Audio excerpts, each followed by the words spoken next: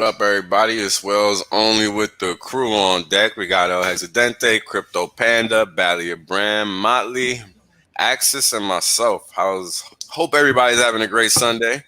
How is everybody on the panel doing today? Amazing. So good. Great. It's no other way to be doing complain. Oh, yeah. Price is doing what it's supposed to. Shares are doing what they're supposed to. It's a good day to be a Hex. Yeah. Last time I checked, we all had Hex, so it's hard to not be doing good. Yeah, exactly. I mean, it's a beautiful thing when you respect your pocket and you respect math. Life is very easy when you do that. And this is what our stream's all about. No matter what, right? Whether you're sharing charts or not. Oh, hold on, guys. Give me a second. Sorry about that. Amateur hour. I suck at the StreamYards. I'm not even gonna lie about that. I am not a pro streamer by any means, no sir. But I try. So yeah, man. It's kind of funny because you're good, man. We're pretty much at new highs. People are selling. People are buying. It's like a nut house. It's crazy, man. It's crazy. I see a lot of buying, not so much selling, brother. Yeah, well, selling that is there. People are ready to jump in. Yeah, I mean, it's funny because this morning I was like ready to buy some Hex, and unfortunately the gas was too much for me at 31 cents. It was just like, yeah, it was crazy. You gotta be making some. What was the gas up to for a swap this morning? Yeah. Was that? What's the gas up to today? Yeah, the gas was crazy this morning. I don't know what's going on. The gas, like $60 a swap, $60 or $70 for a swap, I think, right now. Yeah, right now it's not as crazy. This morning was like, I think it was like 200 and up the way. I don't remember, but it was crazy. It's crazy how much it fluctuates, Yeah. Sunday's usually the best, but go ahead. You guys notice how it like spikes up and then it just like comes back down slowly and then it spikes up again? Yeah, dude, the number one user is OpenSea, like the NFTs. Dude, the NFTs are just congesting the network so bad. There'd be thousands and thousands and thousands of people that would buy Hex that maybe only have $100, $150, $50 that they just can't. It's feasible. I mean, unless you have like $500. I mean, even then, that's what I usually tell people. It's like, unless you have $500, by the time you do the transfer and everything, your position size on your fees, that you're doing okay.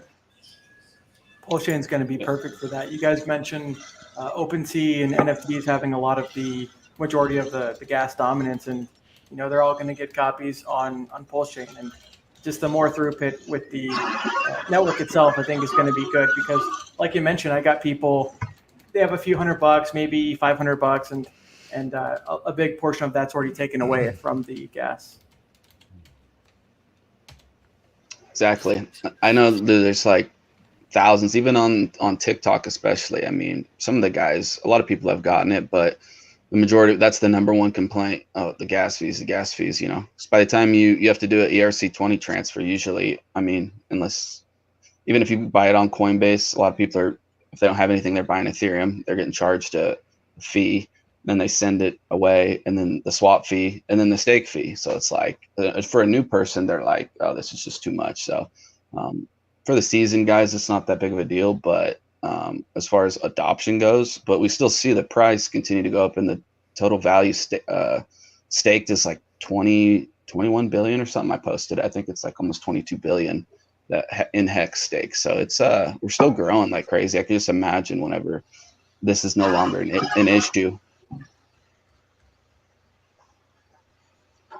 What up, Funding Jimmy? What's up, Gary? How's it going? Exciting stuff, man. Everybody's onboarding friends and family that are saying, what the hell? I missed this. Why didn't you push me 6 months ago?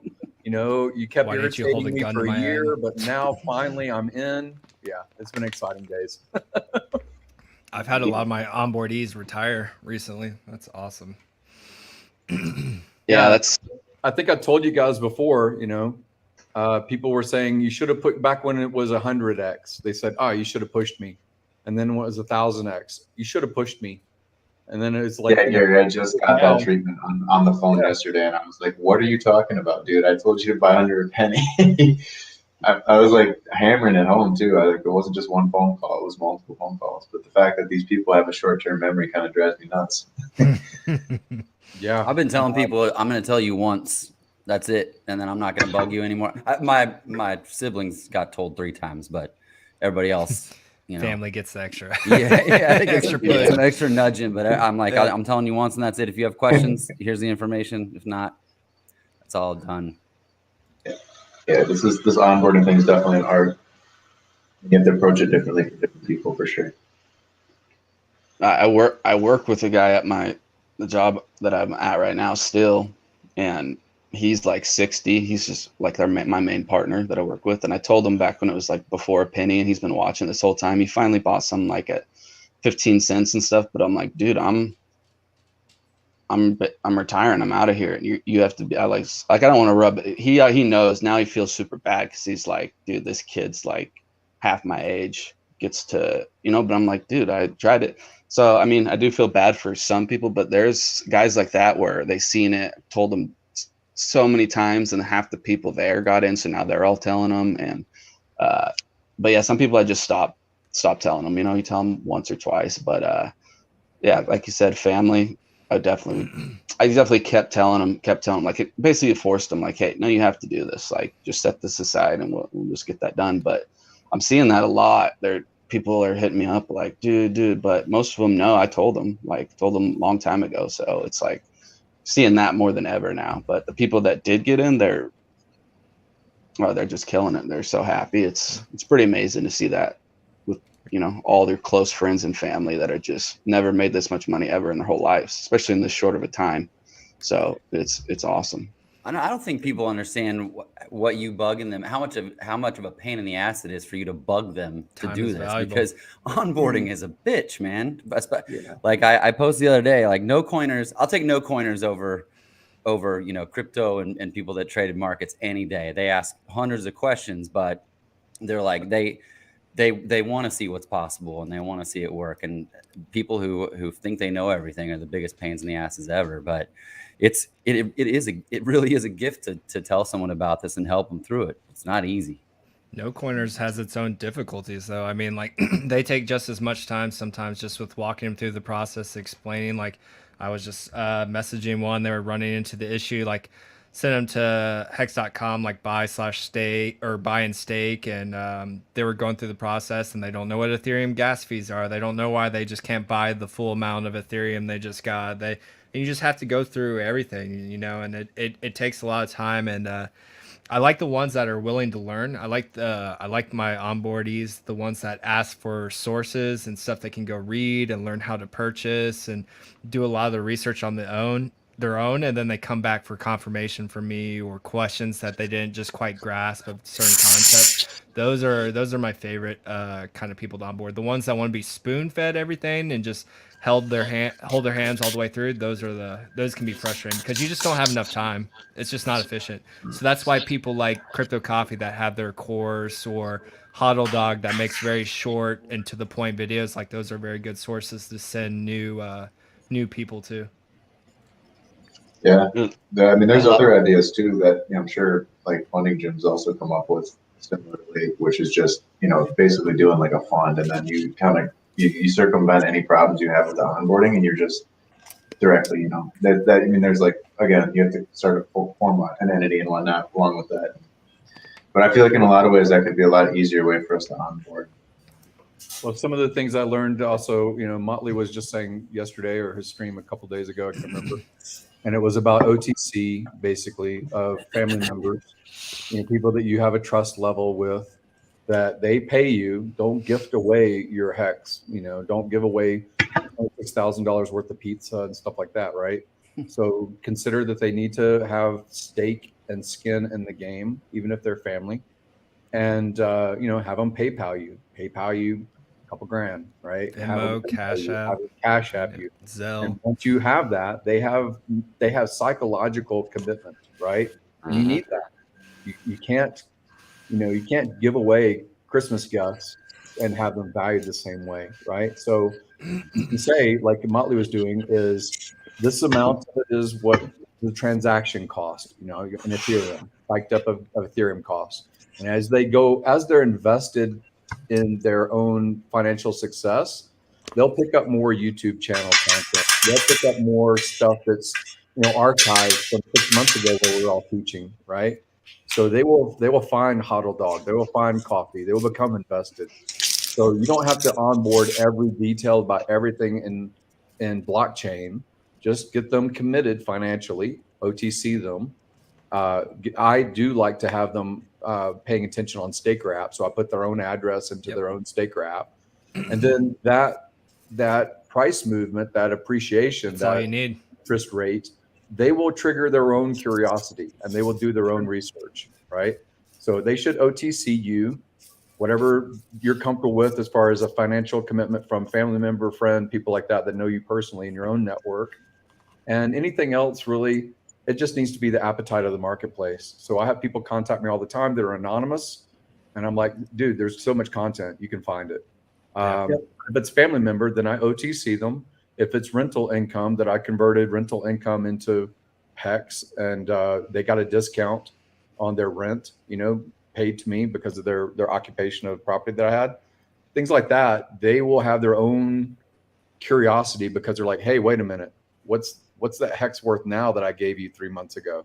Oh, a lot. So it's always the answer. A lot. You have a good point, right? Staker.app, it's such a good tool, such a good feature. Shout out to Steph and Firebun, because you're right. Some people, even when they're invested, they might not understand everything right away, just like with a lot of the hexagons. But when you look at those graphs and stuff and you see the stakes individually, it's easier for people to understand when it's visual.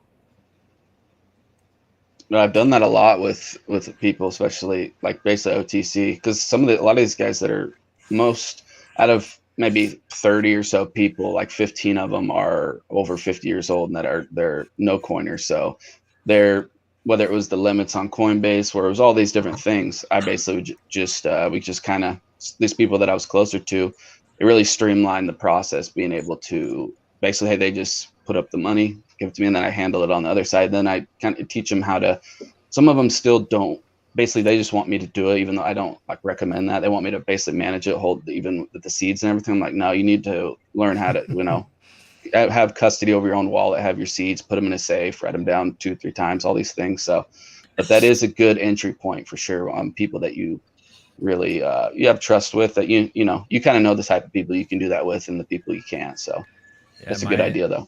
One of my aunts tried to get me to manage it for her. I was like, nope. I was like, you got to take financial responsibility for yourself. I was like, this is your own financial sovereignty. I was like, these are your seed phrases. You can't. Molly, you fucking armed her, didn't you? You arbitrated her, didn't you? And it's like we're saying though, the beautiful thing with OTC and like your family and friends and stuff like that, it's good though because you get the nitty gritty stuff out of the way and you get to focus on what's important. You get to go into the depths of what Hex is, how it works. You can talk about what the dollar really is. You can talk about what Hex does, how it performs. If they're quick learners, you can get into the T-shares and you can get into the important stuff that really matters. And like Gary said, like you get them hooked real quick. You put them in Staker.app, and like I onboarded about $50,000 worth like 2 days ago, like the day before the price went up, and got everyone staked. And then I distributed everyone's like Staker apps. They're all online. And then they just saw the price going up, and they're just like, "What the heck is this?" They're just like, "What the heck is this?" And then now they're just it's like a drug, right? Like they're asking for all the sources information. They're watching Richard Hart videos. They're watching. Some of them are picking up Crypto Coffee's courses. Like they're just hungry for it now. They want it more instead of it just being gifted to them. Yeah. That's a big thing. Is today I did onboard, and it was about 15 grand worth, and it was making sure that they had their MetaMask temporarily on their phone or on their computer, making sure that they had their seed words absolutely protected, remotely. I was teleconferencing with them, kind of thing, making sure that they did 2 stakes while I was showing them how it works, and then deleting everything basically, so that they don't have as much of a risk profile or temptation to basically early end stake or whatever it is that they verbally committed and then financially committed as far as their Hex stakes. So I like the onboarding process where it is set it and forget it. I know that we talked before about Hex being a set it and forget it kind of instrument, and it is addictive to check it every 5 minutes on Staker.app. But it is supposed to be, a truth engine. It is supposed to be how much time you're willing to commit, ROI on interest, speculative appreciation of a token's value, all those things that will learn on their own. But my setup process is basically getting them committed, getting them installed, getting it deleted, and just holding on to words. That's really where I have my onboarding process.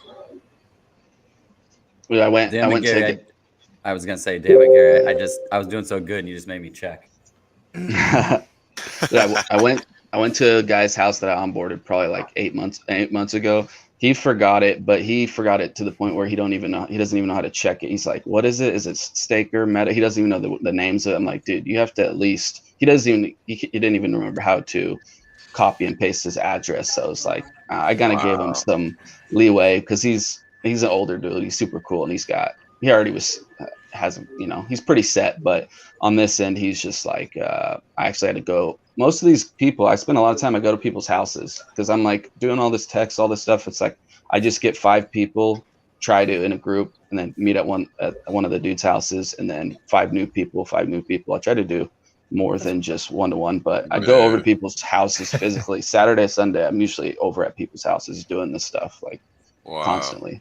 Yeah, I put that up on my personal. All right, like I do this, right? Like I'll set up a StreamYard session. I was like, any of you guys that are interested, want help getting set up, like I'll do this. And like I've gotten a couple big ones together, and then I've gotten some where it's might only be like 1 or 2, and then like I'll have people that say they were interested, and then they'll hit me up a week later after the price moves, and they'll be like, oh, I see the price went up, like now I'm interested. I'm like, bro, I tried to get all you guys on this together. Like doing it individually just doesn't scale at time. Like that's why stuff like Coffee's course and channels that focus on certain topics are so important for onboarding, because like you're one person, your individual time, Gary talks about all the time, is so precious, and like you just don't have enough hours in the day. You just can't do it.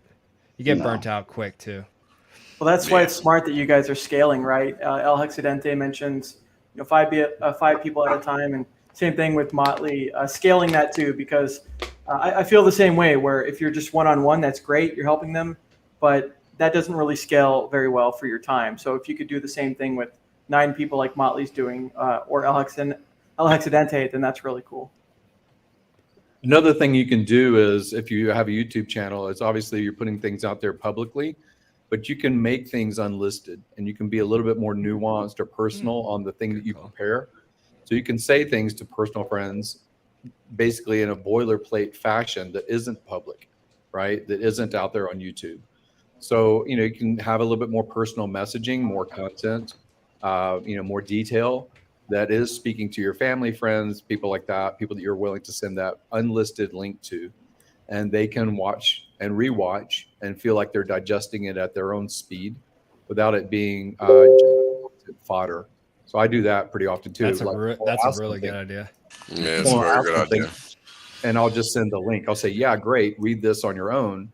And I make it also where it's not showing comments. So I turn off comments so they don't get bad information or misinformation from other people asking questions. And also people don't accidentally put more of their own content into those commentary. So I like the unlisted links, and I'll send that out, and then they can just follow up with questions if they had something I didn't cover. Very good idea. Definitely probably do that. Yeah, because that's the way to scale it for sure. Yep. To scale the level of understanding, right? Because then you're just making the points unique to that individual. It's what a lot of us do when we're learning now, right? Since most of the information is online, some of the first sources we go to is YouTube. Look up how to do it, and we all do that, right? We sit there, we get the bit of information we need, we pause it, we rewind it if we need to. Then you move to the next step, and the next step. You learn how to fix your car, you learn how to fix your computer, you learn how to get into crypto properly, save your wallet, protect your seeds, all that stuff. And you can rewind it, like Funding Jim said, as many times as you need to get the information that you need to. It's a very good way. Yep. I mean, that's why I started a YouTube channel, just to do little snackable 5-minute things that it's all the core of it is what are new people asking, and that was Wales in your stream yesterday. You talked about just looking at this community and being inspired and being like, how can I help? Where can I fit in? And I saw, I love listening to the long streams. I love being in there, but I was like, I don't see as much like snackable stuff. And if this can help, if I can just answer a question over and over and over again for someone that's helping me, maybe this will help someone else. And I'm telling you, I mean, we know how this is. I don't care about growing a channel. I don't care about this brand thing for me. But the comments that are in there, the growing number of comments that are coming in is just showing me this momentum's building. It's all new people, all grateful that they're getting assistance. Other people, other Hexkins in there answering questions for them. And I forgot to take a screenshot, but I got my first, in one of the comments, I got my first crypto coffee spammer. Someone set up a crypto coffee fake, the crypto coffee pinned messages. And yep. I see so that out there. It's all over the place. But what's your channel? I didn't know you had one. Just Crypto Panda. If you search for, with the K. I've been watching your videos. I find them very good, and just thanks, like Axis. you said, they're good.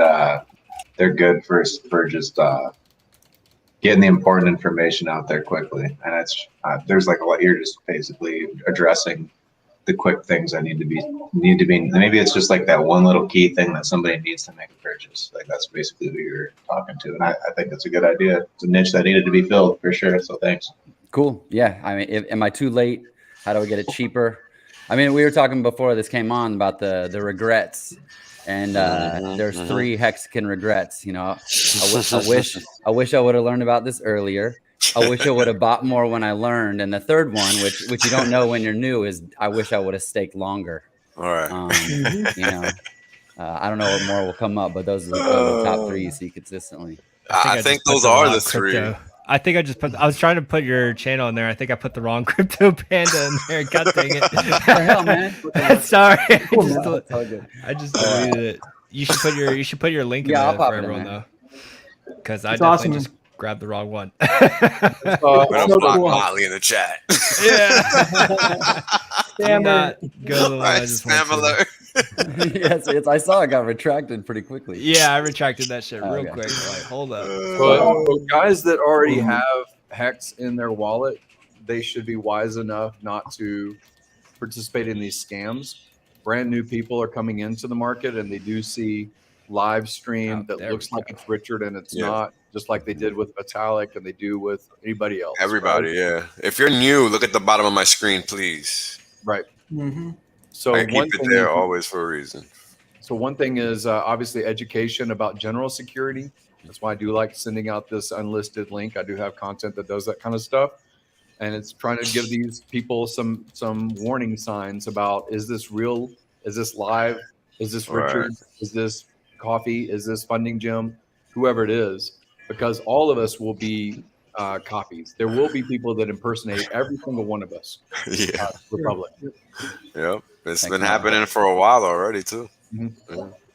Yeah, my brother-in-law called me yesterday. I one guy, he was on TikTok. He said he fell for it. There was the live stream, the YouTube one, like, and then my brother-in-law called me and he's like, "Oh, Richard's giving away some Hex in this live stream." I was like, "No, dude, did you send it there?" He's like, "No." I was like, "Good," because they don't know. They're like, "Oh, it looked like the same Hex.com website. Oh, it looked like this." And it's like, no, you got to go to the source. If it doesn't come from Richard's like Twitter or on his own YouTube channel, just don't even entertain it. But there's a lot of people they just don't know any better. Yeah, that's people watching that too. Yeah, that's a function. Well, actually, I don't know about the views being real. I feel like the views are faked because you can get fake. You can get fake views. That makes sense. Yeah, you can get fake views, and that's just to get people to think that they're real. Yep. Right. That's how I saw that. The same shit, thing and they run the Elon scam and all that other stuff. They run those all the time. And ironically enough, YouTube doesn't get them. No, Yeah, isn't that funny? I was going to talk about that tonight, so I'm glad you brought it up. Our stuff will get pulled down. Crypto stuff will get pulled down, and then you can run this massive crypto scan. Send in your Bitcoin, we'll send you double back, and those will run indefinitely. It's just like what the heck? Yeah, blows my mind. But if you're new and you see there's thousands of people on it, even if there's bots there, when I saw it, I was like, what the fuck? And I think it's legitimate. Yeah, I mean, I was trying to report, and that was, and so I reported the domain, but the domain's at reg.com, some Russian, GoDaddy kind of thing. I mean, Russian GoDaddy. That's what it is. Reg.com. Like, I'm sorry, but that just sounded funny. That's pretty funny. In Russia, Daddy goes you. Right. Yeah, oh man, that was funny. Yeah, shout out to Trash Panda. I don't think he or she watches many YouTube streams, but they're funny as fuck on Twitter. Yeah, they got a good Twitter profile. It's probably someone we know. A lot of these alt accounts are some Hexicans we know. Yeah, Trash Panda crew. Yes. There's a whole crew like Hex Mac. There is a Panda crew for sure. All right, there is a Panda crew. Yes, there's even a Trash Panda crew. I mean, Trash Panda crew and Panda crew for sure. Yeah, there's two Panda crews, right? Regular pandas and Trash Pandas. Yeah, they run deep. Oh man, but it's interesting how we're almost at new all-time highs again, but yet we have to worry about our content being pulled down. But if the scammers let it run, they let the scammer information and the scammer streams run non-stop. Whether it's Elon, Hex, or Vitalik, right? You always can find a fake crypto stream running on YouTube. Ain't that interesting? I think that's very interesting. It's unfortunate. Very unfortunate. Very unfortunate. And this is. Go ahead, bro. There's always going to be a select few that do fall for that, and that's why I think it's our duty when we do onboard people to teach them about security. Even if you are doing OTC, like Motley had mentioned with his family member, not to hold on to the keys for them, but to teach them the responsibility, because it really is a new system. The most important. It's the most important when you have financial sovereignty, and it's just like you have no one to blame but you when it comes to that stuff. So when you're onboarding people, it's the most important thing. It's what I always start with. It's like you're taking your financial, all your financial risk, all your security, all that's on you. So going over all the good Opsec and how to handle your seed phrase and all that stuff from A to Z, that's one of the first places I always start. You have to teach them that, or they're just going to lose their money. Yeah, I agree. That's like basic. That's number one. Number one is, hey, these seed phrases do not ever go digital, ever. You can't. No one lays eyes on this outside of you or someone that you trust with your life, a significant other. Like if they do and they know what they're looking at, they're going to take all your funds. Mm-hmm. They have access to your wallet anywhere in the world if they have those seed phrases. Yep, exactly. That's another thing about. I care about things like taxable events. I travel internationally all the time. I don't really want to have access to my crypto at all, really. So, as you become more wealthy in your position, whether it's in Hex or other assets, you need to consider those things. Mm-hmm. And a big thing is Hex is designed so beautifully that you can set quarterly, semi-annually, annually, whatever it is when you have a stake coming out, and you can live a relatively freer life. I don't travel with any kind of access to crypto at all whatsoever. I really am kind of, Vitalik does these types of things too. Anybody that has significant money, they shouldn't have access, I don't think. Now, if you are in other crypto products, you might want to pay attention to the market a lot, because you say, I need to sell at a high, I need to buy a dip. You can continue to do those things to a degree, but I like Hex because I'm staked. I don't really have to think about things except for maybe a calendar event and say, oh, I need to be access available during this small little window of life. I live also personally, I live off of credit during the course of a year. personal or business credit accounts, access to capital as far as credit capital, unsecured, so it's not collateralized and all these kinds of things. And I just pay it off once a year, or pay it off, biannually, right? Cool. And even if I'm paying 8% APR or 10% APR, which I never do, I pay 0% usually. I just rotate between introductory periods and things like that. If you learn that game, you're essentially getting capital for free effectively. If you're, again, you need to learn the game of credit. But if you do learn that game, I pay it off with a liquidity event. That means sale of a real estate, sale of a physical car, sale of crypto if crypto is coming due in a rung. And then once I have that liquidity and I have it paid down again, I usually have access to more credit because banks love that they got paid off in full. And they offer you more. Access to more, right? So I just play that game, and I've been doing that for decades, right? Smart. So I think that you shouldn't spend down your capital. The thing that has the highest ROI, the most appreciating asset basically known to man, I don't think you should be doing that necessarily. I think that when rungs come due in Hex, if that interest comes out and it's available to you, you can make your own decision and evaluation about what you want to pay down or pay off or buy. But I like that Hex is designed in such a way that I can live a freer life than any other kind of crypto or other asset management. Yeah, I mean, I think that's very important because, I know I don't talk about those kind of things all the time, or if at all, but you do, because that's what you specialize in. But it's important information, right? Because while the fiat system still exists, you have to learn how to, be successful within the system. And these are all things that, while they might sound foreign and complicated because most people haven't heard them before, they're actually very simple. And it turns out that business credit is actually easier to attain and improve than regular personal credit, believe it or not. So these are going to be things that, as time progresses and people become more knowledgeable about the very basics of finance, we can actually move on to these types of topics, because as a community, it's kind of hard to just start there, right? But I think here shortly, once certain things unfold in the economy and we can actually talk about them and why they happen, and people can actually see the end result, because I've been talking about a lot of things for a long time. And, we're still getting $1 trillion reverse repo counts day after day after day. Right. So the question becomes, well, you've been talking about this for 5 months at this point. Excuse me, almost 5 months. And nothing has happened exactly yet. That's how they get you. Right. That's how they get you. It's like a carrot stick, right? And they just dangle that carrot in front of that stick until the last possible moment. And then whoosh, you get an event like you saw last year when you had the Rona dip, right? Where the market literally went, I think it might have been in 6 weeks. But it dropped something crazy. Hold on, I got the chart open right now. Yeah, that was let me see.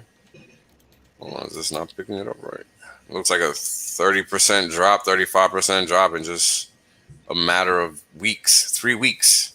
35% drop. That's the average. That's the average bear market move in 3 weeks in the stock market. That was unprecedented. That's never happened in 3 weeks until that point in time. Right? So the question becomes, well, how the hell did that happen?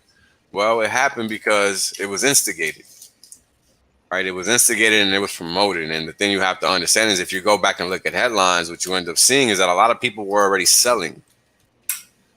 So the sell-off happened before it even happened. So it was just a function of the continuation of flows, right? Because the move was already in order, right? And you don't see it coming because all you see is the highs, the highs, the highs. Now, when you happen to see headlines like we saw last week about Pelosi, buying stock, then it's not going to happen anytime soon. At least you don't think it is. Or is it? Because it's September. And next week is next week, Saturday, is a very important date. And a lot of things are changing. So you have to be aware of what's happening on all sides. Because the market does not care. And this is why you have to own Hex, because you don't have to worry about any of that when you own Hex. It's literally irrelevant. And that's why when we, like, I'll have like a macro stream and we'll talk about all these different topics, but all those different topics really go back to one thing and one thing only, right? And that one thing is just, yo, get you some Hex, man. Because that thing is designed to do one thing and one thing only and nothing else. So it's kind of hard to, you know, have pointed conversations about, yeah, just buy Hex, when you need to know all these reasons why you have to buy Hex. Well, like you mentioned, it's more predictable than the traditional system, right? The traditional system, they can just print the fiat out of thin air, so much to the point where we do have that helicopter money that Richard talks about. But even though there's no guarantees, we know that Hex's contract is locked, it's audited, and it does what it says it's going to do. So you know the inflation rate, you know how it works. And that's the cool thing, is as some of the other DeFi and some of these other things haven't had 100% uptime, Hex has. And Correct. Even some of the people, I got people texting me today that thought it was a scam about a year ago. And now they're reaching out to me, like, wanting to get in. They've been in crypto, but they didn't like the Richard aspect of it. And now they're like, okay, we understand, it's time to get in. Oh, good for them. Should have understood. They got over themselves. Yeah, pretty much. Pretty much. But I was gonna add, like what Funding Jim was saying, that's that is like really the goal, to where you don't have to sell any of your assets, even whether it's like real estate or, you know, any of that stuff. You borrow against it for super low rates, and then you might have to liquidate a little bit of crypto at that time to pay it off, you know, whenever that time comes. But that is kind of like the mecca of never having to actually sell your assets and basically getting free money, borrowing. Oh, it's not, you know what I mean by that.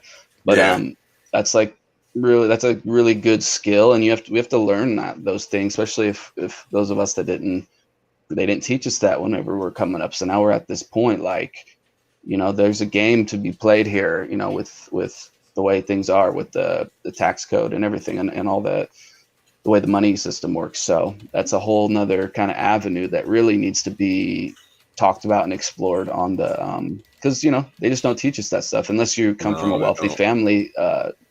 Most people get raised, I need this much money, I gotta like save this much to buy something that costs this much, and that's all they know. They don't know any of this other stuff, whenever the tax code itself is tilted towards business owners and wealthy people, and tax deductions and all these things that super important to learn that stuff. 100%. And it's all things that they're like success and life skills. Like, you achieve success in life by knowing these skills. And one of the top skills is money management. You know, how to manage your finances, balance a checkbook, you know, understand how to manage your bills from paycheck to paycheck if you're living on a paycheck, you know, stuff like that. Just, I mean, it sounds basic, man, but it's just not easy for some people to do. I remember when I was an 18-year-old living abroad, having to be responsible for my own finances, and finding myself in scenarios where I just really didn't know what to do. And I had to sit there and think, like, well, what decision do I make now versus, you know, later, because I only have X amount of dollars and that's it. And I'm out here, and mom, man, you know, she can't do anything. Like, that's it. Right. So, you know, these are the points in time where a lot of people don't even experience that, because mommy and daddy are taking care of everything through college, and then they grow up, get a job, and it's on them, and they're 30-year-olds with no actual understanding of finances. You know, it's interesting, Wales, because this kind of gets back to, like, you know, it's all about building skills. And, you know, you might not see financial gain when you're building your skills, but each skill you build is compounding on the previous skill, giving you a unique skill set. And I think a lot of people just stop at a certain level, and they just expect things to happen for them. But if you just keep going, eventually, just like the Hex price chart and anyone who's working towards something, your skills will compound, and you'll be able to perform excellently at whatever you're trying to do. And there's not a more talented community to learn from too, or lean against when you're unfamiliar in a certain area. Like, there's a Hexagon that has those talents, that has those skills, and it's just not not only do they have it in spades, but it's quality too. Like I don't think I met a Hexagon now that isn't an expert in some sort of field and have some of the best quality work I've ever seen in that field. And so like the tools are there to access it. Like you guys each have, like everyone has something they bring to the table, and you can feed off of each other. You can work off each other. I know for me personally, like there's a lot of hexagons that I've used for work. I've a lot of hexagons that I've teamed up with and built stuff or building stuff. Like you can do a lot of really cool things, and there's a lot of smart, talented people in this community that know a lot about everything. So you use the community, give back to the community. There's a lot of cool stuff that we can all do together when we put our heads together. Totally. Well, there's a lot of opportunities that I have currently that I never would have had I not interacted with the hexagons and things like that. You're definitely right, Motley. I see Falcon Crypto mentioning, talking about mentorship, and that's one thing that I, even if it's not official, that I really like about the community is seeing people like each one teach one. I learned so much about financial markets on streams like this and Quant Gang. And then Funding Gym, I remember, I think it was maybe your right after Vegas, one of your first streams that you did when you're feeling better. A lot better. I mean, yeah. It was like on crack afterwards. Yeah. That was cool. But that ever.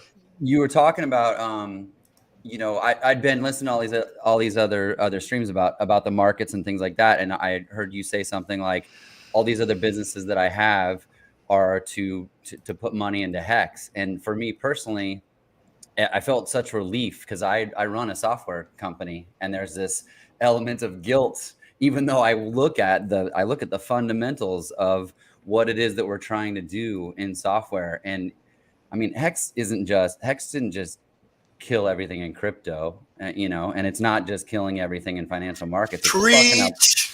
It's fucking up everything in business. I don't go to my business partner now and go, hey, we need to spend more money on marketing. I'm like, bro, we need to give ourselves some bonuses and get some more fucking Hex. And Hex. Turn it into a business asset. Yeah. I mean, he's a little more responsible fiscally, which is good, but I'm like, well, even like last Monday, I said, dude, this is the last chance before 25 cents. I'll make a deal with you. You pick the number, and I'll close the deal in September above and beyond what we're going to be closing. I'll close the deal in September for that amount. And he's like, all right. And I let him pick the number, and and we went in. But what I was going to also say is that, but I still have I have the sense of responsibility in a good way to the people that work for us. There's families people are going to college.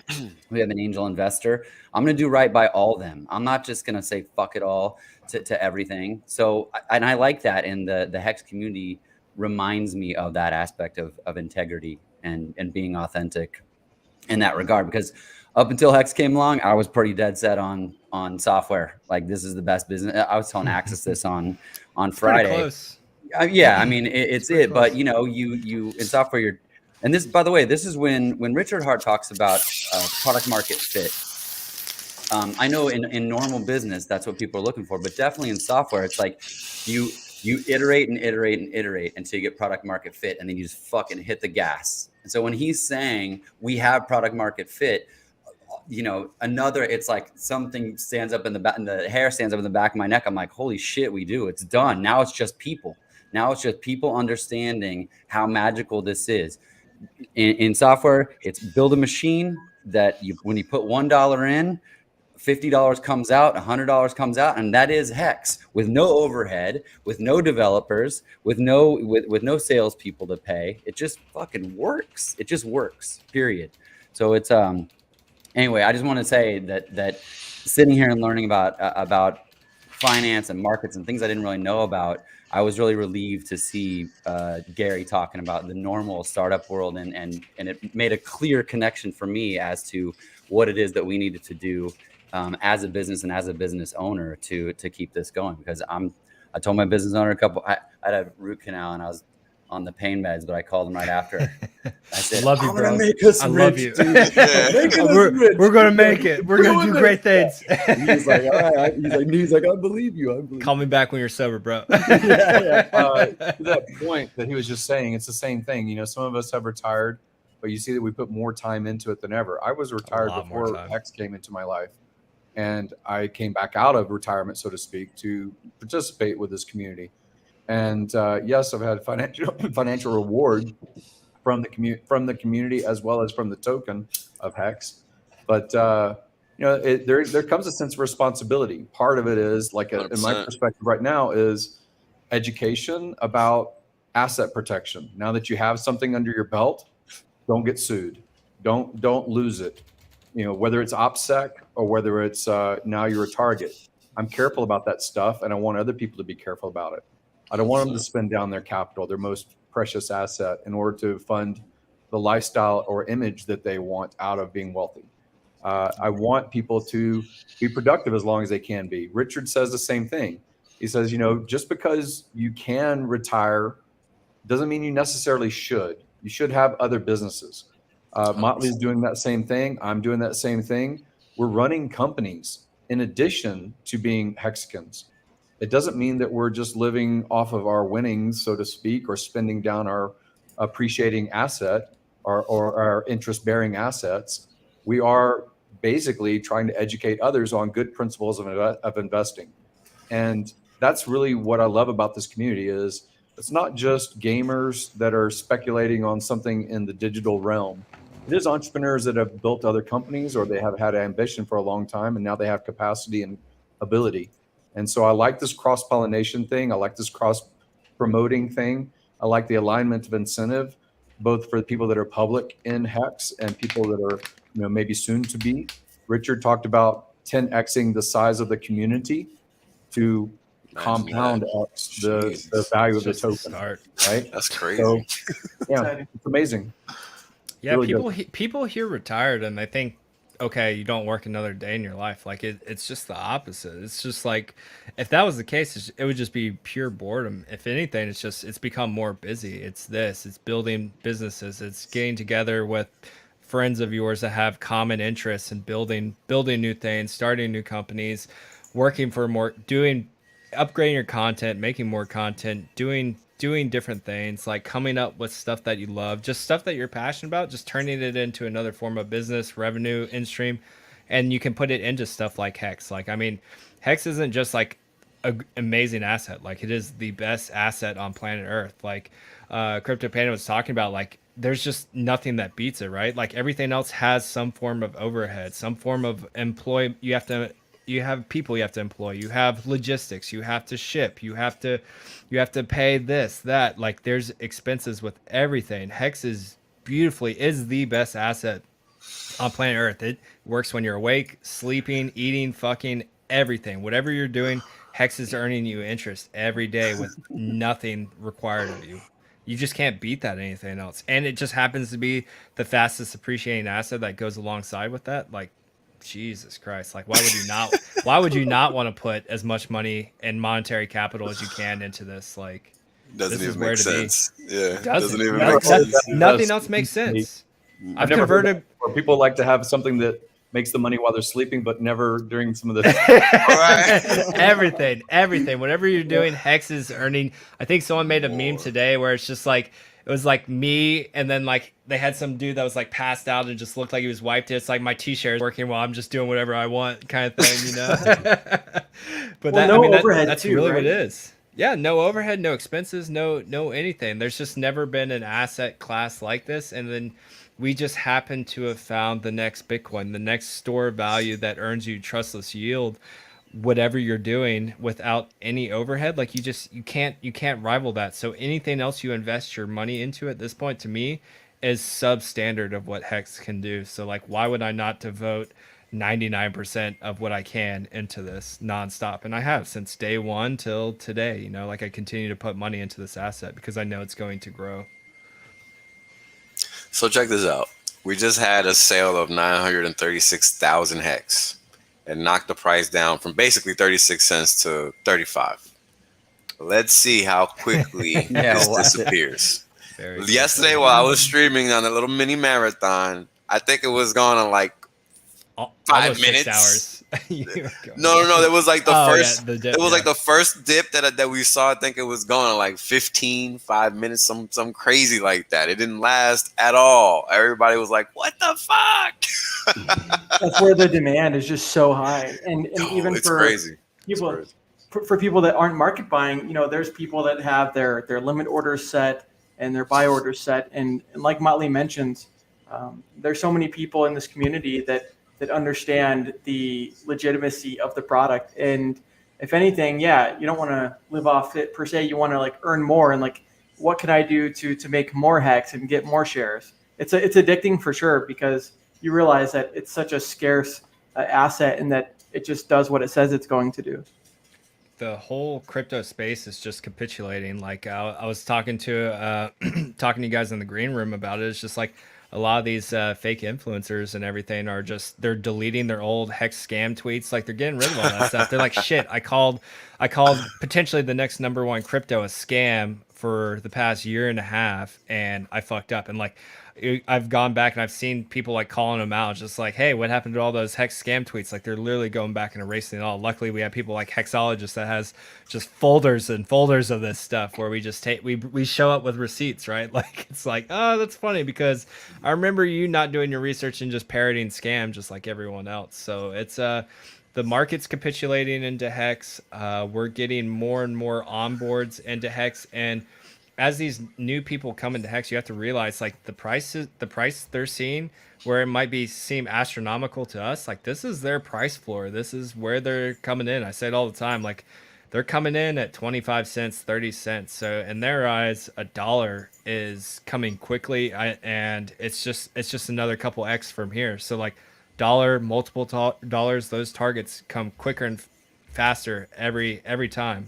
The Aussies did a really good graph of this, where we're averaging 47 days right now for our doubling. Probably going to be shoring that on the next one, because we're going to be hitting 50 cents here very shortly. So that time frame seems to just get shorter and shorter on average. Can you imagine those furus are running around covering their tracks and they're still not fucking rich? It's like the best thing ever. It's the best thing ever. They're spending extra energy to still not be rich. Yep. I wish that we had some way that we could look at the gas transaction cost since the inception of Hex, as far as all the market participants, where they bought in, they sold out, they staked, whatever, all of the cost element of transacting on Ethereum. And that's been part of the rise of Ethereum being 3,800 or whatever it is today, or something like that, is the fact that it's so fucking expensive. And when it comes to the potential of what Motley had just commented about 2 days ago or something like that, was Forex, basically. Maybe there's going to be price appreciation in Ethereum element of Hex, but the reason to participate is also because your potential of what PulseChain version of Hex might do. And so we've had so much friction in the system of what your actual crypto of Hex could do up until the point of Pulse. So I'm very excited about what Pulse might do when the transaction cost is a lot less and more of the economic energy can be staked into the coin of Hex on Pulse. I got a good segue for that real quick. Just to answer, I think it was Beyond's question earlier. So I just finished up that stream. I always like to go back and watch Richard's streams twice. But I don't believe he said it was going to be coming earlier than when we expect. It looks like they finished with one of the bugs they ran into. He still said testnet is potentially a month to 2 months out. So I don't think it's any closer than what we first expected. I might have heard that wrong, but I believe he said that. No, you heard it right. Okay, yeah. So it's not coming earlier, and like Richard said, software is hard. You run into issues with that new London fork update. They had that issue, so it's delayed testnet. It's obviously delayed the launch. So it's not earlier. Still waiting. I'm going to share a screen real quick with you, Whales, on just what Gary just said. A cool thing. Let's see. Give me 1 second, guys. I have it pulled up here. All right. So in Richard's stream today, he brought up this really cool point about Yes, so we're going to let me pause this. We're going to see a doubling, right? We're going to see probably a pretty much, in my opinion, a guaranteed 2x. I think we're going to be at 50x or 50 cents pretty quickly, probably before the launch of PulseChain. To me, it just makes sense with the chart, the numbers. And then on top of that, all our bags are going to be doubled. Now, what is the value of each hex going to be? The one on PulseChain, the one on Ethereum? We're not sure, but I thought this was a real cool point that Richard brought up on this stream and a stream in the past, where essentially it's like, wouldn't it be really cool if someone put a bid order on Hex on the PulseChain side? And remember, they're going to go, there's going to be essentially a bot that goes in there and adjusts all the liquidity initially, so the ratio is right for Pulse instead of Ethereum.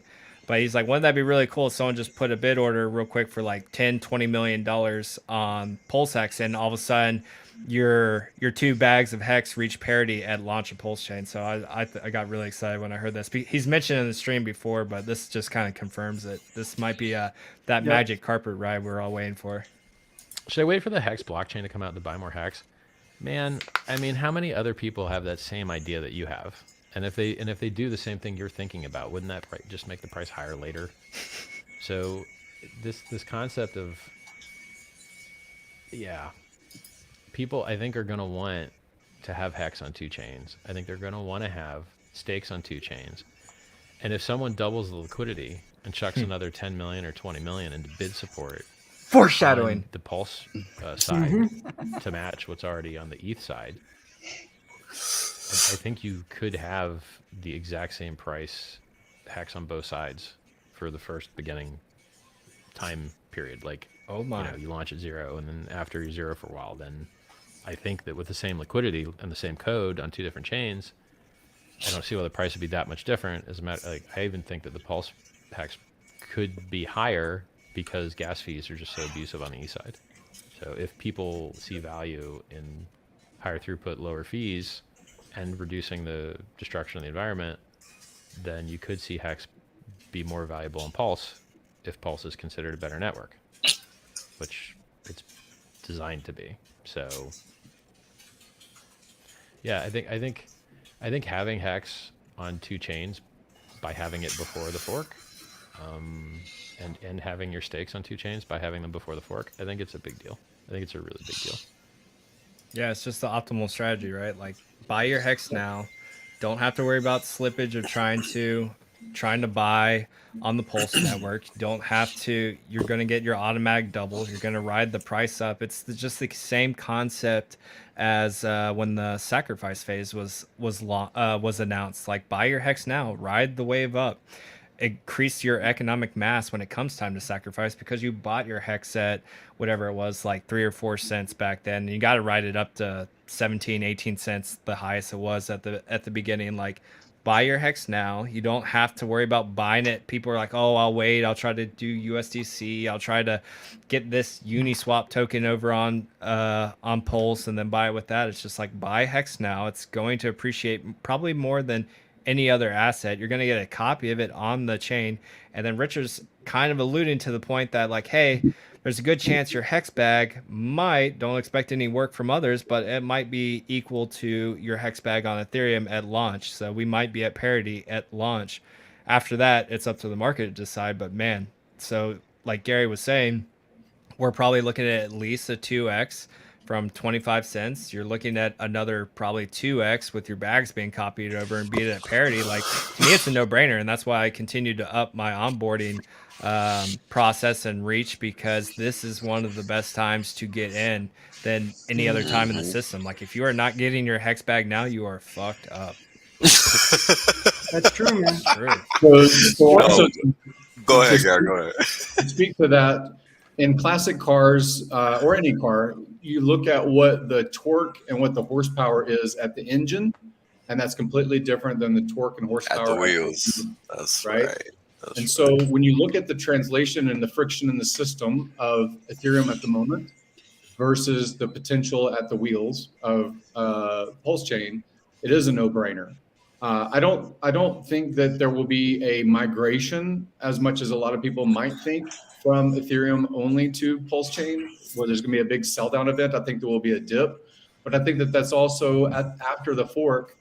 there will be more of a scarcity model in the Ethereum side, and there'll be more sequestering basically of what tokens of value of Hex. And so I don't have a mentality that I'm migrating. I have a mentality that I'm holding two equally valuable at the moment of airdrop, and then price discovery for both separate tokens on different networks. But you know, I love a classic car that has a gas engine and has horsepower that is lost at the engine getting to the wheel, just as much as an electric car that has instant torque. So I just see it as that kind of analogy when it comes to the two networks. Yeah, you know, that's a great analogy, Gary, because that's basically what it is, right? Oh, and guys, thank you for all the super chats. I haven't even mentioned them, but thank you for all the super chats as always. I appreciate them. You know where they're going. Pumping your bags. And what's up, Wave 3 TV? Yeah, oh, word. Yeah, Hey. that was my bad. I was ranting. So what's up, bro? And Claude Aliens is an OG guy too. So there we go. Yeah, put him front and center. There we go. Sorry, man. It's all good. You guys can hear me, right? Yeah, you sound good. Yeah. Cool. Sure. Good deal. So how you been, brother? Long time no see, man. Enjoying that surfer life, are you? Yeah, it's good. So you had some very interesting conversations earlier. I like the one specifically about building even after you hit certain levels of financial well-being. So I think it is true that there's a plenty of hexagons, you know, as Funding Jim was mentioning, Motley, Whales, like a lot of the guys on the stream. There's a lot of stuff that's going on in the background. So I personally find myself fairly busy, at least during the morning hours of the day. But it's good. I like it. It's an fun. Opportunity. It's fun. It's an opportunity to build something unique. So, but surfing is part of it. I do surf early in the mornings, and then I'll work at home for a good part of the day. I've noticed. Wave 3 TV and I are building some stuff, by the way, guys. Coming soon. Oh, nice! Man, it's so cool. It's so one of the guys that we hired, he sent us some renditions of what we kind of brainstormed over the past week, and man, it's gonna be awesome. I can't wait. Very nice. I got an idea I want to work on, but I really don't want to give it away because I know. Wow. That's the problem. You want to give out like little. I want to share it. But I know you want to share it so bad. Not yet. Soon. Speaking of ideas, Motley, you know, you got a t-shirt store going or? Yep. So Let's talk about hexmerch.com, bro. Hexmerch.com. I got this idea from I think El Hexadente posted a meme back in the day with Salt Base. Yeah, dude, I made one like that. Yeah, so that's awesome. That's true. Yeah. So I got one made at a store. So that hat. If you go to my Twitter, we're doing a giveaway. I put it out today on a tweet. So if you go there, I put all the rules and everything, but I'll do the drawing live Friday, 10 p.m. Eastern on stream. You have to be present to win, so make sure you're there. You have to follow me. You have to follow the store, Hex_merch on Twitter. Hexmerch.com is the link. First place will win 3 items from the store, whatever they want. Second place will win 2 items. Third place will win 1 item. Retweet. Tag 3 friends and follow me and Hex Merch on Twitter, and then go sub and just be present for the giveaway.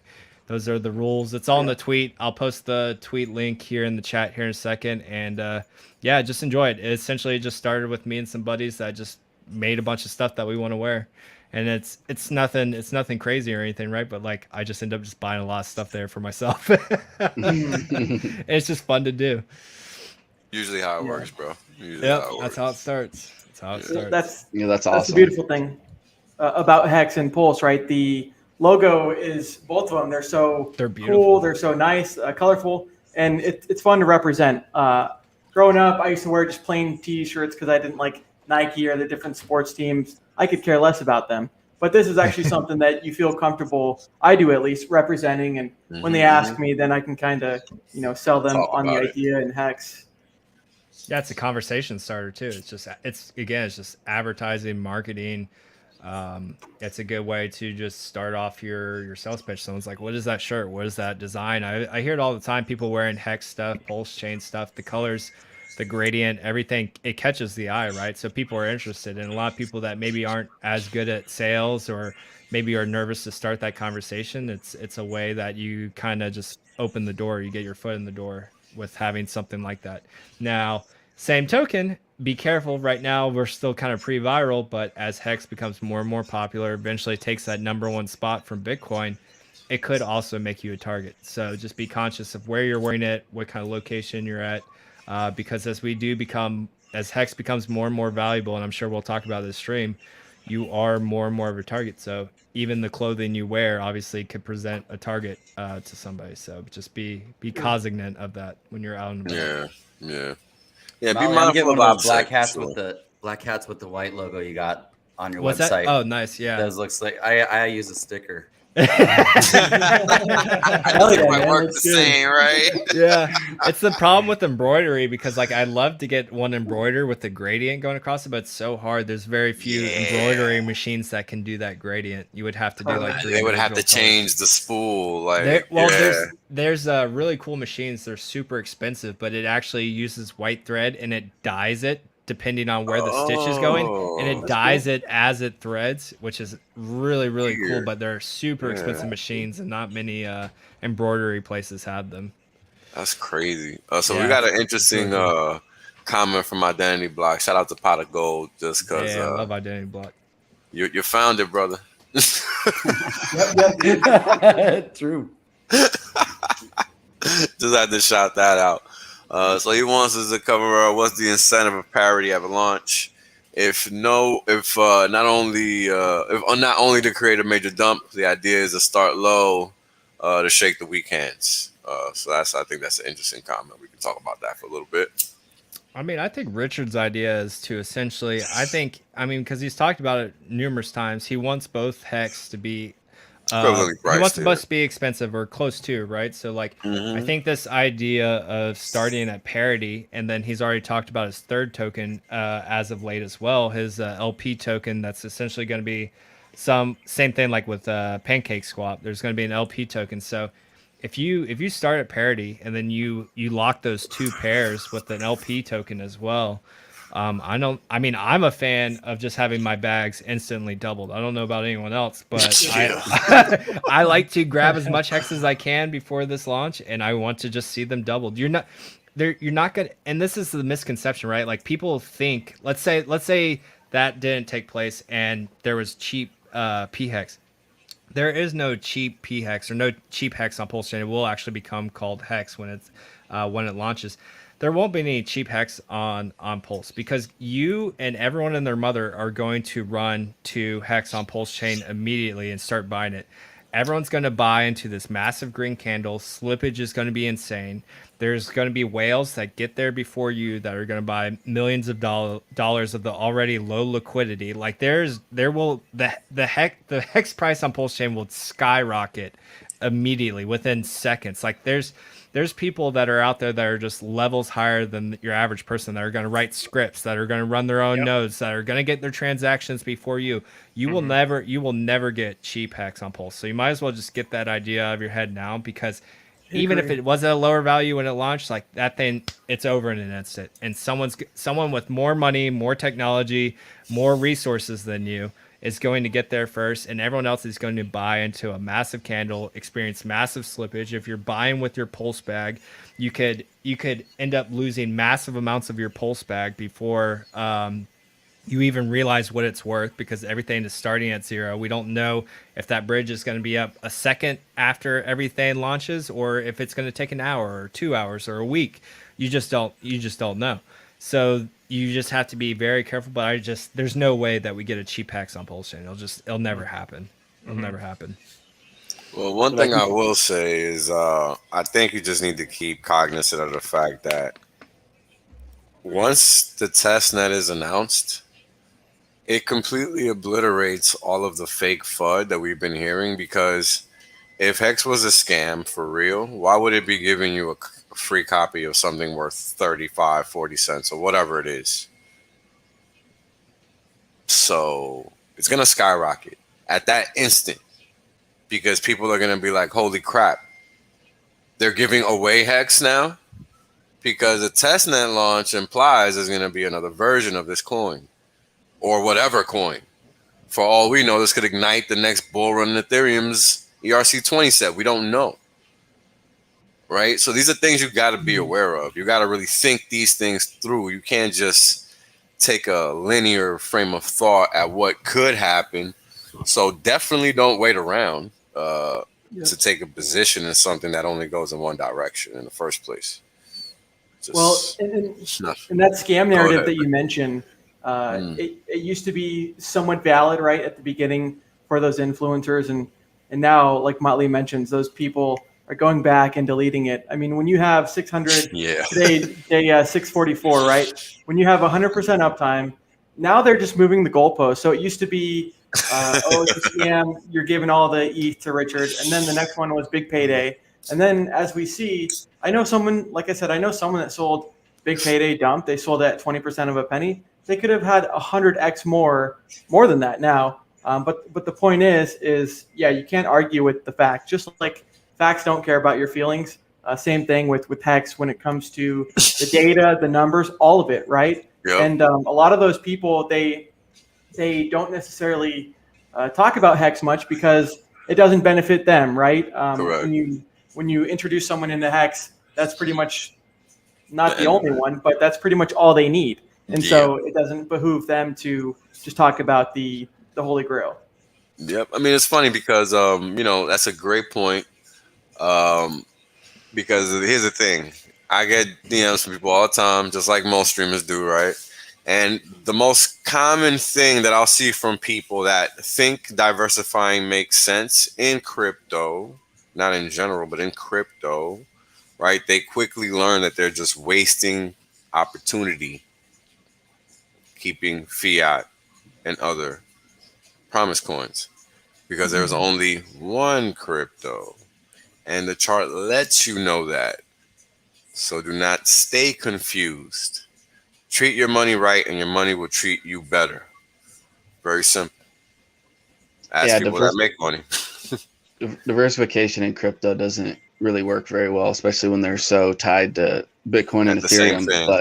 But the topic before about the price of the Hex on Pulse, like I could see both sides. Obviously, for the people that own it, it would be awesome to have 2 times, obviously, your value. But then also I see this other side where there's people that are just now hearing about it, or just all these different factors. Oh, it would be nice to have a cheaper set for a little bit, even though maybe it's not going to be for that long. We don't really know, but it's still it wouldn't be. You want to be in place before this stuff happens. So playing a waiting game or something, I wouldn't really recommend that. But I do kind of see it where, and it gives some people that got in Hex later, maybe there's so many different benefits it could have to be in a little bit cheaper. But with these automated market makers, the way they work, I mean, the price could literally just like skyrocket in one candle, could get up to parity, like you guys are saying, really fast. So you might not even get that chance. So I kind of see it both. I think some people are wanting it to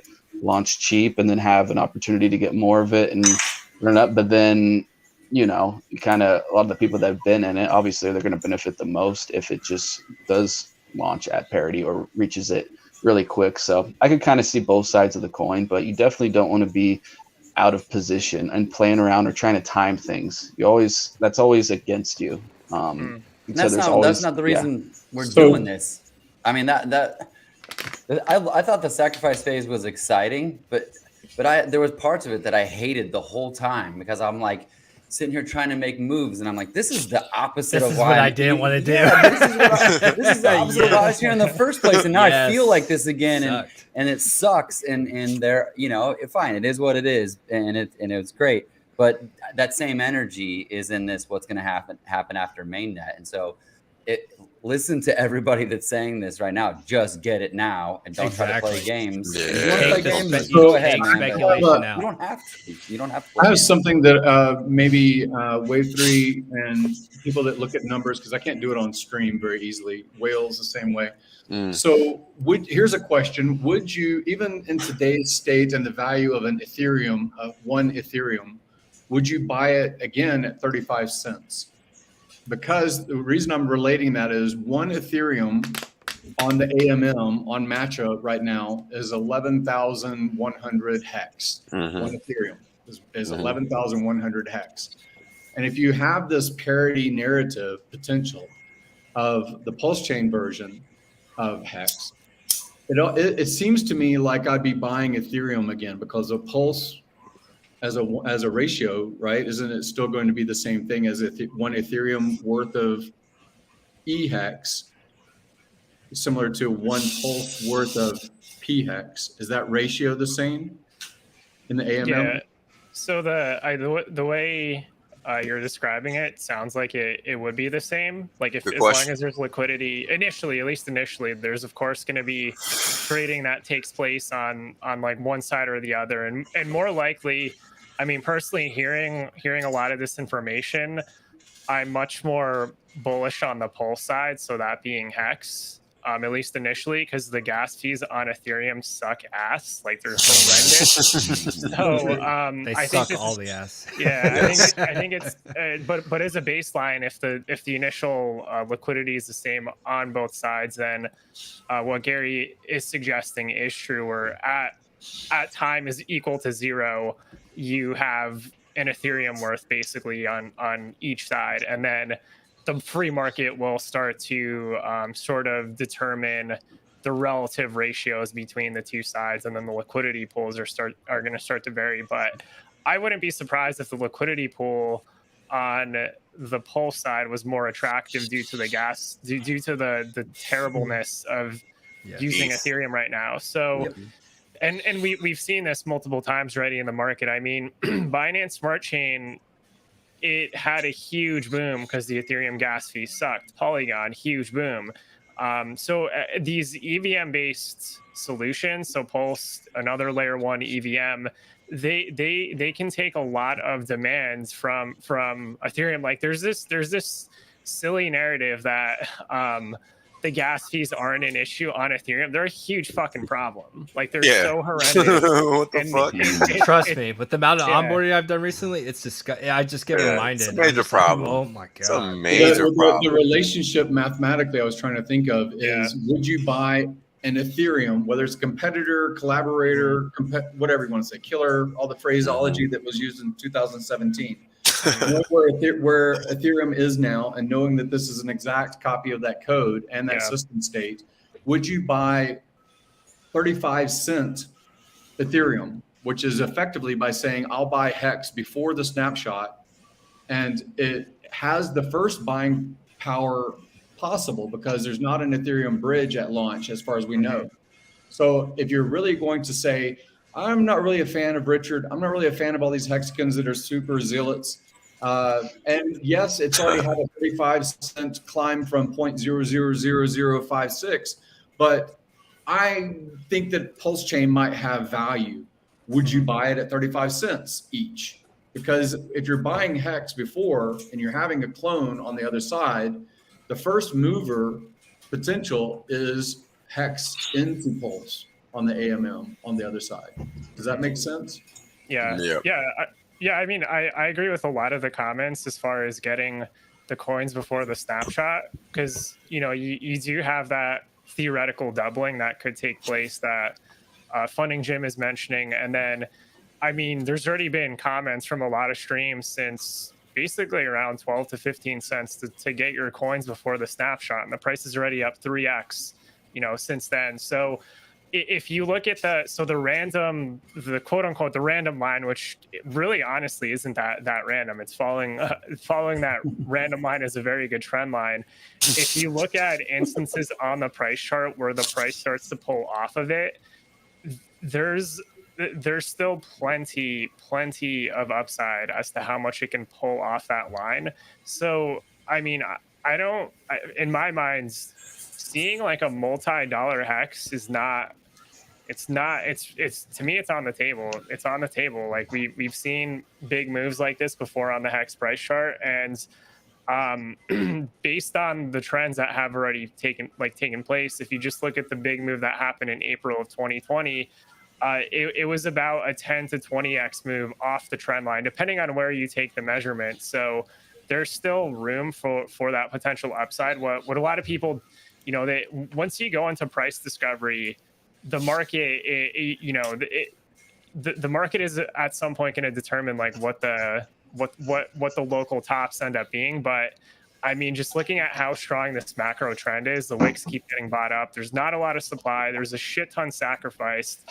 To me, it's like the stars are aligned for insanity, and I don't think most people are prepared to even see like what kind of price targets are actually possible. Like that's why I said $1 today is just it's going to be the new penny very shortly here. So true. Yeah. So I said this yesterday, and I don't know if anybody else has heard this from me, except for the people that were on the stream yesterday, but I just have to repeat it because I think it's important, because I said this a long time ago and we've already surpassed this goal. Now, when I first started streaming, I said that this trade is going to be better than the big short. We've already beat the big short by, I think, at least 10x, if not 15. Because I think big short was only 15x. I think it was only like 15x, because what you have to understand is even though we knew the price was going to zero, you had to cash out of the trade, because otherwise you are not going to get paid, because the system was going to zero. Going down. Yep. Yeah. So it was a crazy thing. Imagine that. Imagine knowing you have the best trade in history and you can't even 100% that trade. That was tough for those people. Trust me. We've already surpassed them and we're just chilling.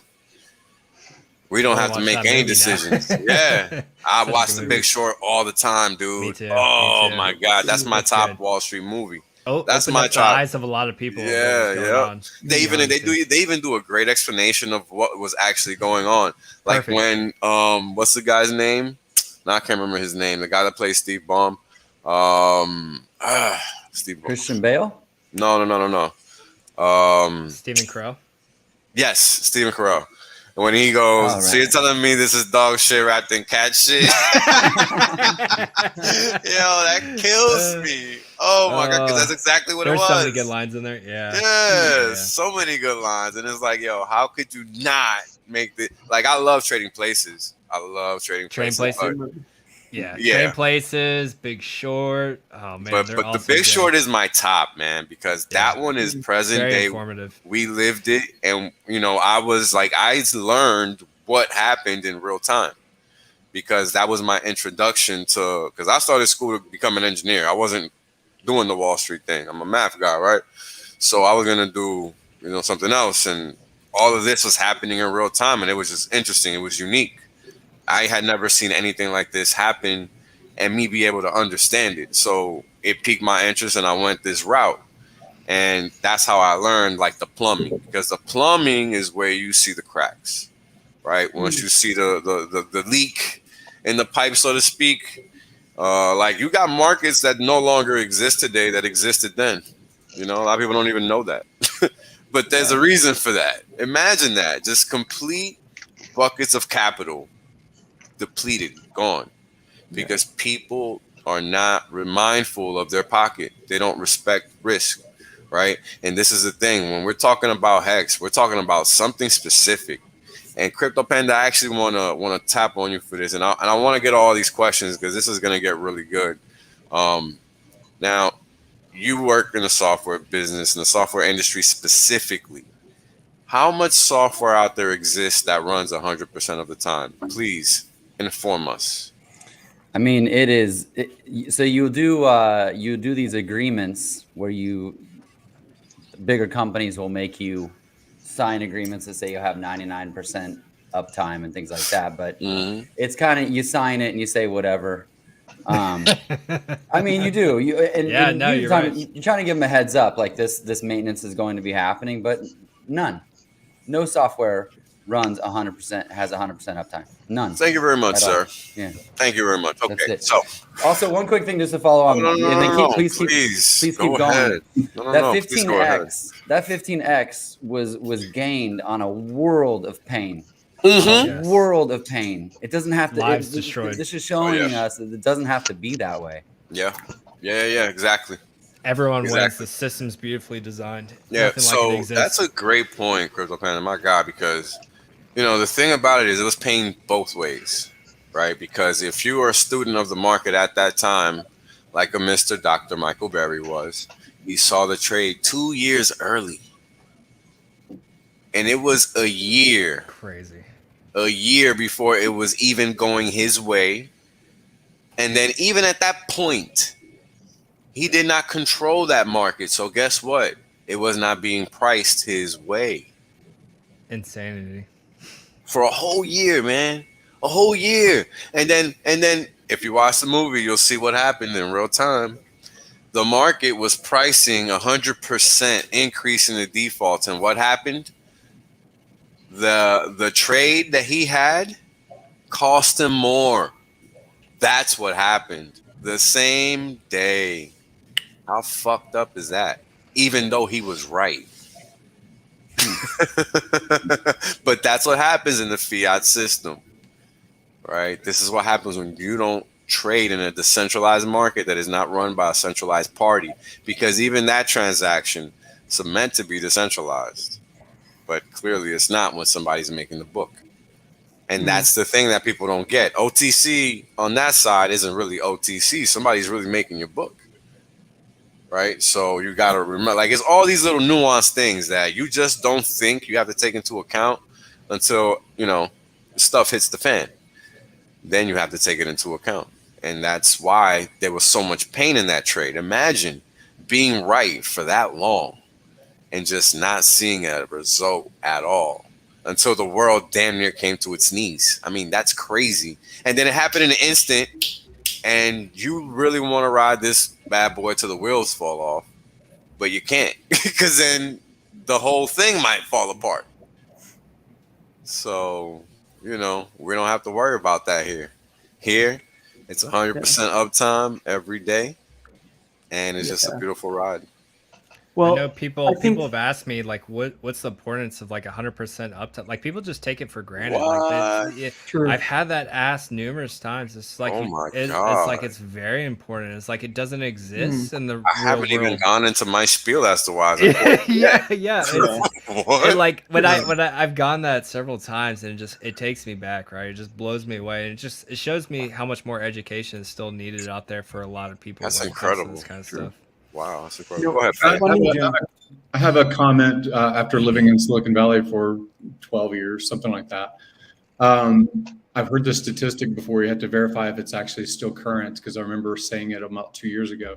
7 times as much capital flow goes through the 40 miles, or did before COVID, between San Francisco to Santa Clara County, which is Silicon Valley, basically about a 40-mile swath. 7 times more capital flows through that area than New York City.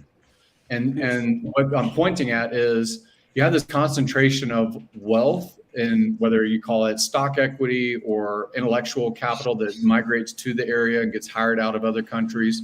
So you basically have a concentration of whatever you want to call wealth. And that same thing can happen, and is happening, in my opinion, inside of cryptocurrencies. You have borderless flow of intellect through teleconferencing and this kind of networking effect, and you have borderless flow of financial energy, whatever you want to call what crypto represents. So someone can get in Korean currency, and they can get in USD currency or US currency, and they can get in euro, and they can get in all these different currencies, but you have a hyper concentration potential. So if you have, in 2020, the GDP of the United States was $21 trillion. I just looked it up. $21 trillion. About 6.5 of that got printed, right? So a lot of that GDP was just basically a ledger entry that distributed through checks and went to PPP loans and things like that, right? So you have this potential perfect storm, but maybe in a positive way as far as the valuation of cryptocurrencies. And when it comes to the shining city on the hill, Hex is in a perfect position. So I think it's very interesting to be in a borderless kind of monetary expression as a crypto. And I would like to hear any comments you might have on that, especially since Wales pays attention to all of that kind of. Yeah, I could talk about that for like 25 hours straight, bro. Seriously. Well, let's not do that. We're not gonna do that. Don't worry. Don't worry. We're not gonna do that. But it's interesting you asked that, because the main reason I'm doing all these streams is so people can understand what's going on out there, so they can see the potential of Hex.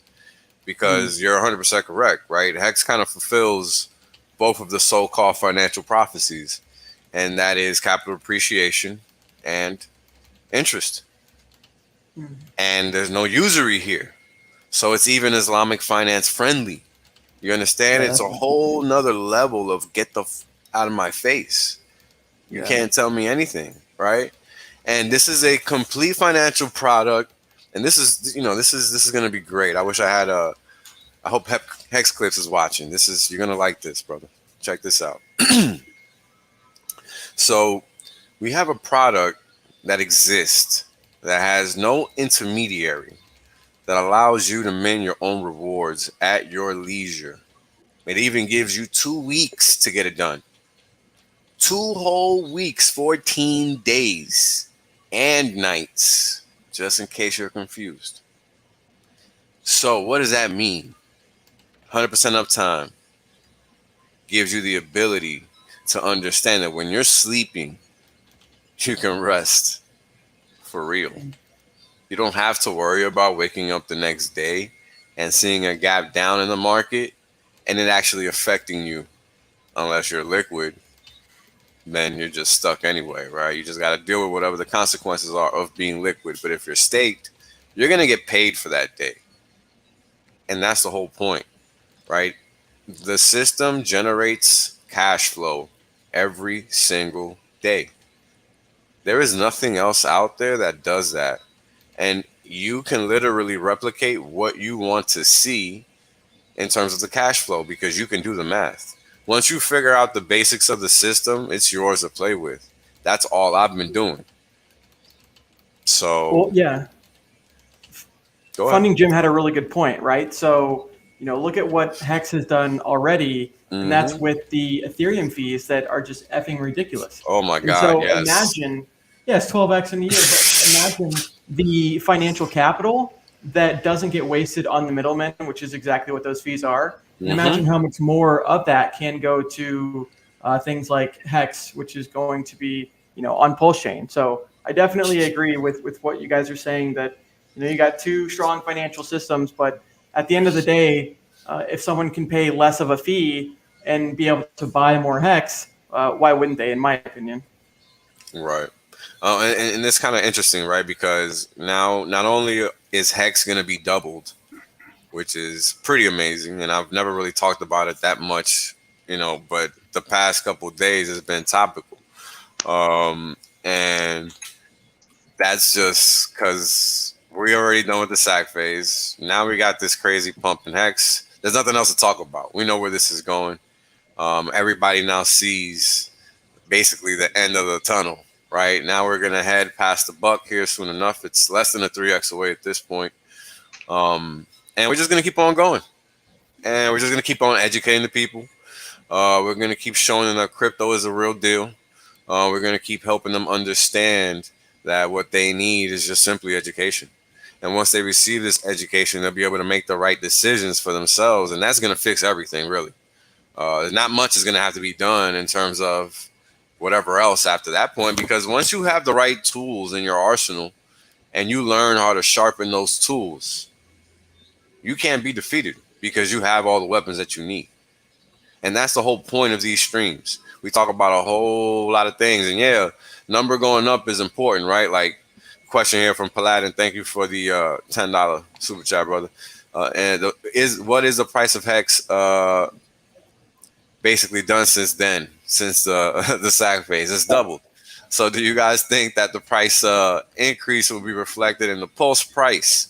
So Pulse is going to be something that's not Hex, right? So the incentives to transact in Pulse are not going to be the same as they're going to be to transact in Hex. So I think people need to understand that first and foremost. You know, Pulse is going to be infrastructure. It's not going to be a coin that encapsulates time and pays you for that. Now, yes, you can delegate your coins and you know, delegate your staking to a validator node and all that fun stuff, but it's not the same. It doesn't have a time lock component and all the fun stuff that we're used to with respect to Hex. So you have to realize that with that being said, it might not move the same, right? It might just be a straight shot up. It might move like Ethereum. It might be something in between. We don't actually know. It might be log base 2 again. It might be log base 3. But we won't actually know, until it's actually running. Because you have to realize that even when Hex came out, Richard didn't know what was going on. Richard didn't know. Abbott, I'll send you that, brother. I'll send you that meme. So I put a meme as a logo instead of whatever was there before. Abbott wants it, so I was there too. Yeah, so you know, this is game theory playing out, and theory based on, you know, educated experience or knowledge, or, you know, inferring from other examples. You know, just like gravity is a theory. Like, we don't know why it works. Really, it just does, right? It does, right? So you look at that trend, and it's the same sort of thing. So I'm really, I'm excited about what the potential is Pulse as a network or highway or system state that is comparable in my mind to, you know, Polygon Matic experience when we were on that kind of system. Yeah, it's really exciting. I'm really looking forward to it. I mean, imagine owning Hex on 2 chains, having something valuable in your arsenal that can essentially just increase your net worth, you know, with minimal stress. Like, that's never existed before. I think that's important to, you know, kind of realize, because that's kind of crazy.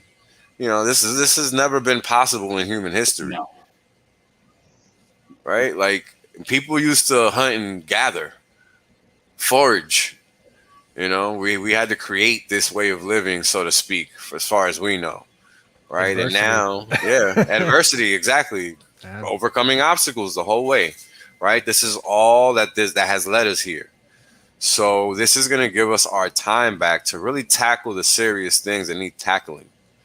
Right? And I think that's important, because in a lot of ways, having to slave away and become a tool has kind of detracted our sensibilities and our reason for purpose in a lot of ways.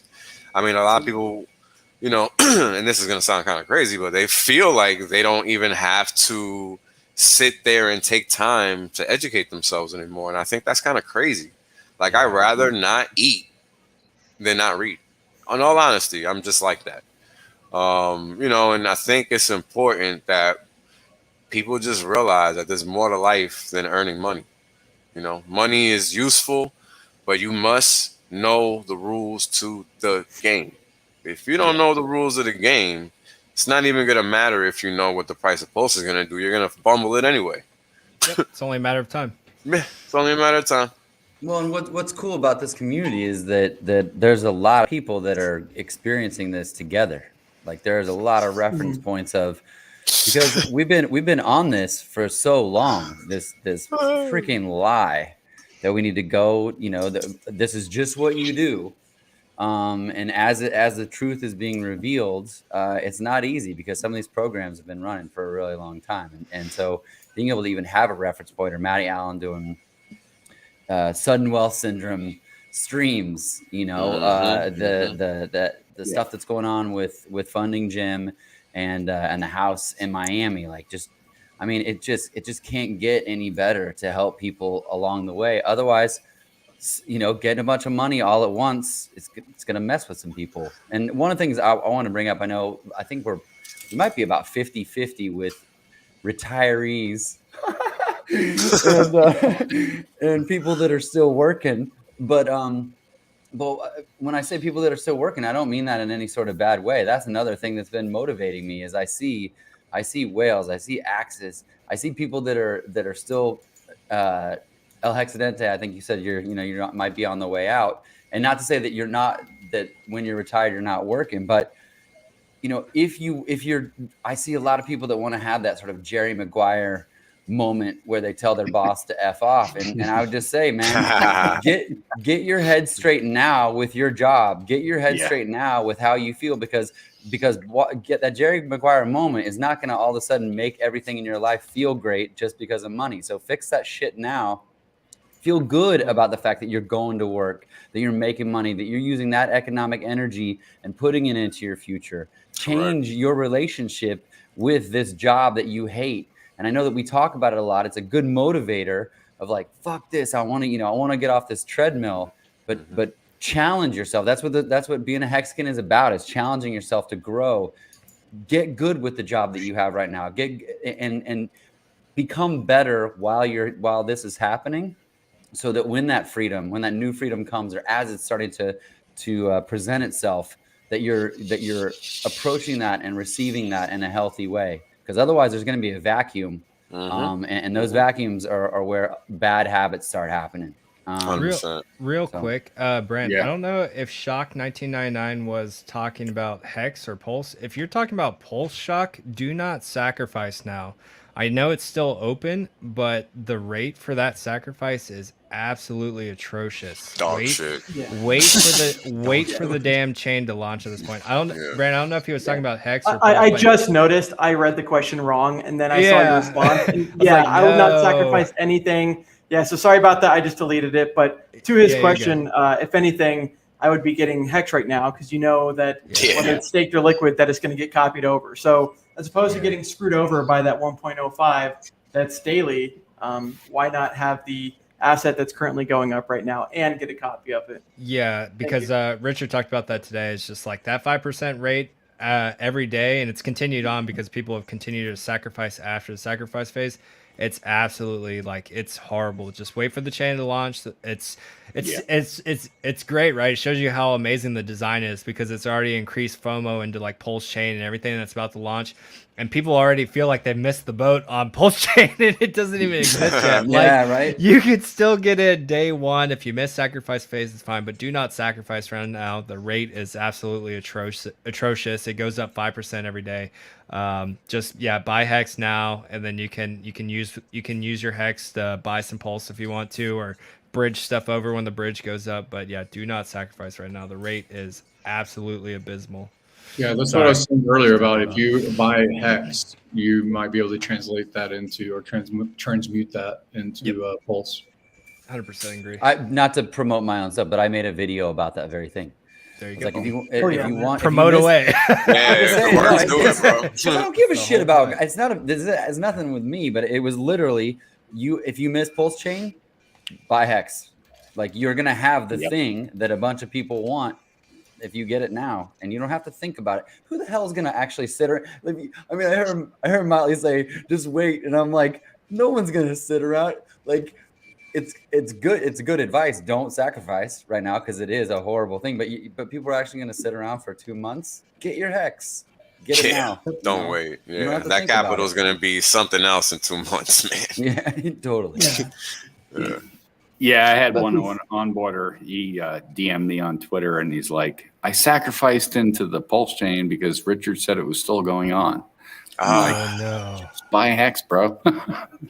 After it had ended, or I'm assuming, or after it ended, because he heard Richard talk about it. Man, I'm so sorry. I'm sure there's a lot of them that are still doing that. Powerful. Guys, it's gonna compound so quickly. Eventually, it's gonna be close to 1-to-1, which is cyber dust. It's gonna be ugly. Do not. Yo, if that shit happens, I'm gonna act so stupid. Yeah. He's a coach at the local university here in Montana, so I call him Coach. But he was a Lyft driver. Hex is the key. He's gonna be happy he did that nonetheless. That's one thing. He's gonna be happy. Oh, he's happy now. Trust me, I got him in. Oh wow, okay. So good. Yeah, but he should definitely buy more Hex instead of sacrificing anything else. Yeah. Seriously. Yeah. No one touch that sacrifice. Yeah, don't. Yeah, please I don't. saw another. Yeah, go ahead. Sorry. Oh, I saw another comment today of someone that was like, man, I sacrificed 100% of my Hex bag, and now I'm sad and jealous that everyone's having these gains. And like, you know, I want people to listen to Richard, right? Because he's always mentioned that 2/3, 1/3, just as an example. And so, yeah, definitely get your Hex bags if you are interested and you don't have it yet. It's the problem people have with trying. Everyone wants to get most people want to try to get rich as quick as possible. And they don't realize there's sacrifices that go into place. Like people see us now and they're like, wow, these guys just really got lucky and just hit out of the park. It's like, this has been years in the making. This has been years and years. It's been years of diamond hands. Like it's come with giving up time, giving up effort, giving up like Wells says, it's all about education. The more you learn, the more you know, like the more dangerous you become. And it's like people that don't put in the time, those are the people that are sacrificing now, like a month plus over the sacrifice phase being over. And it's gonna cost them. Their lack of knowledge is going to cost them severely, and some of them don't even realize it yet. So the input that he just said is very important. It's not just, you know, the year of 2019 when before it was launched. It's not just that as far as Hex's development. Hex's development, maybe 20 years. You know, Richard being a gamer, Richard being, an entrepreneur that sold businesses, built up and sold enterprises. The appreciation of value of an enterprise, all of those game theory things that basically a polymath absorbed and then concentrated into code, concentrated into community, concentrated into marketing. You know, so all of those things are really, Hex is the culmination of 20 years plus of a genius focusing on those kinds of things. Yeah, shout out to Far Out Aliens. I'm sorry, but I love this comment, man. Yeah. And thanks for the super chat that I couldn't show earlier. It just disappeared, bro. This shit is he's a good dude. That Far Out Aliens. He's a good dude. Oh, he's OG. I mean, he might be one of the very, very beginning, within like 300 or 500 people within the Telegram rooms. He's very OG.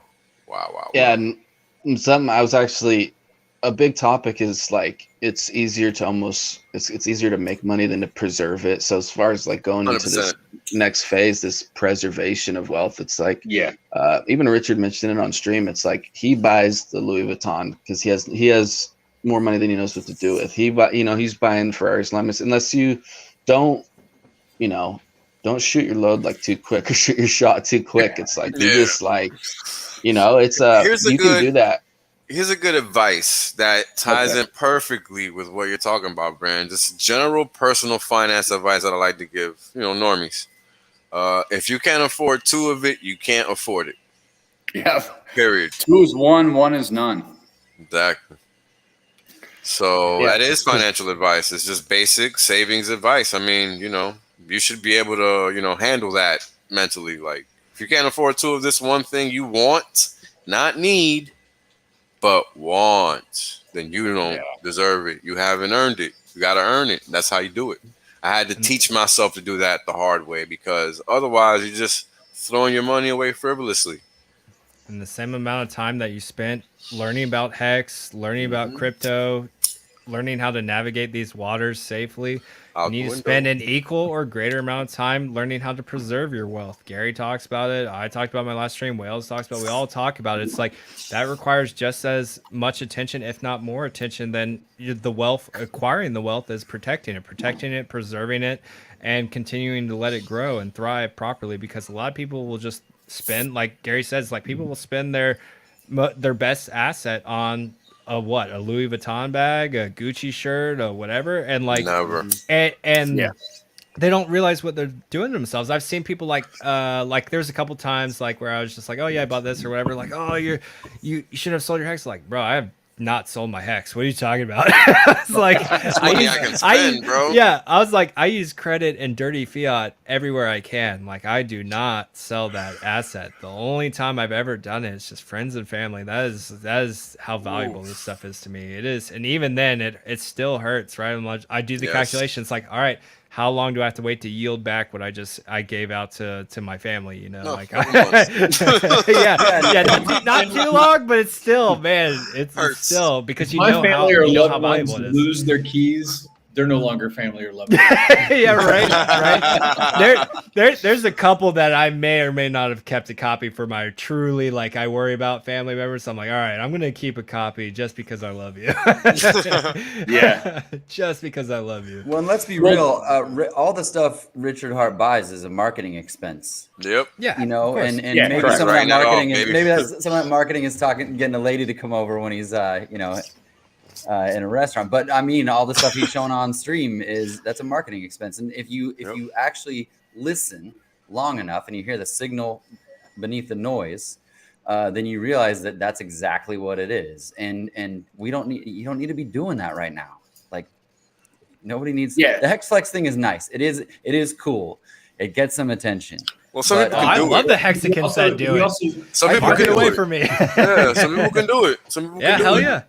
It goes back again. He's doing these things to speak to their audience, the Rolex following audience, the Louis Vuitton audience, the Ferrari audience. Yeah, brand jacket. He'll have you buy that thing and sell down your capital or your appreciating asset. He is doing it to attract more community. And similarly, every founder of every major company dilutes themselves from 100% down to what percent now. 100%. And they are increasing their per share value, their per token value, their brand value. They're increasing that by diluting themselves. So in some ways, that's actually what's happening here.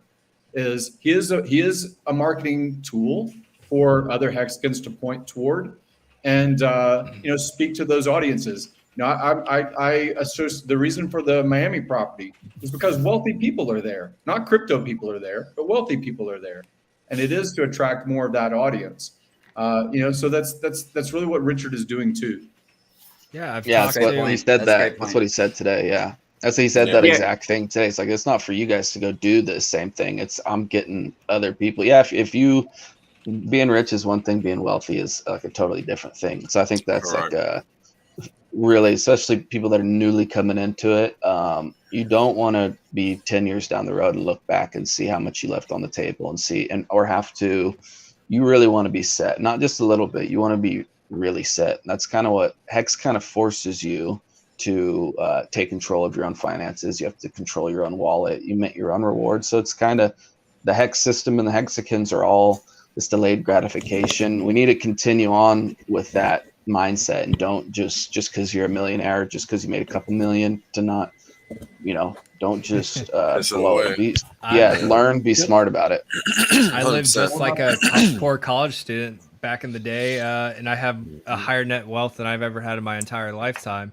Like, I mean, so I'm finishing up where I am now. I'm gonna move back and see my family for a while. I'm gonna stay. I have my highest net wealth ever. I'm gonna move back and hang out with my parents for like 6 months to like a year, right? Like I'm gonna awesome, man. I'm gonna go do that. I'm gonna spend time with them because it's been a long time since I've been in the military. I'm going to go to places like Puerto Rico and learn about protecting my money. Go to other countries, learn where like my economic mass is valued. Start learning at different educations when it comes to preserving your wealth and like. But I mean, other than that, like I'm not spending money on lavish clothes, food, housing, any of it. It's just like, nope. I just continue to delay the gratification because Richard says it all the time. It's like, you can buy that Rolex now, or you can buy 100 of them in like a couple months at this rate. Like it's truly mind-boggling. Yeah. I'm heading back to Wales territory at the end of the month, so I'm heading back to New York. Nice. Good luck. Yeah, no thank you. I'm getting as far away as possible from New York. Yeah. I called my dad and I was like, "Hey, I'm coming back to New York. you know, for a weekend, and he's like, "Oh, who are you coming to see?" I'm like, "Well, you, Dad." Like, why you Dad like you? You know, like, who you That was coming to probably see? like, that was probably like, why the hell are you coming here? we haven't I seen don't each see it. other in 10 years. Damn, Yeah. crazy. Oh, wow. I mean, you know, Long but time. you know, those are the small things to spend on. But you know, and I've talked to Mr. Bran here on live stream. And I always give this advice to anybody. When you come into that SWS, you know, that sudden wealth syndrome, don't do anything for 6 months. Now, this is something I learned a long time ago. Is just don't spend the money. Don't make any major decisions. Don't quit your job. I mean, just let it happen. I mean, kind of, you know, get comfortable with it, because, you know, it can be real easy for people just to, you know, I mean, you look at the stories about the lottery winners and those type of people. I Sad don't know how stuff, to, man. they didn't earn it, so they don't have the Yeah, desire they don't or respect it ability at to manage all. it. Yeah, Yeah, it's sad. Yeah. Those are sad stories, man. they are. They're really bad.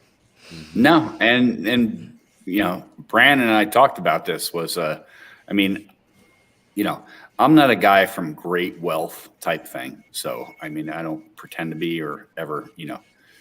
I represent myself 100% true. I mean, Brand knows I was an automotive detailer for the past 6 years as a retired chef, for 24 years as a chef, and so I just all of that is back breaking work. right. I retired as a chef because 18 hours, you know, going That up to too. the Yellowstone Club here in Montana, cooking for millionaires. Gets tiring, bro, when you're just standing all day, just standing. It's a good mix, It's okay, though. right? It's a good mix. It's a good. There's two ends of the spectrum, and there's the Hex Flex. And then I remember during Vegas, because I was like, I couldn't go, and I'm like looking through. I'm like just watching as many things as I could. And I remember seeing a photo. Nagabo took a selfie, and he's on public transit, and people were like, "Yeah, man!" Like cheering him on for taking public transit. I love that. I love that we have these two sides of it, because it is about delayed gratification. You can see how new people coming in might see like, oh, well, to be socially accepted in this particular community, I got to do some sort of flex, and fucking don't you don't need to do that.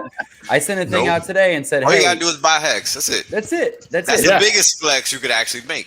I sent a thing out today. It's getting soon. It's going to be dangerous to put your Staker class emoji in your profile. Like, I don't give a shit what your thing is, man. I don't care. Save yourself. Do not make yourself a target. You're 100%. Cool anyway. Yeah. You're cool because I see you promoting, because I see you on Twitter saying good things and liking and retweeting and doing all those things. I don't care what the emoji on your profile says. Nobody cares. The people who do care do not, potentially mean you harm. Yeah. Or they do not need to know. Harm. They do not need to know. I mean, look, this is something I got to say, because I've been talking about this since I think we hit 1 cent or 1.5 or maybe 5. I can't remember what it was. But, man, do you show anybody your bank account balance? Like, what is wrong with you? Yeah, exactly. No, you don't. So stop it. Stop putting a target on your back. Thank you. Well, yeah. It's one of those things that we talked about, too, that right now the similar to the Bitcoin logo is what the Hex logo is going to be in the future. And even though a lot of people have had those mad gains, I do agree. Even stories of people that had the Bitcoin sticker on the back of their car got robbed, stuff like that. So at the end of the day, yeah, it really comes down to those principles that made you successful in the first place, right? Why are 100%. People trying to, and people can do whatever they want, but if you're overcompensating in other areas, like Panda mentions, that people don't care about, then it kind of looks double bad on you, and it puts you in a vulnerable scenario, because now people know when your stakes end, they know how much you have. It's just not smart. Like I was saying with Motley, the cool thing that he did is with his family member, he taught them security, and that's really what it comes down to. Is like he also says, it's one thing to make the wealth, and then it's another thing to protect it, secure it, and make sure that it stays there for the future that you worked so hard for. Hey, Bran, I don't want to put you on the spot, man, but I like these when Hex reaches things, get them to do something. Can we get you when Hex reaches some amount? Will you teach us how to make a crustable live on? Oh, good old videos. That's funny. Hey, Bran, This best video remember ever. I sent you the crustable, the pampered chef thing I have. I Let's did see do that. that, bro. Yep. Let's do Yeah, that. yeah. I A little cooking show. I'd like to comment. We'll make a about proper the- crustable. If you guys don't know, Brad's one of his most popular videos before Hex was even a thing. He was making a crustable. He had a viral crustable video. Well, He's getting that crustless interest. Oh Yeah, before I went live with him, I was looking up, like his earliest video, and he had the crustable video, and he was doing it with a coffee cup, right? And so I went online and I found a perfect like pampered chef like crustable cutout. So I'm like, bro, we got to do this. Oh, that'd be great. That'd be great. Well, I want to comment about that comment that was on screen a moment Yeah, ago. Lemon Ortega loves being a concerned troll. That's an easy Yeah, question. so that's a You got it, concern Gary. statement, because anybody that's paid attention to this community and any of the broadcasters, I don't see a triggered and resentful response. Nope. What I see is some older brother kind of responses, which is basically, hey, if you're going to deploy that capital, why don't you maybe buy real estate, maybe, and look at the cash flow from that real estate to fund those things. These are the principles that like Kiyosaki comments on for 20 years. Just as an example, his intellectual property, which was about 6 months of his life dedicated to writing a book 20 something years ago. And then he licensed that intellectual property, not just in the United States, which became a New York bestseller for like over a year, brought up his brand value when he was on Oprah and things like that 20 years ago. But he licensed that out to 50 different countries. So he doesn't do the production work for those 50 countries. And then that intellectual property has been paying him on average about $500,000, I think 20 years ago per year. So I don't know what it is now. And then he rolls it into real estate that he depreciates. So in our US tax law, you can depreciate over like 27 years the price of that piece of real estate, and the cash flow actually, whenever he gets about $1 million, whether it's a speaking engagement or something like that, he then turns it effectively into real estate that cash flows, and he takes debt against it. So he's only spending debt, which is not the same as capital gains. There's all kinds of tax structure reasons why you would do what you're doing. And so when we say things, or at least when I say things, I'm never triggered. I'm never resentful. I'm never like, hey, man, you're going to hurt the price because you're selling. We actually encourage people to be smart with their money. And there's all kinds of people that can help educate that process. Association, affiliation, the learning curve. We're all going through this process. Some of us have more years of experience than others, but that's what we're trying to do if we do anything at all. It's not about being triggered or resentful. It is saying that consumer element of the fancy watch might not have a ROI for you. So you need to think about the $10,000 Rolex that could be $380,000, when it was 1 penny Hex and then it's 38 cent Hex, you effectively gave $380,000 for your $10,000 Rolex. So we like to talk about things that make cash work. And typically, again, in the United States, which is a hyper leveraged kind of credit environment, you can get your capital back out and you can put it back to work for you, in my opinion. That's a great point. I've ever seen anybody make comments about what people spin down. I really don't. If you want to see a real Hexkin community response to someone selling, look at the comments underneath someone saying, "I'm sorry, I had to sell my Hex. I just bought my mom a car." That's the real. About my 3 sons. That's the real. That's the real reply. Thank you for that. Yeah, that's the real reply. The replies to the Hex whale bot, and usually it's probably Hex Machina. If you see some of those hilarious, he's yelling at everybody selling. It's the best. He hates it. He hates it. But he's trolling too. He's just having fun with it. Yeah, he's just having fun. He's just having fun. He's not being serious. We're just speaking of which, Gary, I thought that was cool that Dollar Cost Crypto and Charlie, right? They had him on and Rolo Tomasi, something like that. But they had a little segment where they were talking about Hex that you clipped on your channel. I thought that was really cool. Yeah. So after the Miami event, actually during the Miami event, I joined, and I'm part of the collective advisors or whatever they call it. It's like a plank owner of like 20 of us. And at that event, which was maybe it's like 15 people there, maybe 20 people. Raul Tomasi was there also speaking with Kiyosaki. I spoke with Kiyosaki and George and Jason Hartman, all these people. And that was in June 10th or 12th or whatever it was.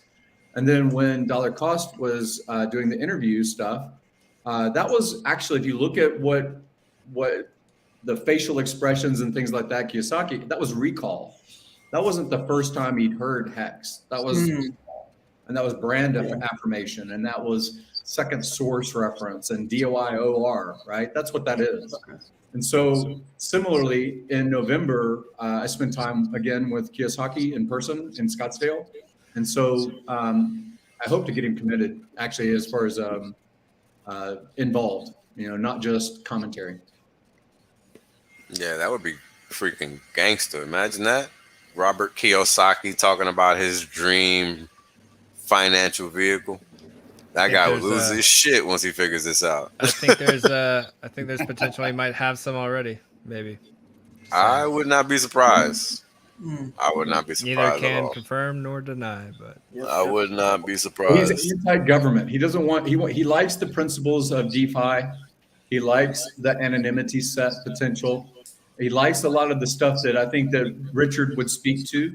So getting them on camera together would be epic. And actually, Robert doesn't mind saying fuck. I mean, he actually constantly is cursing in his. Yeah, he is on his own show. I listen to him sometimes. Yeah, I watch his streams sometimes because they're just his shows on. They're just his podcast, and he just records them on YouTube. It was epic having Dollar Cost Crypto and Charlie and them on stream together. Like, I mean, to me, it was just like two of my worlds colliding. It was my Hex world and my first passion, which was real estate, colliding together on the same stream and talking about my newfound passion, my new favorite crypto asset. And it's funny, I talked about this earlier too. It's a asset class now that I am much more knowledgeable than someone like a Robert Kiyosaki is, who was my first mentor in a space such as real estate. So it's kind of cool to see the almost changing of guard where he kind of led me down the path of my financial freedom with real estate. And now I'm in the new up and coming asset class that I am much more knowledgeable and able to essentially run circles around him. And he's just now finding out about the best asset in the space. But yeah, it was just, man, it was surreal watching that whole interview take place. I thoroughly enjoyed it. Yeah, that was the same for me, dude. Because like for 3 or 4 years ago, like Rich Dad Poor Dad, the quadrants, his whole system. Yeah, exactly. And it's like seeing them, dude. And that clip is powerful too. I put it out on TikTok. I put it out on a few different places, and the response is like, "Oh, there's a partially validity because so many people see him as whether it's silver, real estate, or all the financial stuff. They see it, and it would be pretty awesome to get him and Richard on camera together. That would be epic. That would blow the doors. I think it's wide only open. inevitable. I think it's only inevitable at this point. Yeah, 100% agree. That's the kind of person that Richard he's at a similar level with them. I saw the Harry Dent and then these other people that were more prominent, right? And so I think that would be absolutely awesome. And at the end of the day, like you guys mentioned, the wealthy want to keep their wealth, they want to preserve their wealth, and they want to grow it too. 100%. And as I always like to say, capital goes to where it's treated best. So don't forget that, guys. That is true. Okay. It's a beautiful thing. Hey, check the price chart. It's breaking out. Yeah, it's breaking out. I actually wanted to wait for the candle to close, but thanks for blowing the spoiler, guys. Thanks for ruining it. Sorry, dude. It's verification addiction. I got a little excited, and then I got a little excited, and then Wave 3 said it's breaking out. And I was like, yeah! He was even more excited when he confirmed. I think this just becomes the new norm. Yeah, this is the new norm until PulseChain launches, right? Like I was talking about this is like I think we see a 1 to 2 cent increase in Hex every couple days, every day, every couple days until PulseChain launches. That's why like 50 cents is a very grounded target at this point. And then beyond that, like dollar could come very rapidly, very quickly when you just add the catalyst of testnet launches, or hey, the date window for PulseChain launching is 4 to 5 days. Be ready. Like these are huge catalysts that haven't even occurred yet, and prices can continue to do this steady creep up by increments of a penny or two. We're only at September 5th. We still have like what, almost 85 days left in the year. I had also said was, people have this narrative, some of them do, not many, that think that there's going to be a sell-off after, but there's also bridge elements. So you have a news cycle, and then you have an event of PulseChain is going to have this snapshot date, and then it's live, and then after that there's a bridge, and then there's price discovery movement. So the speculative stickiness element of this is incredible. The news cycle that just continues on and on. Very interesting. Yes. 100%. And shout out to one gal from Twitter, Chloe. She's a Montana Hex young gal. But she shouted out this morning, like she's like, I reached $500,000. I mean, this is a gal who's probably like, stop doing that, people. She's excited, I know, and I'm she's just like, good for you, girl. Like, because we're going to try to get a meetup going here at the end of October for some of the Montana Hex schemes. I know she's excited, but like you do just have to be careful, because like this isn't just like the end point, right? Like this is just the start. This is going just to multiples of dollars, and like you shout that out, and it's cool. Like the world is not filled with a bunch of nice, friendly, will bend over backwards for you Hexicans. There's some bad people out there that will and it goes beyond just taking something from you. Like they have no consideration for your life, anyone, your family, anything. Like this is going to be the #1 financial asset on planet Earth. Like even us streaming and being semi-public is very risky. There are risks that are involved doing this just now, and it only progressively gets worse as time goes on, because the value of this is going to go through the goddamn roof. So think twice. Think twice. How's the way of putting it lightly? Yeah, think twice about putting those things out on Twitter, right? Because you are and will become more and more of a target. I don't care what anyone says. I actually today I had fun with whales earlier with the layout, but of the money spread. But I did it for fun. Actually, that went to pay for the Mercedes, so it went back to the bank. I don't have anything, I swear. It's all gone. It's all gone now. It's all gone. Yeah, it's all gone. So don't come for it, because it ain't here. You'll get a couple of machinery weapons, in your face if you come here. There you go. Dude, right now, knows what I'm talking about. You can kind of get away with it right now, but once this notoriety, the virality, and it becomes more known, everything as a whole, it's like, no, you obviously cannot be doing that stuff. I mean, everyone's got to protect themselves, but it's now. Like, it's we're a little bit sheltered, but at some point it's going to be, you're not going to be able to do that stuff. I mean, so it's definitely good to think about that right now. Well, everything on the internet stays there pretty much forever, and so like Hexidente, like Motley, sure, someone's excited and good for her. I'm super happy for her. But a lot of us had, say, just 1,000, whatever it was, that did 1,000x. And so what happens when, like you guys mentioned, the next 1,000x happens? It's 6 million X. Yeah. It's like you really got to take your security seriously now, because otherwise that is a huge attack vector, and especially going out in public and different events and stuff like that.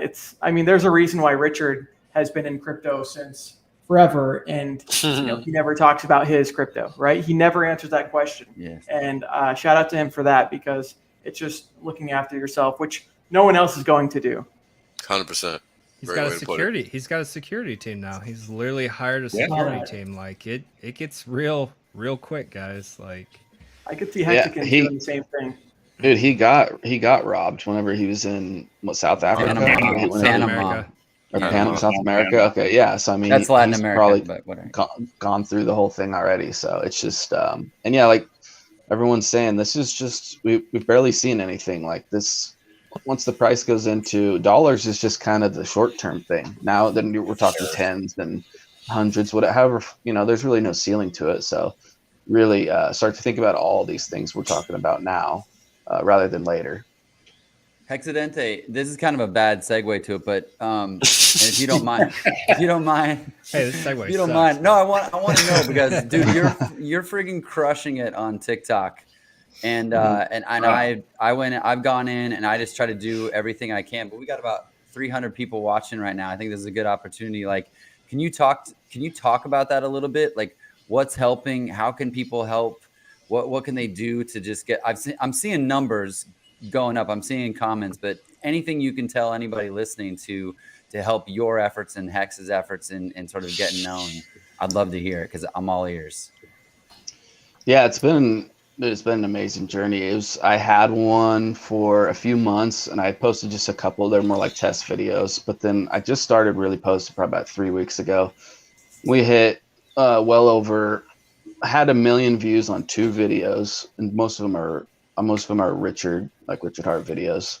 But then I mix it on education and stuff like that, financial education. But most of them, they seem to love him. The algorithm really picks up on his voice and some different things, and it brings this polarization because it's almost like these social media apps run off drama. So the algorithms will pick up if people are arguing in the comments, whether it's a positive comment, negative comment, and then how it pans out. So the best, and then some people. One of the biggest things that I'd want to get through is that people are still thinking TikTok is like this young kids app about music and dancing and all this stuff. And it's like, if you look at the demographics, they have over 1 billion users, and a large majority of them aren't. It's like from like my demographics, like 17 to like 40 males, like heavily. So there's like big circles. There's so much different stuff on there. It's not just the music and the dancing and certain things. So it's also, and there's a huge financial sector on there, a huge, pretty big crypto one too. So the best, I mean, obviously getting an account, signing up, coming and following the Hex people, following me. And it's about 50-50 right now. We get about half the people are still saying negative things, the same old stories that they always have, talking about calling Hex whatever they're going to call it. But then you have a large portion of people that have heard about it and they're like really excited now that they're seeing it, but they just never got any. And then you have a good swath of people that the main question is, how can we buy it? Like, how can we buy it? How can we buy it? Then that usually leads to so education on the pathways of getting there. It's just starting to get, because most people, they just say, I want, is it on Coinbase? Like the biggest question is, can I just go to one place and buy it? So we're having to like, make those routes. Yeah. And then it becomes this huge thing, Staker.app or MetaMask. And then you're kind of trying to feed them through. But I think the biggest thing to support would probably just be to support it in views and sharing and all those things. And obviously people making their own, people making clips, people sending me clips. 80% of the clips I use I make them, but about 20% I'm getting from other people that have already made them. And that's cool, so there's very few Hexkins that are even on there. So that's what another thing, the people that are, there's very few Hexkins. So it's like, we're tapping into a group that's basically uncharted. And the ones the crypto people that are on there that have heard about it, those aren't really the people we're super going after. There's tons of just new people, and it's not just young people, it's people our age. Like, so it's becoming just like they Twitter, needed more just actually, like, right? Oh yeah. And the topic of like financial freedom, passive income, all these things, and all these things we're talking about right now are like, people are so hungry for it, and they didn't even want it. Yeah, they don't know where to start though. So education from your level in your circle is a good starter. Then if you can add more value on these platforms, or if you can just come support all the people that are on this stream and the things that they're doing. But obviously we'd love to have you come over and make an account and just become part of the community there, because we're just kind of starting. There's not many Hexkins over there really. I'm kind of me, Crypto Panda, Trappa Valley, what Hex Crypto did. Gym Rat. Yeah, Brand starting. Brand's on there. Nagabo. Yeah. Yeah, so we're kind of starting to get that. And what's the algorithm, though? It's really interesting is that we're getting in front of huge accounts, huge ones. I mean, guys that have 6 million, 8 million followers that have 500 million views are following me now, messaging me. So it's like, Nice. and all the influencers, Blockchain Boy, and these guys that were super haters, they're commenting on the stuff. So they're I seeing saw all that this one. stuff. I saw that one when he saw his head on a spike. Oh, nice. He's like, You know- oh man, cringe. Dude, so That kind of reminds. we're making waves. So yeah, go ahead. Oh, that kind of reminds me of what Richard's talked about, right? He's done DLive and some of these other things, but he's always mentioned that the same reason that he would primarily use YouTube is because that's where the fish were, right? When you're fishing, you don't want to be the only one in your pond. You want to go where everyone else is at. And so I spoke with Super Hex in Vegas, and it's like, hey man, thanks for all your work on TikTok. You're doing really good stuff, and it really doesn't take that much to learn TikTok and, like Hex says, kind of participate, right? Because even if you don't do streams or don't do these other things, the least you can do is, like he mentions, make an account, participate, follow the people, like the people, and maybe even get some of the clips yourself and post them yourself. I mean, that really spreads the word on a platform that is undervalued. So comments I want to make about that, I've said this before, is almost all of us are fine with our content being chopped up, redistributed, sound clips, 20-second little snackable bits, as was commented earlier. And what's interesting about TikTok is you can, on the phone app, you can right click and basically save that to your phone. So you can save that TikTok video, including sound. You can't do it on Instagram and other things like that, but you can on TikTok, and it keeps the sound clip to it. And there's an example that's pretty amazing on YouTube that's called Daily Dose of Internet. Daily Dose of Internet has a huge following. And basically what he does is 30 minutes of content almost daily, and it's other people's clips. And he just makes a soundtrack on top of some of it or in between. Says this was interesting, or I found this interesting. And he's got huge following. And what I'm getting at is you could right click on some of the Hexadente commentary or video, Super Hex, same sort of thing. And right now what's super popular, whether you think of it scandalous or not, is all of these big bank videos of girls showing their butt and stuff like that or whatever, right? Or some interesting bit of commentary or whatever it is. It's socially popular. And you can make a 3-minute video, maybe 30 seconds of it is TikTok from Super Hex or from El Hexadente that's interspliced into these other attention grabbers, and you'll get more messages out there. I've said the same thing about having background logos. You might be interested in restoring cars or some other woodworking thing or something like that, and in the background you've just got brand recognition of Hex logos. So there's all kinds of good ideas you can do to create a YouTube content where the audience is and recycle some of this stuff. It's what we're trying to do also with our Kiev trip coming up. I'm going to distribute that for everyone to utilize. Let me interrupt real quick. Sorry, let me interrupt quick. In 9 days in U.S. time, Kinetics on Wake Up Hex is going to be doing round 2 of the interview with Congresswoman, a former Congresswoman, Cynthia McKinney. Please tune in because it's an important conversation that's going to be had. I'm actually going to be on with Kinetics this time around, since me and her seem to speak the same language. So it should be good. Be sure to tune in. Cool. That's going to be awesome. And to follow up, High Impact Flicks. I'm not sure if you guys are familiar with him. Look him up on YouTube or on BitChute. I think he's on BitChute.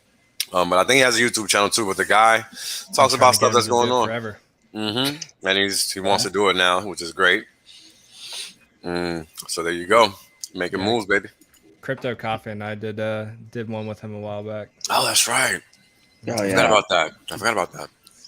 Yeah, and what Funding Jim was saying is important as far as the taking the clips, but you don't have to have a Hex specific channel if you have some type of talent or some other stream, but you have brand recognition that people are going to eventually ask what that is. Then it can roll into that. So as we kind of expand, we're you you could just have a channel about something else and you integrate the Hex talk and certain things in other ways. So it's not just Hex specific, because we have a lot of Hex stuff. But yeah, just back to the TikTok, one last thing. It's like, yeah, we're up to almost 20,000 followers in like 2.5 weeks.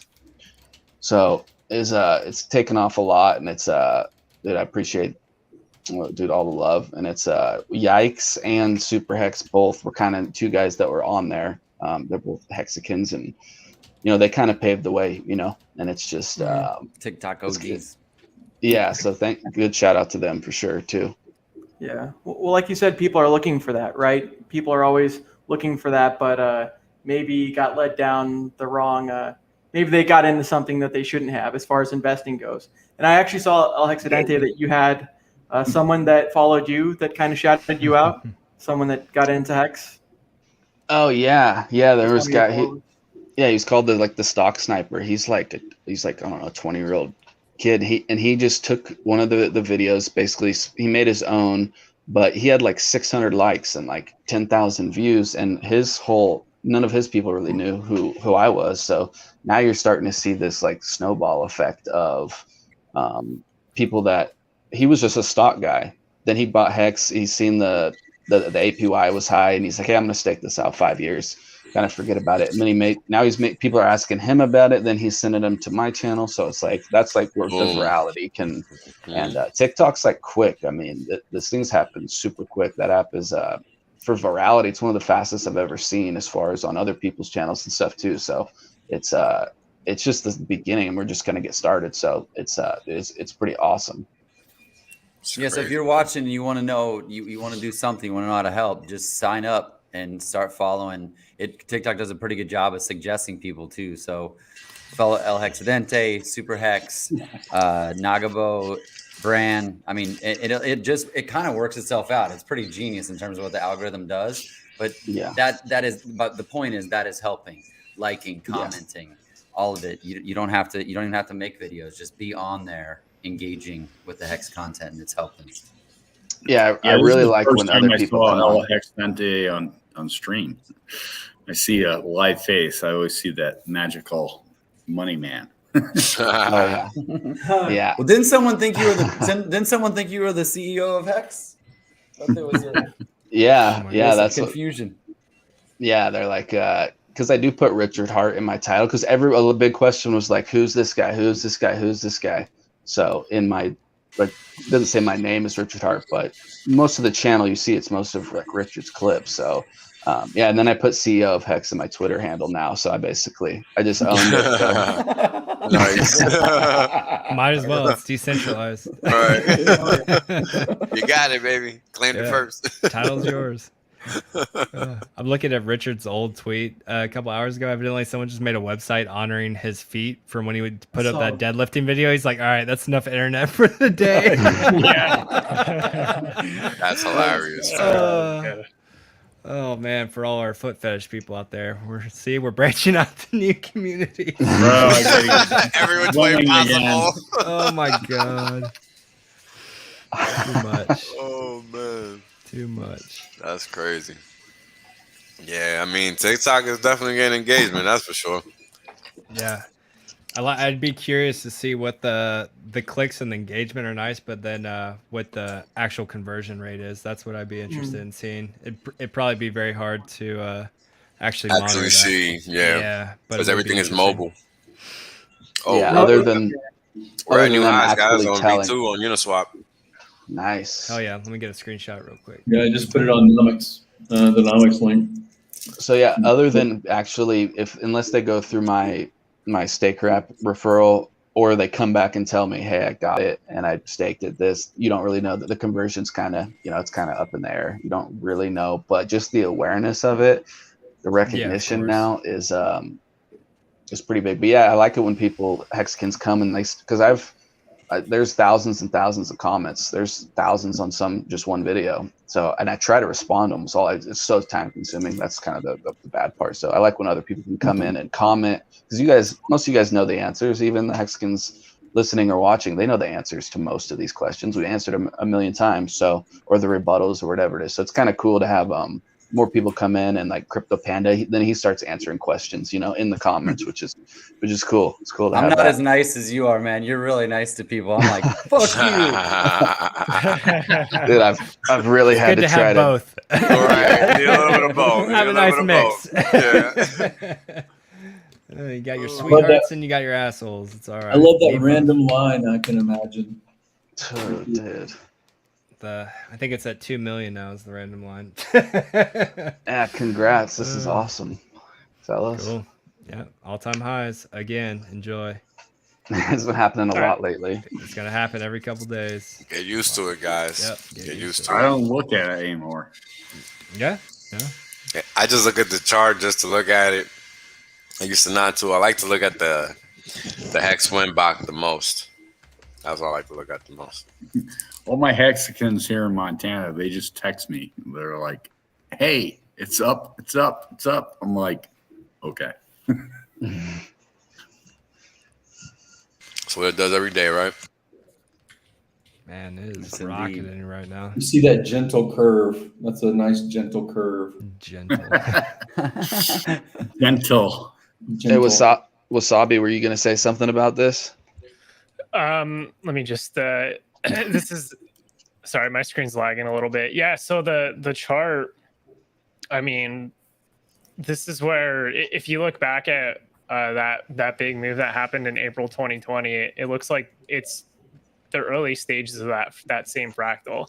And that's why I think it can go much higher than a lot of people are anticipating. I don't think it's really the Hexicans in this case that don't doubt the higher price targets. I think it's more the outside market that's not familiar because of how much liquid supply actually exists in practice. Like that, the whole liquid supply part goes over so many heads because they're just not used to considering that type of information for their technical analysis. But yeah, I mean, what we saw with the sacrifice phase, 25 to 30% of the liquid supply prior to the OA stakes is it's insane. I mean, I can't like you know, you don't see you never see anything close to that. I mean, even if you consider EIP 1559 and the merge later on, as far as how much deflation that will make for Ethereum, I mean, this is amplified on steroids, that supply sink. It's wonderful. So yeah, I can easily see prices going well above 50 cents, and I think inevitably it's going to end up playing out because it's starting to expand off that macro trend line. It's been holding basically since the early days. That dates all the way back to December of 2019. So everything looks good. I mean, it's just every move up, there's a small shakeout. There's people that, you know, they'll sell coins or whatever, but it doesn't matter, like, because people have this delusion that they're going to be able to perfectly sell the top when the size of their position relative to the market that's there, they're just a drop in the bucket compared to how much volume can enter. I mean, we already see it on through the dexes. There's whoever thinks they can trade this thing is going to get destroyed. Yep. So everybody, seriously left behind. Wasabi, have you given a end of the year prediction? As far as prediction, so I would not be surprised to see Hex above $1 sometime before the end of the year. And I think that's actually being fairly conservative because the price targets, I think I actually have to make them higher because of how big that supply sink was during the sacrifice phase. There's some very interesting data sets that suggest it could basically, you could see a $2 plus Hex by the end of the year. So, you know, conservatively, you know, 2022, I think inevitably 2022 we'll see that $2 Hex, but you could see levels that high by the end of this year because there simply isn't much supply and just a small amount of buying pressure coming in to the price chart is enough to make like even just a 2 to 3x move just to get it up to $1. So the fractal, the first cycle of ETH fractal is holding up very well. It's outpacing it. In fact, it's right now it's actually at a higher percentage gain relative to cycle 1 ETH. And so long as that fractal remains valid, you can see a multi-dollar hex. Yeah, I think it's important to understand. We're dealing with something that, like, again, I kind of understood $10 as soon as I saw this, because I understand what people look for when they're looking to allocate capital, right? And I think the biggest thing that's important for people to understand, that Hex provides 2, not 1, but 2 ways to make money. 2 ways to make money, not 1. 2 ways to make money. This is important. There's a reason I keep saying it over and over and over and over and over. And I probably should have said it like this from the jump, because it's that important. And it's really probably the best way to understand it, so people can realize why this causes so much FOMO. Because there's never been anything like this before. Not only does it go up and down in price, but it also pays you interest more than 10%. Like, there's never been nothing like this on the planet ever, period. Nope. Ever. It's never existed. Ever. That's important. That's important, because that's exactly what's going to get us to $10. Because people can do the math at $10. People can do the math at $1. And when people can do the math at $1, getting to 10 is nothing. Mm-hmm. And then once you get to 10, it's easy, man. Yeah.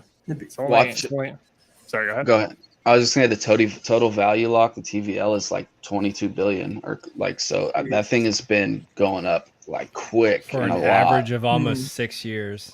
Doesn't exist anywhere. It just, like Will said, like, this asset has just never existed on planet Earth anywhere else. Like, and that just shows you how damn early everyone is. Like, everyone on this stream right now is just, everyone is just early. It doesn't matter if you were in since day 1 or today. Like, you're early. Yeah, we're not even at 100 billion yet, and this has capacity, man. Capacity. Yeah. Well, not to mention no counterparty risk, right? How freaking beautiful is it to have the epitome of crypto, which is holding your own keys, and you're earning a killer yield? Like, come on, this is amazing. So it's really cool to see that Richard, that is a cypherpunk Bitcoin OG, that he developed kind of like that, next product that was really going to show crypto what it was supposed to do. And like Wave 3 TV said, like, people just don't realize how little Hex is out there. Like, there is none, guys. There's none out there. Like, it is only a matter of time before this thing just like, you think it's like taking off now? Like, it's just the start. It's just the start. It's really nothing. It really is. It's true, because even to Will's, even with like the $10 Hex considerations, going from $1 to $10 it's only a 10x on a price chart. Because when you look at that stuff, you look at it on a log chart, and that's just the next higher band. So it's because when you look at linear charts, it can you'll see a tower on the linear charts, but when you look at the log charts, most of the market, the bigger players, are looking at logarithmic charts, and going from $1 to $10 is basically just 110x band, which is standard on the log charts. So it's really nothing. It's really, really nothing. I mean, that's There's 50. There's only 50 million Hex right now across all the pools. We're about to go. We're about to go below 50 million. So just because we're talking about that, let me go to USDC V1. Nuts. Because you guys really need to understand what Wasabi's saying. It's very important, because I've talked about this before, but is it that important that we need to go over it again? So when we take the chart, we see we have this big move here, right? It looks humongous, right? Got to move from here to here, right? 1,045%. Huge. Looks easy big. Enough. Looks big. Looks big. Where'd it go? Whoops. Hold on. That's right. Yeah, nothing left. Gone. But where now let me get rid of these drawings again. This is what you were looking at earlier. No, I'm sorry. This. Nuts. This was the top. That's wild. That's what this is gonna look like in the future. And we just hit 37. Is it? Oh no, this is V1. I'm sorry. I was about to get all hyped. Shit. Top brands. But we are hitting highs though. We're at 36.2. Yeah, we're good. Good enough. Good enough. 36.4 cents is good enough. We'll take that. We'll take that. But this is important to understand, right? Because this is only at 36 cents. Right? And back then, it was only at 0.6%. People thought they were buying the top. Mm-hmm. Yep. How many X later? I don't even know. 60X later plus 0.6% to 37 cents, right? I mean, 6 squared, 60X later. So it's crazy. I mean, this is what Hex is doing right now. Imagine, and I was talking about this yesterday, we're talking about $6,000 T-share, right? And the damn thing only keeps going up. 67. I was looking at, Wow. and I was looking at the Hex per T-share. It's what, 18,592 now. Like we're 596. we're about to hit that past that 18,900 or 600. Like, oh man, it's crazy. I'm terrible at math. Is that now. 10,000X? Is that 10,000X on the T-shirt price? 11,170X. Dude, we went up $500 million since we Bitcoin's started this coming in stream on the TVL, on the total value locked. Like $500 million in the last couple hours, 4 hours. On the top right there, where TVL. Yeah. Or I don't know if it's showing right there, but yeah, it's it's there. Low right. Almost 22.5 billion. This is staked. This is the stakes value, and this is the stake plus pools. But the liquidity pools don't matter for us because we don't care about that. We got actual, real, total value locked. We don't have to worry about rug pulls and shit. T-share the price of 1 Bitcoin, like that is coming very soon. Wow! Congratulations, guys. Soon. You all own a Bitcoin for every T-share you guys have in the next couple months. I can't wait to update my charts. I don't know if I'm gonna sleep tonight at these prices, but I'm gonna update these charts at some point, and I can only imagine because we must be like. I think it was David Feeder way back in the day that made that analogy early on, which is like T-shares are eventually just going to become the Bitcoin, like that. Yep. It's going to become that valuable, and then it's going to surpass it, right? Like it's going to go way beyond whatever the value of the Bitcoin is. Yeah. I mean, man, we're almost at 2x of ETH. That's insane. Yep. Motley, wasn't there something a year or something ago, and it was about the theoretical amount of T-shares? Oh, it was like the theoretical amount was 21 million, something like that. Yeah, there's just going to be a certain threshold that we eventually cross where there's just like you're not going to just have enough economic mass to keep the T-shares in the system. It's going to be deflationary. So I have this chart. Also, go ahead. The other day, you said $6 B shares. Right.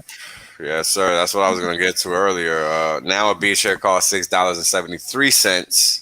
So if you bought a B share yesterday at $6, you just made 73 cents overnight. Now, if you do that in percentage terms, right?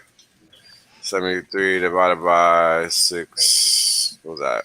1,000? Or 730? No, sorry. Add a 1, yeah, you just multiply that by 10 so for it to be accurate. So that's your rate of return overnight. Wow. Well, and people thought we were crazy, like Motley said. Kill for that.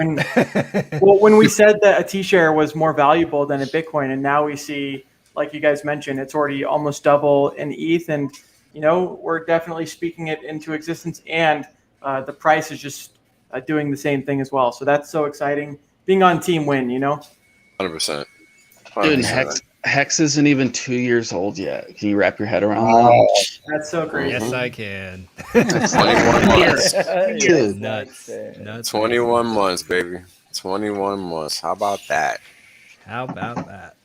T-share was 60 cents 20 months ago. Bro. How about that? How about got more. Good to be a day one Hex. Yeah, all right. I'm glad I'm getting into pulsing day one. I'll tell you that much because that bad boy is going to do some things. Oh, I got in there heavy and hard. Well, imagine just for the 60 fun of cents. 60 cents is great. It's a 6,700, but just like we're talking about, imagine in another couple of years, like that number is just going to be so astronomical. And like Richard talks about with market cap, Hex definitely is that thing that can shatter people's paradigms of how high it can actually go. And we're like, I don't know, 20% of Bitcoin's market cap, something like that. And that'll be the real cool flipping to see who flips Bitcoin first, Ethereum or Hex. Looks like it's looking like it's gonna be Hex right now. It will be Hex, yeah. Again, code and Truth Engine assisting you along the way if you're still, you know, because it's one thing to say, you know, I had Ethereum back when it was $1 or $7, or I got in Bitcoin when it was $30. But it takes fucking strong mental, you know, resolve basically to hold from $30 to $60,000 in Bitcoin. So almost nobody has that actual ROI. 6 million X sounds fantastical because it is, because almost no one would have the psychological resolve to stay the course. But you have the benefit of code. And the benefit of code even builds in an emergency end stake element. I think that Motley said the other day, you know, these events where people gravitate to the 15-year narrative, the 10-year narrative, the 5-year narrative on how long they stake, they probably, many of them, when they hit that EES, you know, 50% mark, they're probably going to AES. So the people that are holding through the EESs, where people say, hey, I can't stare at $500 million for too long. I think I'm going to exit out. They're going to pay a penalty. And that penalty, their interest of holding for 7.5 years, paid to you that stuck it out for 8, right? So I think that those are interesting, again, pulses, so to speak, you know, forgive the phrasing, but pulses of economic energy released onto the staker class as we march through time. I had an older onboard, just more of a mutual acquaintance, but I got him on pretty early, and he got 3 big stakes in of 15, 10, and 5.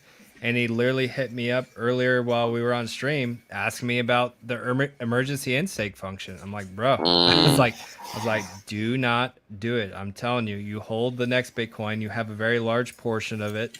I was like, you will regret it. I explained to him how it works. He's got big payday bonuses in there. I was like, it's going to hit harder with those big payday bonuses in there with how the equation works. I was like, I'm telling you. I was like, do not do it. You will regret it. And there's just people that are going to do it, right? Like there are people, regardless of what you tell them, how you explain it, they want that. They want it in hand today. So they're already in their heads. They're calculating, when can I get rid of that long stake or that one that's 5 years out, 10 years out. Those milestones, they're looking to do it because eventually it's going to be, to them, it's going to be so much money that why not just take it in hand now? And yeah, literally on the stream, I had an onboarder, a person I onboarded way back, hit me up and just start asking about the emergency end stake feature. And I'm just like, don't do it. Don't do it. And again, that's Wales said earlier about price appreciation as a method of being paid by Hex, as well as the interest. The third thing is the penalty. The third thing is you will be paid half of the penalty for these EES or for these failure to unstake after your stake term is completed. So there's 3 mechanisms, you know, or 4, if you want to look at it as different elements of penalty phases. And people don't realize now, sure, we get bonuses and maybe a couple 100,000 Hex here, sometimes bigger ones that are millions of Hex plus, but like over time, those emergency end stake penalties release huge economic amount of mass because you see how much these stakes actually accrue, especially these early on stakes. And some of these, even OGs, will emergency end stake some of these stakes. And they're going to release so much economic mass to the staker class. And as you go on throughout time, all these T-shares you have now, they become a larger piece of that pie. As T-shares become deflationary and harder for people to obtain, your piece of the pie grows. So that means you get more of those emergency in-stake penalties, and those emergency in-stake penalties become larger and larger with time. And you get a larger piece of that because your piece of the pie has grown over time, and you were able to actually hold on to your stake like you said you would for those 5, 10, 15 years out. You are going to see insane gains. And I think the crypto Sparbuck guys have talked about it before. Like those long stakes, those 10 to 15 year stakes, like those, even the last couple months of your stake coming to fruition, you can receive insanity when it comes to the ROI on that, just the last month and seeing that to fruition. It's just a tremendous amount of money. So the ultimate diamond of hands, the people that see their stakes all the way to fruition, I mean the long stakes, the amount of gains you're going to realize is crazy. You just don't even know. You just don't know. It's going to be nuts. And that's what makes it also very attractive over the long term. As you know, the idea that institutional money would participate in a very volatile marketplace of crypto is because there is buy and sell trade that spikes it up and spikes it down. But over time, the potential of Hex as an appropriate vehicle for pension fund, institutional money, you know, ones that look at the trend line more than the buy the rumor, sell the news event. You know, it is a very appropriate kind of financial instrument as far as crypto asset class is considered. Yeah, can you throw up Easy's comment real quick at the bottom, Wales? Sure. Thank you. Wait, no, one above. Sorry. 10 years too long to keep. Yeah, you know how many people that bought Bitcoin 10 years ago would disagree with you? Every single one. Yep. Every single one of them. Right. So that's completely incorrect statement you just made. But hey, each to their own. Yeah. Well, and that's the beautiful thing with Hex, right? Is even if you don't have much capital right now, we're in so early that if you just let the time do the work, which is what it's intended to do, like Motley mentions, I think a lot of us are going to see those emergency end stakes around the 7.5 year mark, and just it's going to be awesome to see how much interest is earned, right? Because it's going to go to the people that did delay gratification and that aren't going to just market sell, right? So what a cool game theory to reward those that are willing to hold as opposed to those that are going to end their stake early. Yeah, because the system pays you to hold longer. So let's say you ended at 7.5 years, you were being paid essentially the equivalent of holding out to, well, you get bonus shares for 10 and then 15, it would just be in the system longer, but you're getting paid at a higher interest rate because you said you were going to hold longer. You didn't hold up to your end of the agreement, so it pays out to the other people. You get punished, and it gets paid out to the people that actually are holding to what they said they were going to do. And the system is beautifully designed that way. What's up, Hex Mac? What up, Hex What's going on, Mac? fellas? What up, bro? I'm waiting for that Mel Tony 0.369. I can't see your face down there. Move him around. Dollar cost going to short Hex. He's buying Litecoin. Have you heard that? I hope not.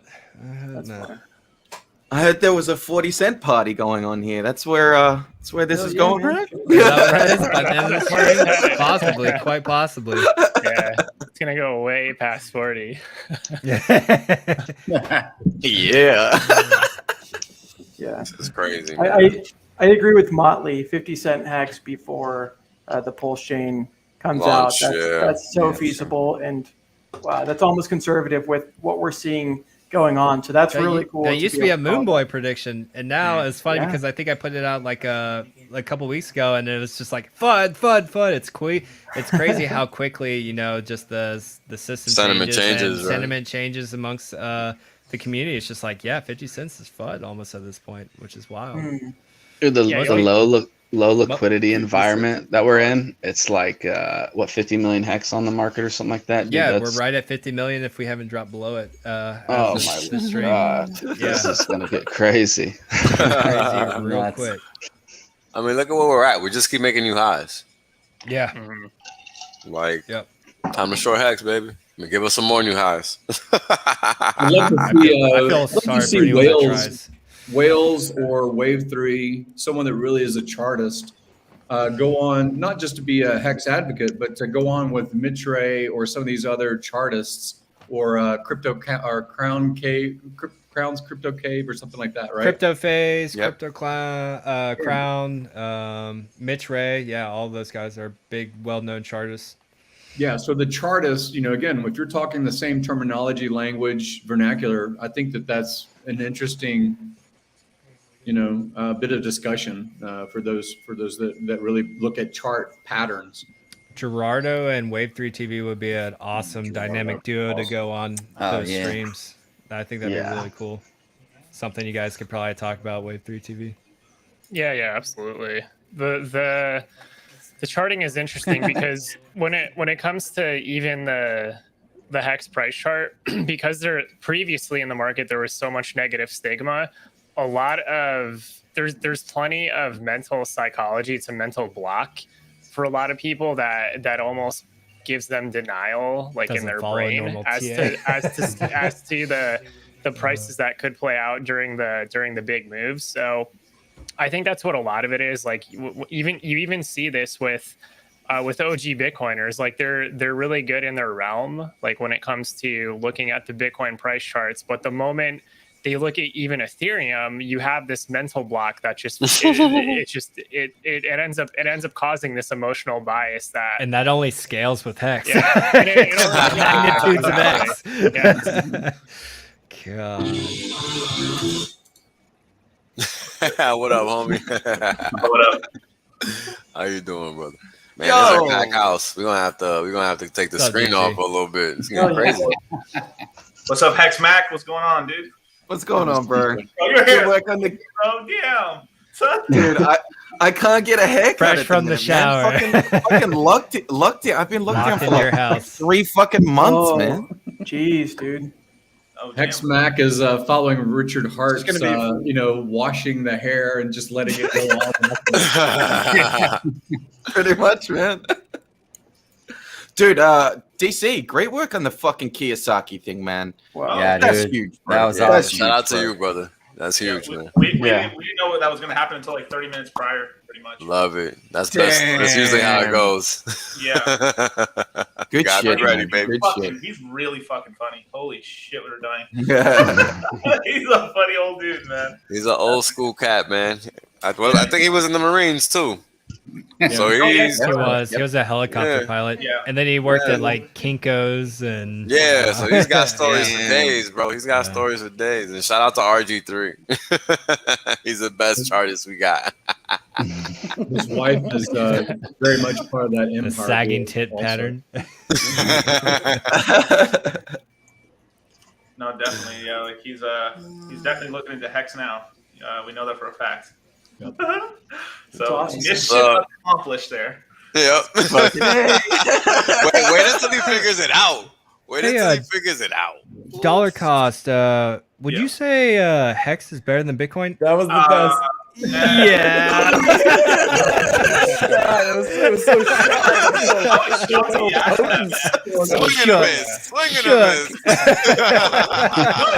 The whole conversation, he was just asking me like, "Oh, what is Hex?" and that's usually not the second question to ask. I was like, "Oh crap, there's usually what's T-shares or what's this or what's that." Yeah, he went balls deep on that. He's not a slouch. He's no slouch. He knows what time it is. I don't know why I'm getting flack for that shit. I said yes, motherfucker. Yeah. I would have been like, boom, yep. But no, it was still perfect. It was great.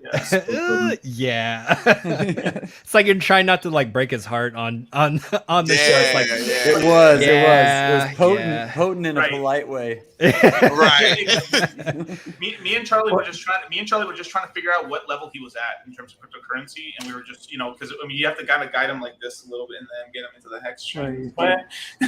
He's just outdated, and like I know you and I talked about it. It's just he's an older guy, and he's just a little outdated in his crypto terminology. I mean, like when I was listening to him talk about like silver and gold, even I was just like, ugh. Like he's like, I'm gonna grab my silver first because that's what I'm gonna pay with. I'm like, yeah, okay, good luck with that. Well, first of all, you're gonna be lucky to be able to walk away with a kilo or two of silver before it gets too heavy for you. The analysts on the silver charts are just wrecked. Yeah. Like all of them are totally wrecked. Biggest opportunity cost of the decade. Yeah, like Richard said. I commented on Twitter the same thing right after the Hex Vegas event. I sold because I just couldn't get to that part of the United States to get it. Yeah. So basically, I sold 5,000 ounces of silver right after Vegas out of the back of an SUV, and I had accumulated it back in 2010 and 11. And it really didn't keep up with inflation. It didn't keep up with as far as price appreciation or anything. It was just basically this zombie apocalypse trading token narrative, really. And we're living in a digital world now more so than even 2010, 11 was. So I did see his tweet earlier today, and it was about, 4 times the premium on the scarce material that's coming out of the mint kind of narrative that Mike Maloney, Peter Schiff, all these other people will make comments about. But you can't get that premium back out. You might buy it at premium, but you're not going to get the premium back. The spot in the CME controlled silver narrative is different. And exiting out of that, I got into Hex with that 150 grand at 15 cents. So it's already more than doubled just because it's Hex. Wow. I mean, okay, hold on. After Vegas, we were at what, 6.5, 7 cents, maybe? Maybe 6 cents. Yeah. Yeah. So we've done a nice 3x since then. Congrats. Yeah. I remember everyone was so angry at us too. All the Twitter was just like, "Oh, they're dumping on us." It's like, bro, no one brought their crypto with them. What are you guys talking about? Stop projecting. I have real estate coming out of escrow this coming week, and so there'll be cash buy. And people still think that OG people are just set and sitting on it and selling promoting, people buying their own bags. No, there's capital that's going in from OG people. There's just redirection of the cash flow that they have from their businesses, or when they have a liquidity event of a sale of some other asset, it just becomes Hex. Where else? When Richard, there's no reason to stop. When he says that we're so early, it's like those people, Robert Kiyosaki, haven't gotten in. These other people that might be in traditional markets or maybe just heard about Bitcoin or Ethereum, and yeah, that's where like some of the big mass can really come in, but all of us that are in now are before that big wave, that big third wave of financial capital. So check it out, guys. I don't know if you guys caught this during Richard's stream today, but he mentioned how he's now making contacts that he never was making before, literally like this week. This is how early we are. So let me explain. In the real world, people find out things at certain points in time, okay? And it's like a passage of information. Information flows. It trickles down or trickles out or whatever you want to call it, right? Like it goes down through certain levels.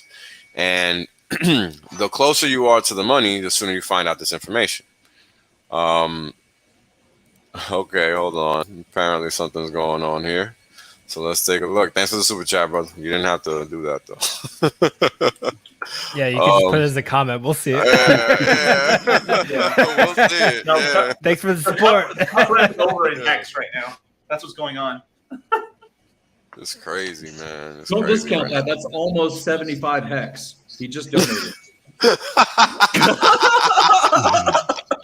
Holy smokes, that's well crazy. Said. Well said. Wow. Yeah, because $1 is only getting you about 2 Hex right about now. What is that? 10 T-shares of income basically just gave you? Yeah, right. When it's 1 million Hex per coin, that's 75 Hex is gonna look very nice, man. Yo, it's gonna be crazy. when we hit that target, it's gonna be crazy because people aren't gonna think we can hit that.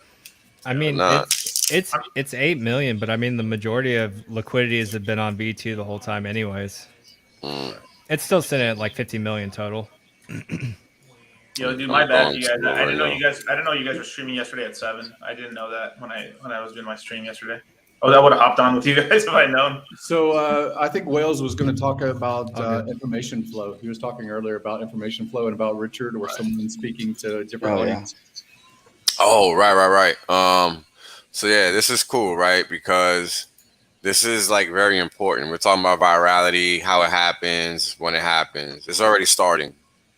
And Richard getting phone calls from movie people is a function of that. Because again, the more money you make, the closer you are to the money, the sooner you're going to find about find out about opportunities like this. Now, again, for the normies, it's going to be different, right? Because if we're talking about normal people here, right, like a movie actor isn't going to know shit about anything, right? Like they just get told what to do and they get paid to look pretty and be in shape or whatever it is that they do, right? They just fucking, tools on a chessboard or whatever, right? Like they're there to do their thing and that's it. They're there to act.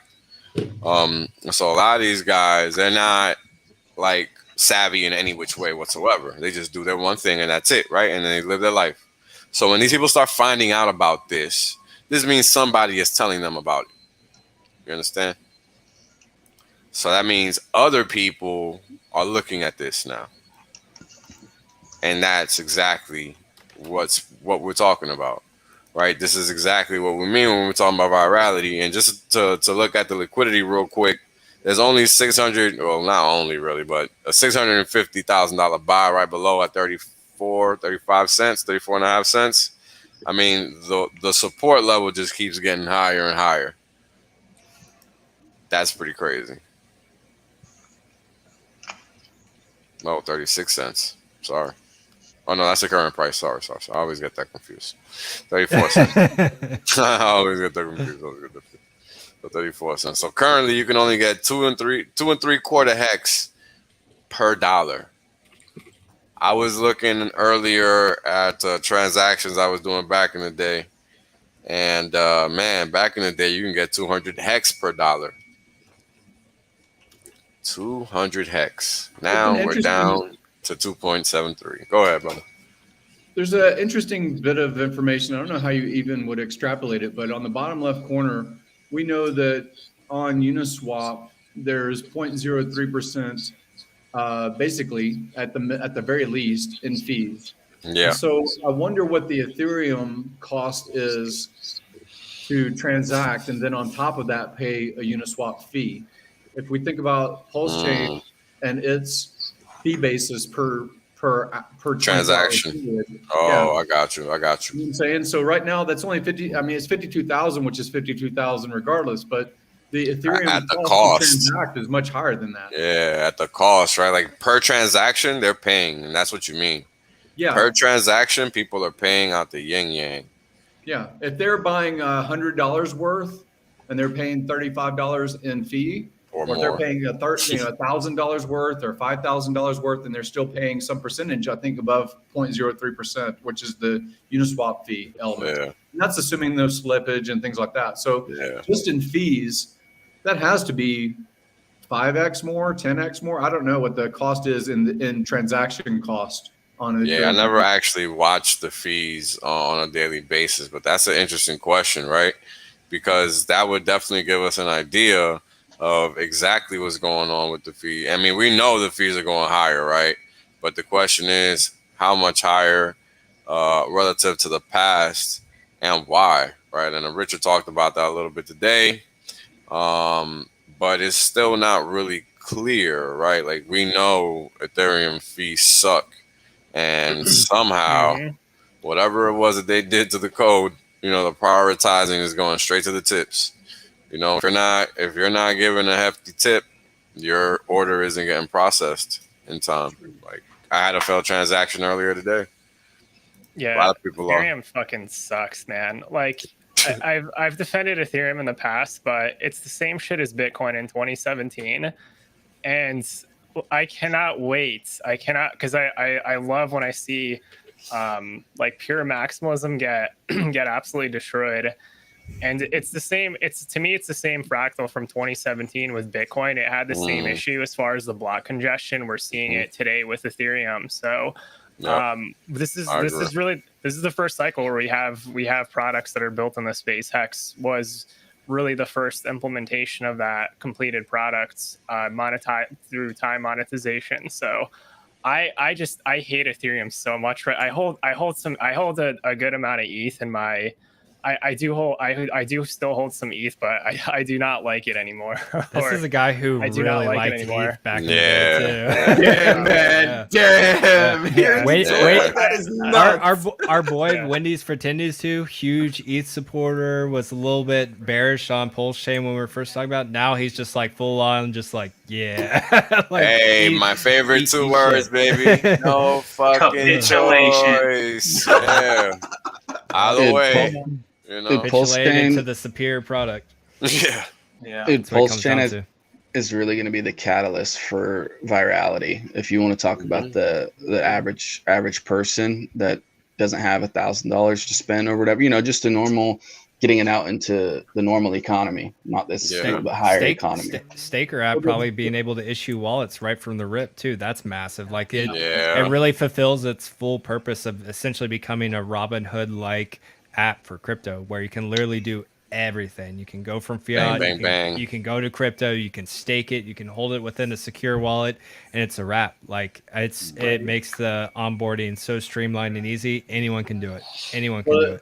The other comments are, you know, for the longest time, for the past 3.5 or 4 years, I've heard about the 4,000 developers on Ethereum. They really are building their own product, or they're in some other kind of token that has been priced out of the marketplace, so to speak. So I know that maybe 1.5 years or 2 years ago, Dollar Cost would comment about Decentraland, right? You can't use it really as far as a price point the same way that you could have 1.5 years ago. But they can, on Pulse, again, begin their onboarding process, their computer development, their virtual world kind of thing. And there's other competitors to that. Obviously, with the NFT market, it's the same sort of stuff, right? What percentage? Like I did, again, supporting, or whether you want to look at it, I tried to get a RG3 pirate doll or something like that on Simon's Hex Toys, right? Oh yeah, and those are cool. You know, you get outbid. If you get outbid, that's all fine, but it cost me $13 to make the bid, right? That's like saying, that's crazy. I want to bid on something on eBay, and I'm not guaranteed to get it, but every time that I put a bid on that auction, I'm paying $13. I don't think eBay would be that popular for very long. So I like the PulseChain narrative, and I like, to a degree, the NFT narrative moving over to PulseChain. Yeah, it's exciting. It's really exciting potential. And nothing was better than that clip of Vitalik that we had going around Twitter for a while, when he was giving Bitcoin shit for costing like 5 cents a transaction. He's like, that's ridiculous. That should never occur. And look at us now. Like, you're talking $50 literally just transfer ETH, let alone, God forbid, you want to transfer another ERC20 token. And it's just it's outrageous now. You're talking about hundreds of dollars per transaction on someone, depending on when you're transacting. Nothing pisses me off more than running out of ETH when I did a transaction and then it failed. You know, I've got to send. That's the worst. That's the worst. That wallet. Yeah. That's the nail. That's the nail in the coffin, where it's just like, son of a bitch. What the hell happened to that Vitalik, man? Like, that Vitalik was out to change the world and make things better and kind of do what Richard's doing now. What the fuck happened to that guy? I don't know. He doesn't exist anymore. He seems sickly. Whatever happened, like I think it got away from him. I think it just got away from him. He's Manchurian. I think so too, man. Now. He's already been cloned, and he's one of the lizard people. There you go. It's the diet of no red meat. Let's go, lizard people. Being a vegan soy boy is bad for your health. There you go. That's a fact.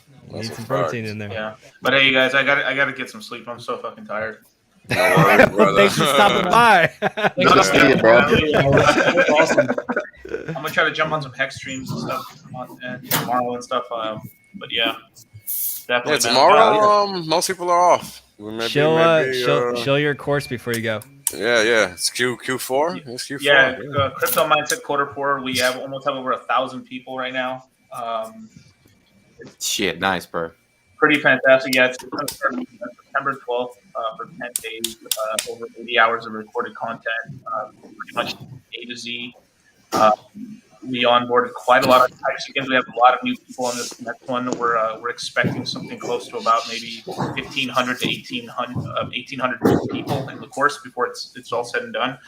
The last day to get in is Tuesday, the 7th at midnight. And yeah, man, please sign up. I'll throw the link in the chat in a minute. But it's really cool. We're gonna do all kinds of flash webinars and all kinds of things to explain once PulseChain does launch, for people who kind of want their hand held a little bit, during the process. Hey, if I didn't say so, Dollar, Hex is much better than Bitcoin. You should look into it.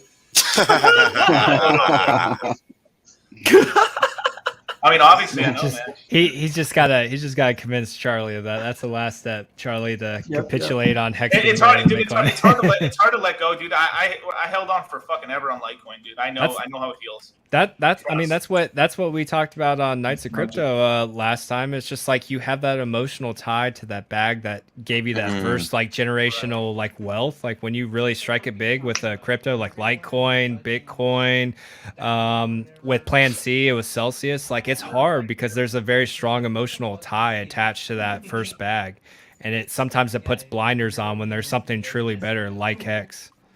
I defended my first girlfriend for a long time, but a long time. Eventually, you move on. Yeah, you gotta let it go. Yeah.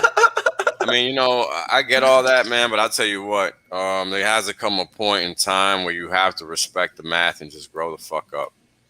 Yep. You know what I mean? Like, it's just crazy. Emotions aren't meant for the investing world. I mean, one of the first things you're taught in the legacy market is never get married to a position. Period. Full stop. Doesn't matter if it's a day trade, a position trade, a swing trade, or you're holding it forever. You never get married to a position, because what happens? Opportunity fucking happens. And guess what? You get left the fuck behind. Bye-bye. Yep.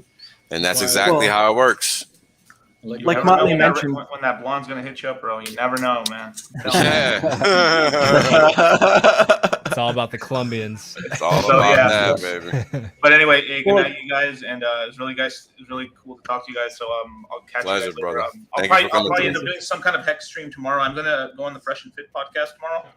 So nice. I'll put some Hex on there, and I'm gonna do an after show. So you guys are more than invited on there. Cool. Nice. Amazing. Later, bro. Good to see you, bro. Peace, Catch you, man. bro. Like Motley mentions, Hex really is that better technology, right? Does Bitcoin pay you an interest? No. Does it have security against inflation bugs? No. All these different things.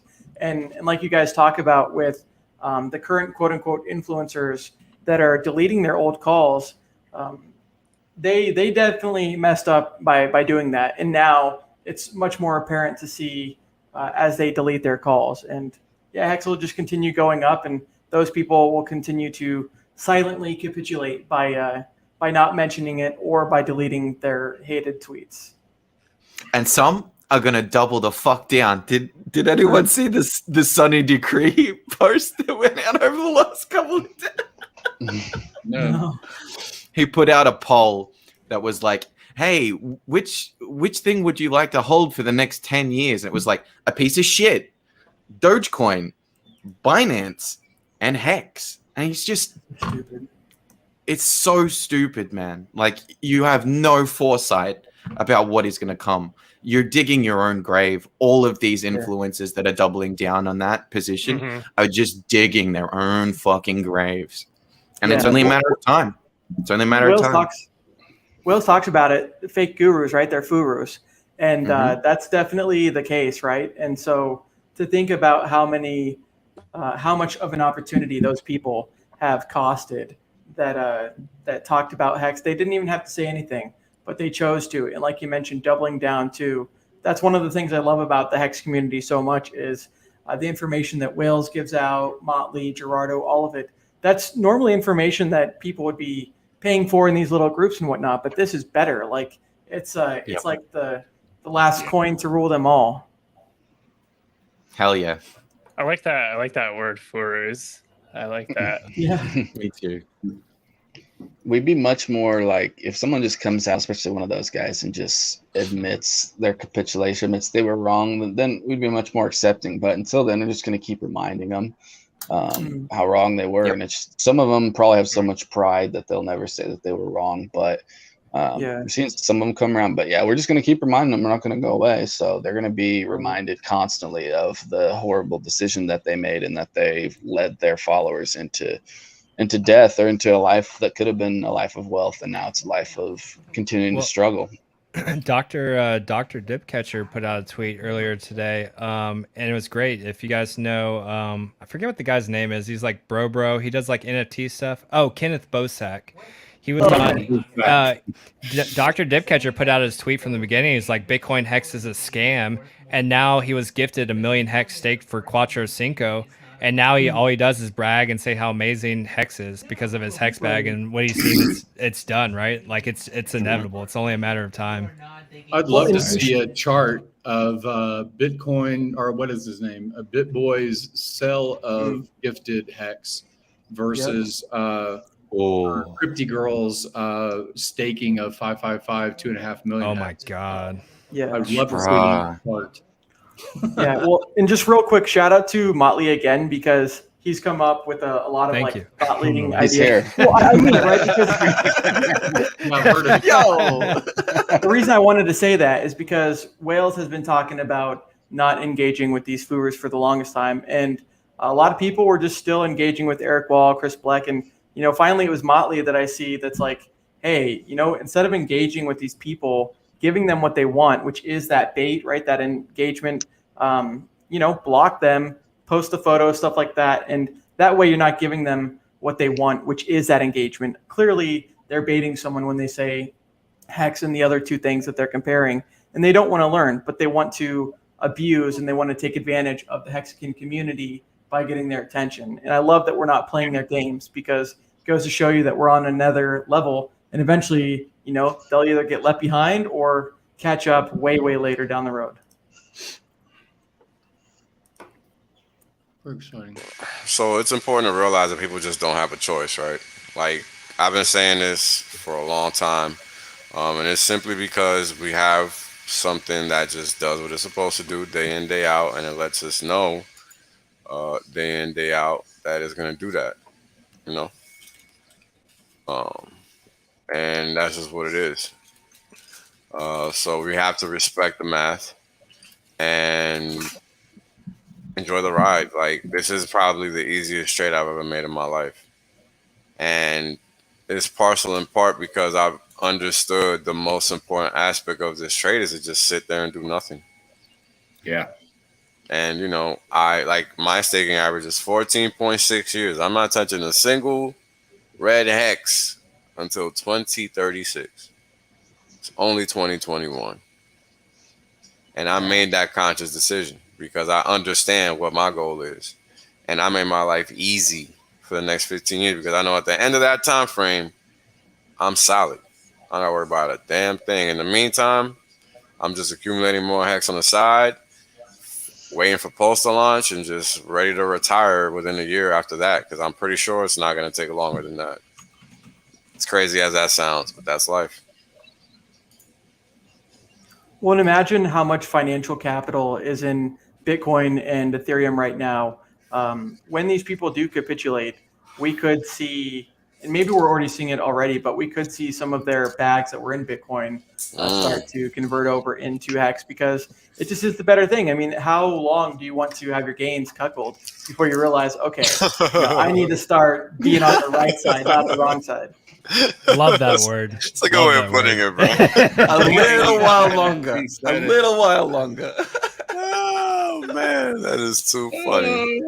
I mean, it just goes back to the very basic thing, right? We have one thing and one thing only that determines what the fate is going to be. And the data is there to prove it. We see it all the time.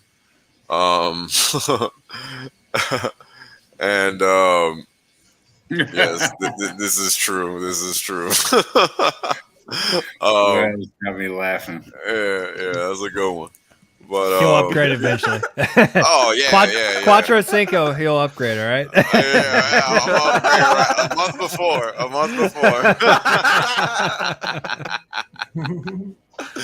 Oh man, but in all seriousness, right? When we take here and we look at this math, right? Like, Hex does something very specific that I think people they can't appreciate because they just don't understand it outright. And I understand why that's the case. And, I've explained it, you know, but it's still it just doesn't hit, you know, and I think people are just gonna end up realizing that that's what I've been saying, and it's gonna happen over time, right? And you know, it's this is funny.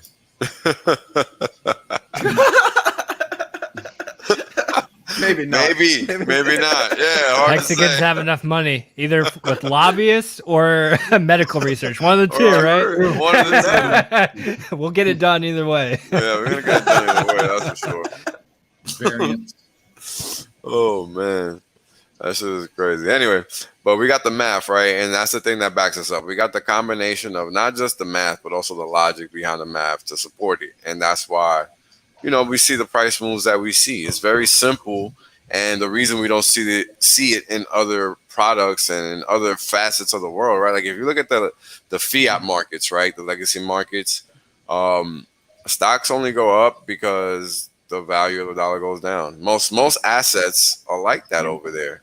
And I think that's important to understand, because when you're allocating capital across asset classes, you need to understand exactly what you're doing. And I think a lot of people don't appreciate that simple fact over there. They think that they're actually building wealth, but they're not, right? They're just keeping up with the Joneses because everybody else owns stocks. So you're not really doing much.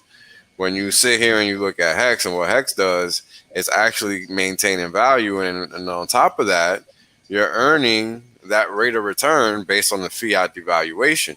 So not only is the system increasing in value every day based on what it's designed to do, which is pay out the T-share, right? And it pays out the T-share, however many Hex the payout per T-share is. And that number gets added to the value accretion that the system has just generated. So the price it can't ignore it. Whoa, I just realized on Nomics our price is 369. Dope. Nice.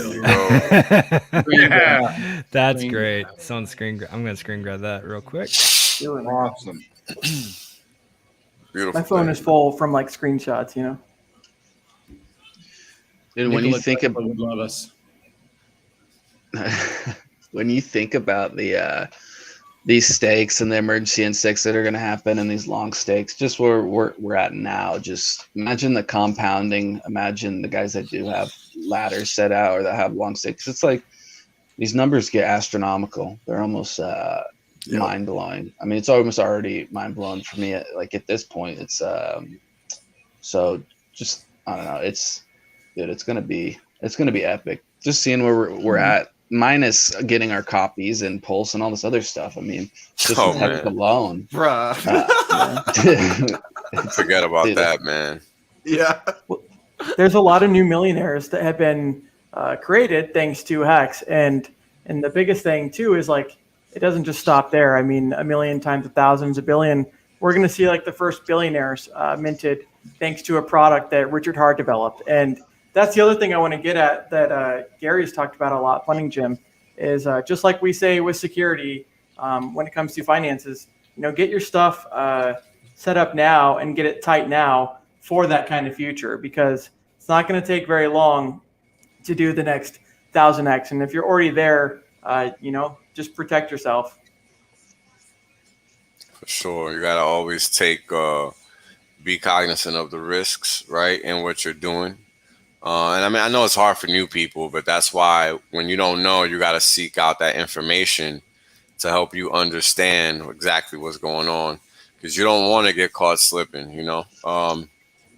Good question about Rango. Yeah, I definitely think we're going to see $1.25 before October is out, actually. At the pace that we're moving and the notoriety that Richard Hart is getting with all the tactics that he's doing. Oh, nice. We got a special guest in the house. Are you guys ready? Yeah. It's the number one Hex hype man. Let's give him a round of applause. Kareem. What up? You already know. It's only not much to advice. No hype. You're not just here, Will. About a dollar. Nah, the number one hype man for Hex. It's not any hype because he's just talking mad. He's got the sunglasses so I can look at that price chart Can you hear me? now. No, you crazy. You better believe it. You better believe Oh, it. man. Too bright. I'm in the mood. I'm at a... location come from here the club, with another. baby.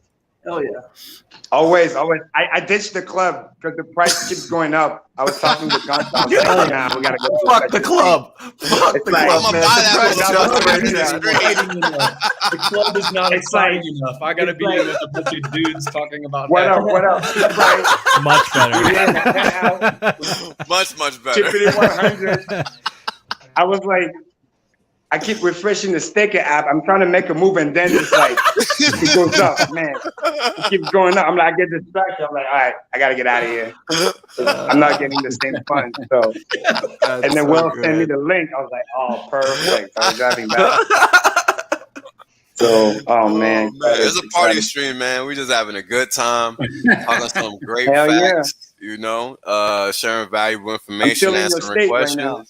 Yeah, man. I mean, oh, you in New York still? Nice. Still, by the way, we've been onboarding crazy too. Oh, I know. New York. So, yeah, yeah, we everywhere. We got Texas license plate too. Nice. So, nice. that's awesome. How's everybody doing? Everybody's Good. living, man. We Oh, just seen Hex Awesome. make some new all-time New highs. all-time I think, highs again. Again. What we got on V2 on Uniswap, 36.993 cents.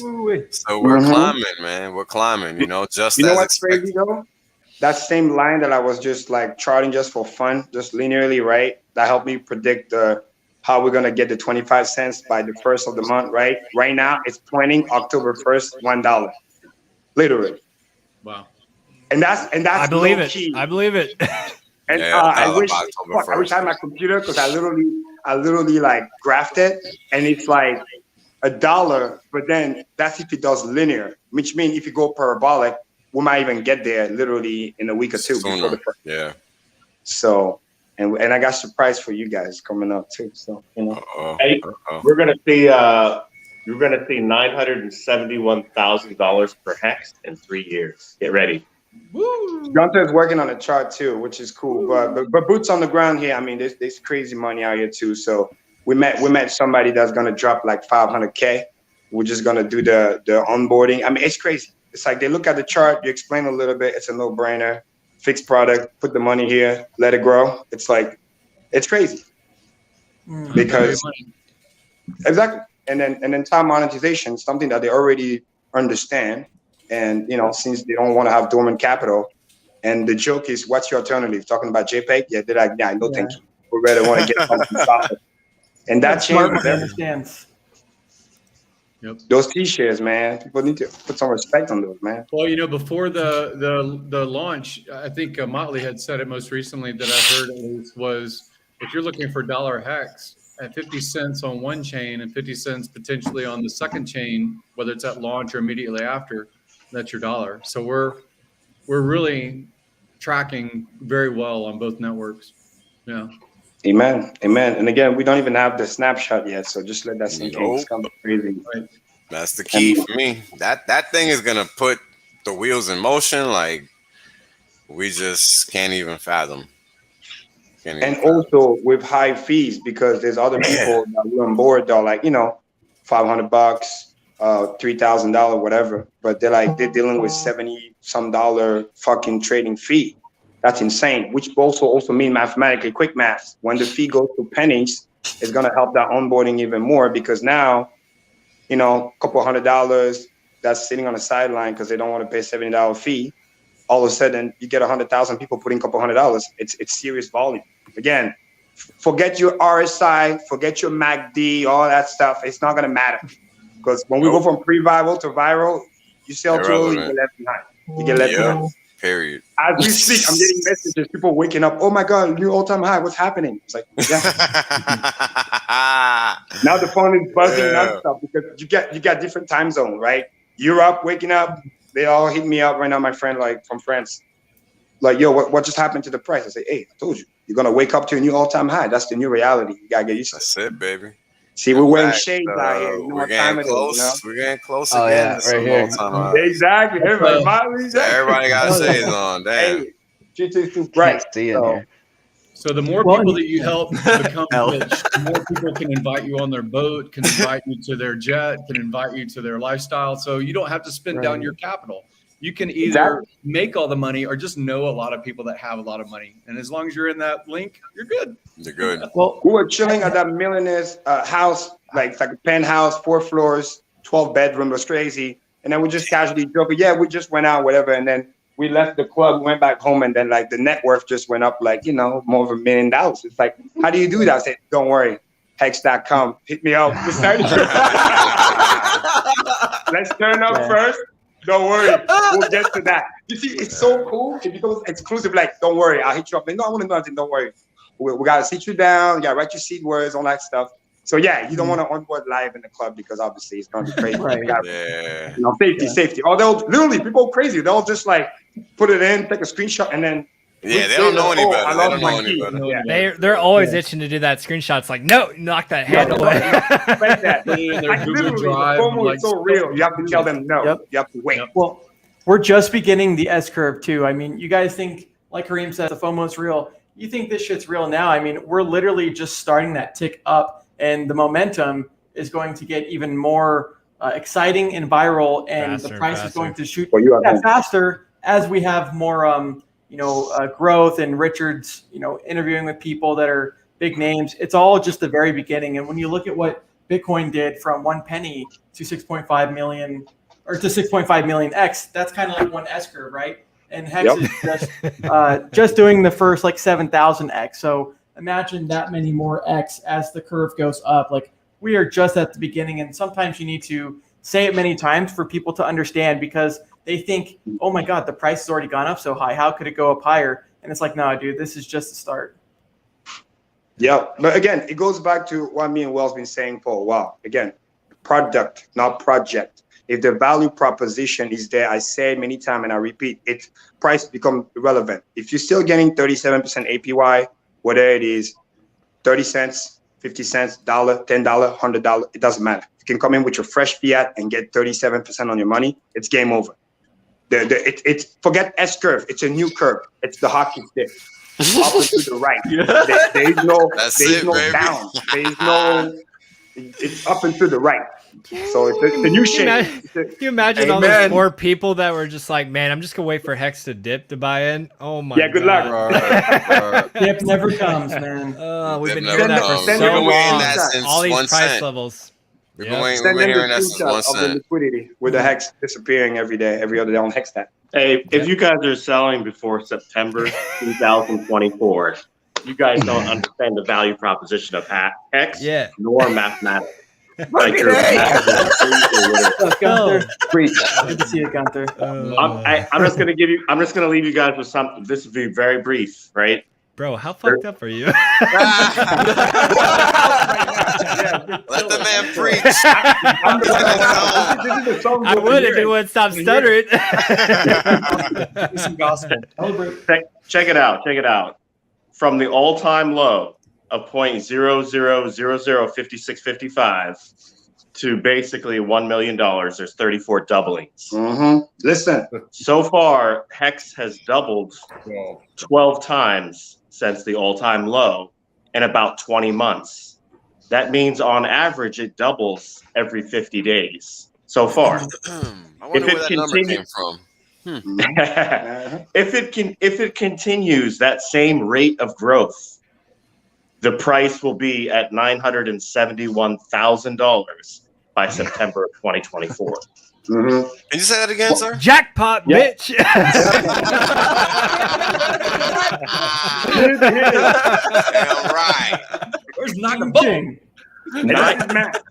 This is just it's just straight math. Now we're not saying dogmatically that it will continue at the same rate of growth.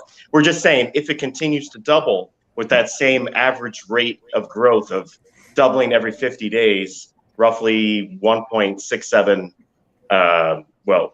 Anyway, roughly 50 days, you should see $971,000 per Hex in like 37 months. We do like our math here, so. Let me throw a little caveat, quick math. When he said the same rate of growth, that means it does it linearly, kind of what it's been doing, which means it's not going to do that because exponential means it doubles faster and faster. We used to, right? First time we got to the penny, took us 6-7 months. And then the doubling has become shorter and shorter and shorter, and then you just go parabolic. So It's gonna be insane. Just stay bootstrapped. Because and even guess though we're what? pushing, stakers are pushing that inflation off into the future when their rungs come due. Bang, I was bang. saying earlier in other streams, you can't spend down. Like, you know, Elon Musk really can't spend the money that he has. That's why he still has it. Jeff Bezos can't spend down the money that he has. That's why what are we gonna buy? because you have this sequestered doesn't mean that you're going to spend out your capacity or your volume of hex into the marketplace. So these numbers are very possible because stakers are still sequestering. They're the only ones that get new coin or get hex penalty or inflation. So yeah, it's very possible 971,000 per hex is highly possible. Because this is what design to pump actually means. And Hexicans, remember, first rule we told you, sell for what, right? If there's no reason to sell whatever, why would you want to create a taxable event for yourself like that? It makes no fucking reason. Number two, share rate waits for nobody. So when that big stake ends, the first thing, T-share preservation, right? Godwell did it perfectly. You got to get back to position. Nobody wants to be, you know, whatever high position and then lose it overnight. So you're going to need as many hex or probably more just to maintain position. And that's why the staking length average keeps going up. Plus, this is the new 401k. Existing people are going to keep buying because they want to add to their position and build wealth. Plus, the new people coming in, we're less than 60,000 stakers, like 53,000. But it's moving at a rapid pace. At this pace, compounding, we'll get the million user literally within the next 6 months.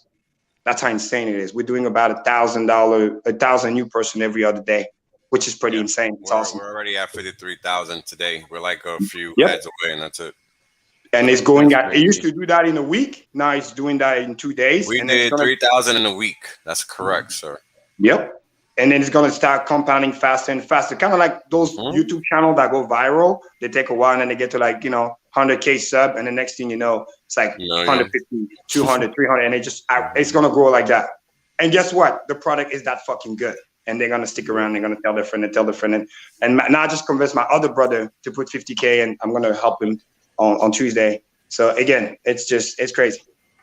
Well, how much longer for Hex until it stops becoming pre-viral and becomes viral? Like, when is that hockey stick moment? Because it's only getting closer and closer as we, continue to ramp up. So that's the really cool part. Is this is all pre-viral? Imagine when we are viral. Like, geez. I think we're gonna know by the chart. I don't think we're gonna know any other way.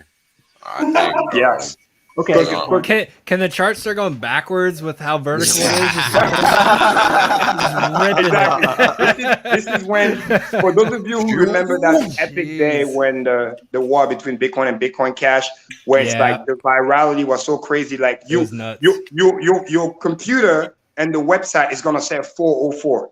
That's when you know it's viral. Like, it's gonna be so violent you won't be able to connect. We broke the internet. Will just go up, and it will literally double every 6 hours. It will just keep going up. Doesn't matter what people do. It will just. And then people are gonna start crying in the chat. Why does the price keep going up? I can't handle this. My face is melting.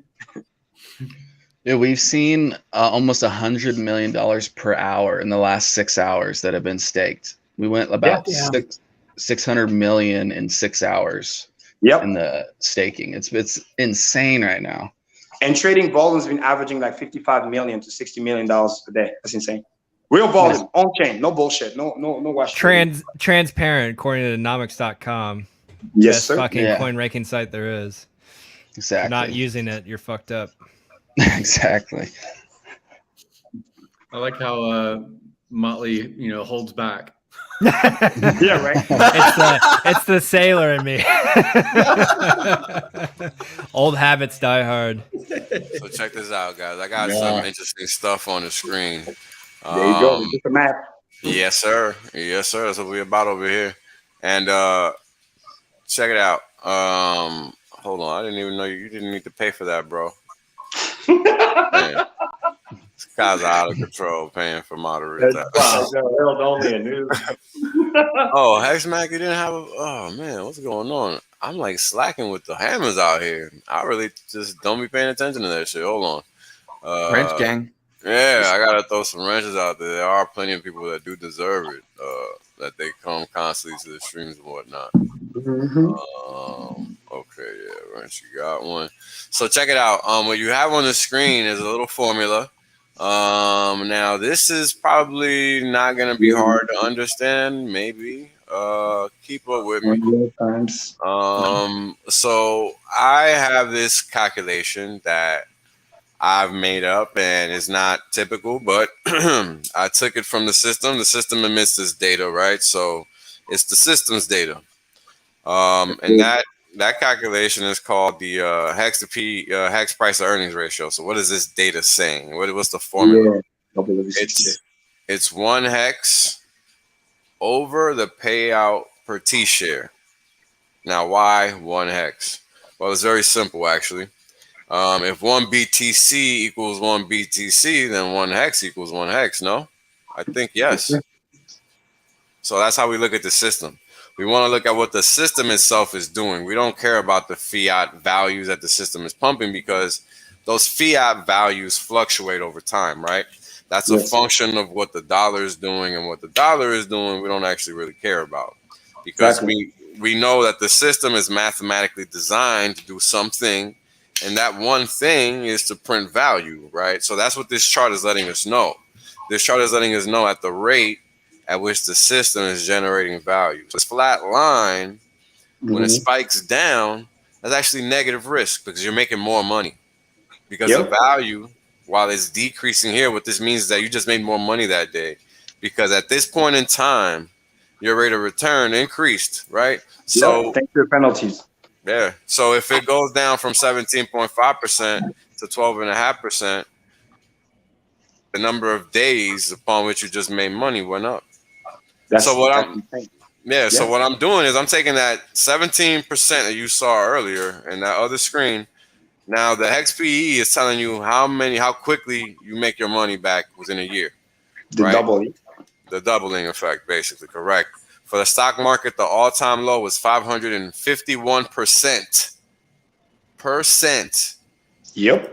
A multiple of 5.51x, 5.51 times. Now that's the lowest all time for the S&P 500 ratio in our lifetime, and this was over 100 years ago during World War I. Yes, this is what the Hex PE system is doing every single day.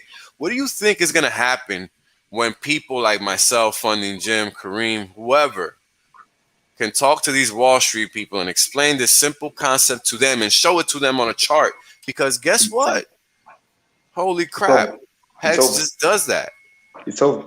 Now, let me explain something to you guys. How did I determine what Hex was and be so bullish on it from the start? Well, it's actually very simple.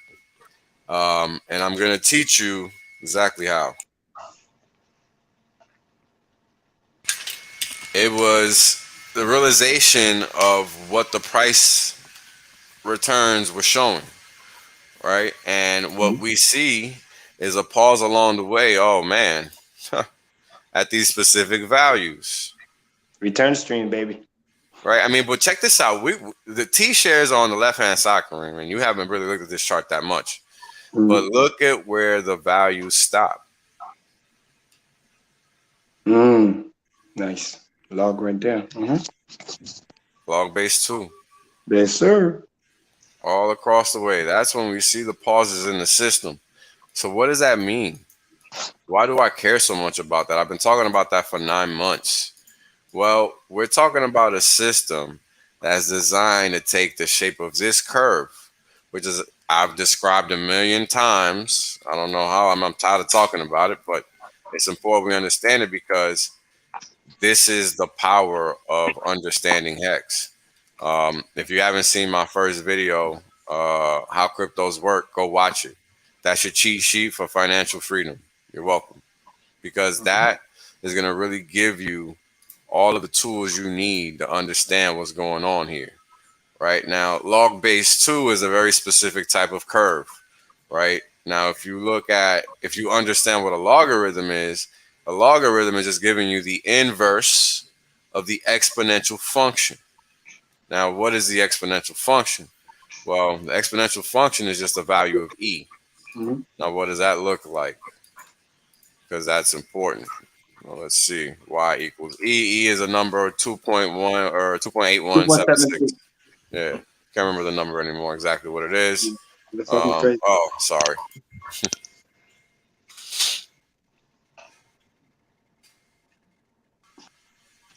272 and a bunch of decimals. Yeah. E1. Oh, sorry, I'm showing you the wrong thing. 1 over X or 1 over E, or is it? No, it's E to the X. No, it is 1 over E. Hold on, let me check something.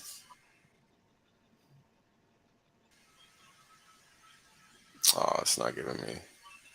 Hold on. You have to put the power. That's probably why, because it's power. Am I thinking about the wrong formula? Yeah, try I am E to thinking the about power the of wrong X. formula. E to the power of X. It's E to the power of X. Yeah, it's E to the power of X. Because X is just all of the power values. Yes, and then you can substitute by 1, 2, 3, whatever. Yeah, because that X one is is 272, and then he just goes like fucking insane. Hey, and the derivative of e to the power of X is always e to the power of X. the derivative of e to the That's why it's hard. Well, check this out. What's the integral of e to the power of X? E to the power of X plus some constant. Negative. What?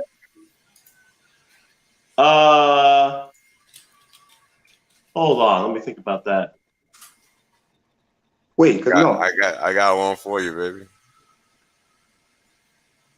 It's the same thing. No, yeah, you got it right. Because you got it right. Yeah, that's what I'm like. You Yeah, got it right. You got it right. Yeah, I'm like, but that's the whole point. Don't mess with my mind. No, but that's the whole point. All right. I only got one drink. But that's the beauty. That's the beauty. That's the whole point. No matter how you look at this system, you're getting that log base too. Yes, sir. You're gonna get the same functionality no matter how you look at it, front to back, right? Because this is what it's doing, because this is what it's going to do. Yep. And this is how the breadcrumbs are there. The path is already clear. The question is, do you see it? That's right. Because it's going to go there regardless. This is why we'll say it's a vacuum, because it's going to go there regardless, whether you like it or not. And what's insane about the curvature is that this is why it's cool when you multiply that previous. Doesn't this look familiar, Kareem? I think we just saw this motherfucker like 2 seconds ago, didn't we? Yeah. Oh, shit. Where'd that come from? Right? And it's fucking insane.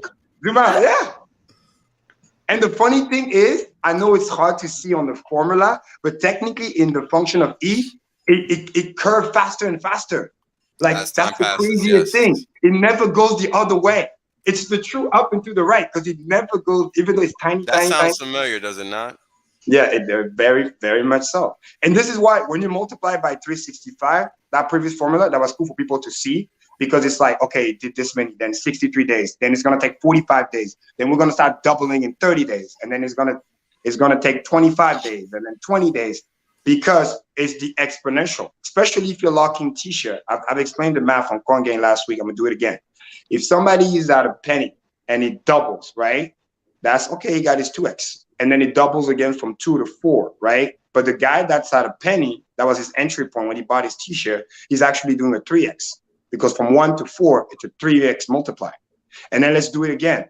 Double from 4 to 8, right? But the guy that's a penny, he's actually just did a 7x, because again, from a penny, he had to go to 2 penny, 3 penny, 4, 5, 6, 7, 8. So there is 700%. This is the reason why every time we're saying, oh, double, and 12 double. But if you readjust to where your entry point was, your doublings are actually insane, hundreds of X.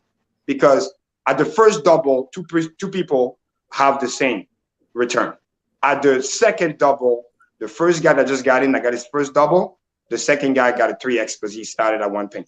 At the third double, this guy got a 3x versus the other guy got 7x. So it just exponentially grow better for the person that's locked in. This is why the T-share is so important. Because now we are what?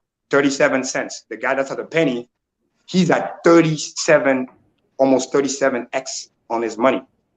Although we just did roughly, what is it? From a penny to 30, how many doubles? That's like roughly 1, 2, the power of like, right? 2, 4, 8, 16, 32, about 5. So basically, we're sitting here talking about 5 doubles, but the guy that got in at 1 penny, he's 37x on his money. That's how insane the formula goes. And Patrick Bet-David said it best, and I've posted a video before. Money is a doubles game, and Hex is the best double games in town. But then if you're locking your T-share, we're not just talking about doubles. We're talking about exponential growth. This is why the staker class always win. Somebody that said on the 2 double, 3 double thinks he made it, but those who stay in, man, by the time you get to $1, you got 100x on your money if you got in at a penny. Hey, what's interesting too is that Bitcoin sort of grows like natural log of X, but Hex grows like the inverse of natural log of X, which is nothing more than e to the power of X. Which is the best formula on earth, period. It's literally growing like the inverse of Bitcoin. It's slaughtering Bitcoin, destroying it. This is why it's going to look way different than that. We're tracking that Bitcoin thing, but I'm telling you, in a year or two from now, Hex is going to be so far away. It's going to be doing his own thing. You guys talk about 6.5 million X, but like Hex honestly like laughs at that. It's like, that's funny. We can get to that. Who started? Yeah. Stop it, man. Why did it take you so long? It took you 10 years? Okay, we're going to be there in 3 or 4. Yeah.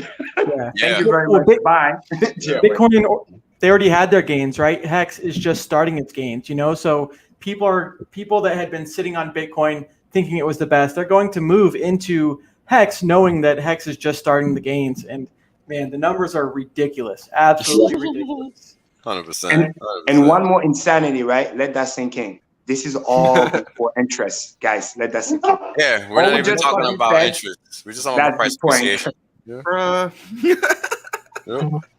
So I got an interesting question on in the chat that I think is going to help us augment this conversation nicely, and move over to the payout per T-share. So the assistant Hexican asks, please explain why we think the cumulative payout per T-share sum line is a better representation of the Hex system's value proposition rather than a line showing the total Hex payout on a daily basis. Well, check this out, because your mind is about to be blown, because you're right.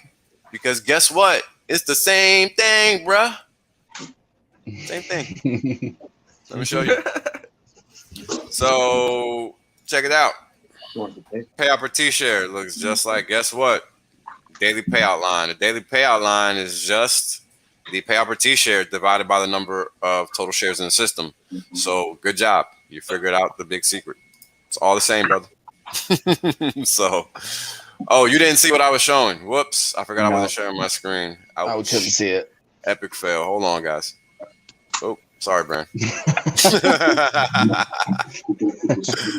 Oh, Lord. All right. So if you look at the pink line is a payout per T-share. Okay, the payout per T-share is what we get every day, and that line is what you're seeing in orange here. That's the cumulative payout per T-share line. Now, whether you're looking at that or the daily payout in a cumulative fashion, it's the same thing, because the daily payout is just the payout per T-share divided by the number of total T-shares. So they're both the same number, actually. So good job on that guess. Assistant Hexagon, that is exactly correct. It's really the same thing. So there's no difference, actually. So there you go.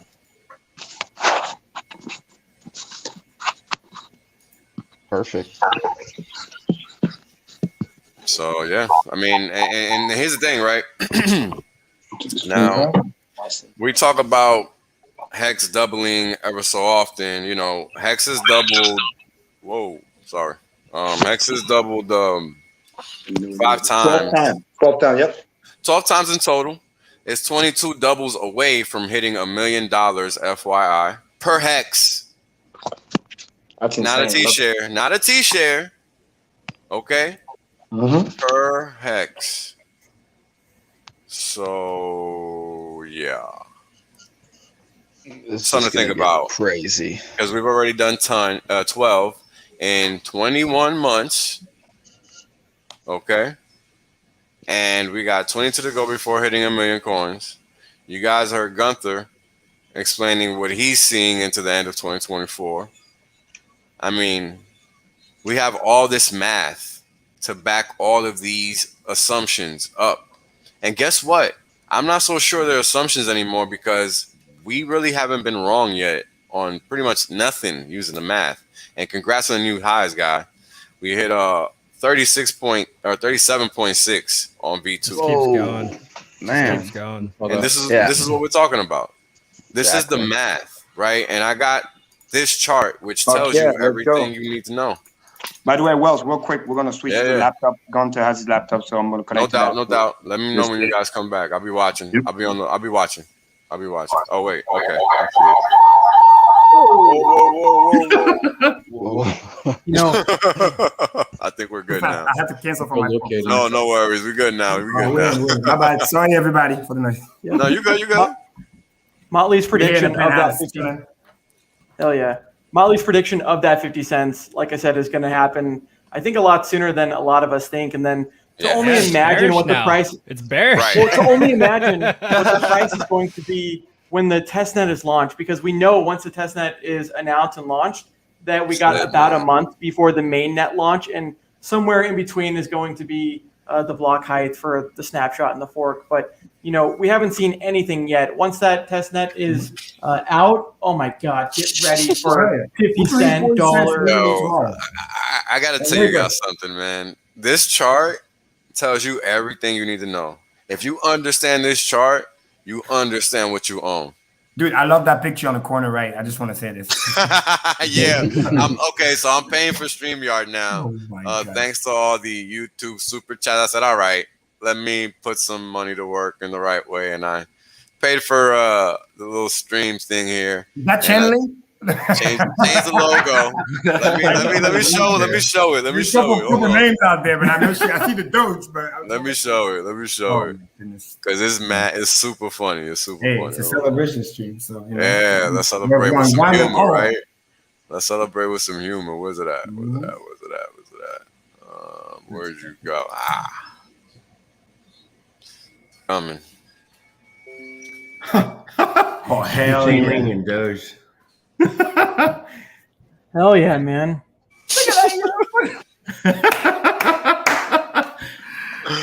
Oh my God, this is so freaking funny. Let me see if I and I love how it cleans the floor. It says airdrop, all the shit coins. It's like clean the airdrop the IO on the bottom. It's crazy. I don't know if this is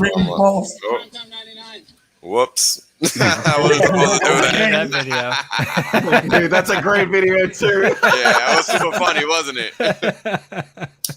And you guys see Cardano hitting in the back, lurking, and security guard? You guys see that? Oh yeah. That's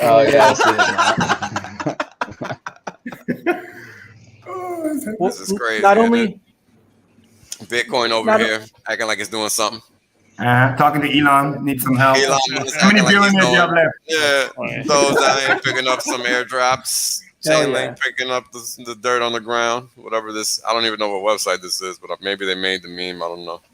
But not only do we have the best product, right, but we have the best community too. What other Bitcoiner or like quote unquote influencer is doing 4+ hour long live streams that's educational, right? We got a whole bunch of people here. This reminds me of a big payday, stuff like this. Shout out to Hexologist for kind of starting everything. But, like I said, this is just the beginning. And the cool thing about Hexicans is we all celebrate together. We're not trying to cut each other down. We're trying to lift each other up, and we're all 100%. Celebrating as we make these milestones.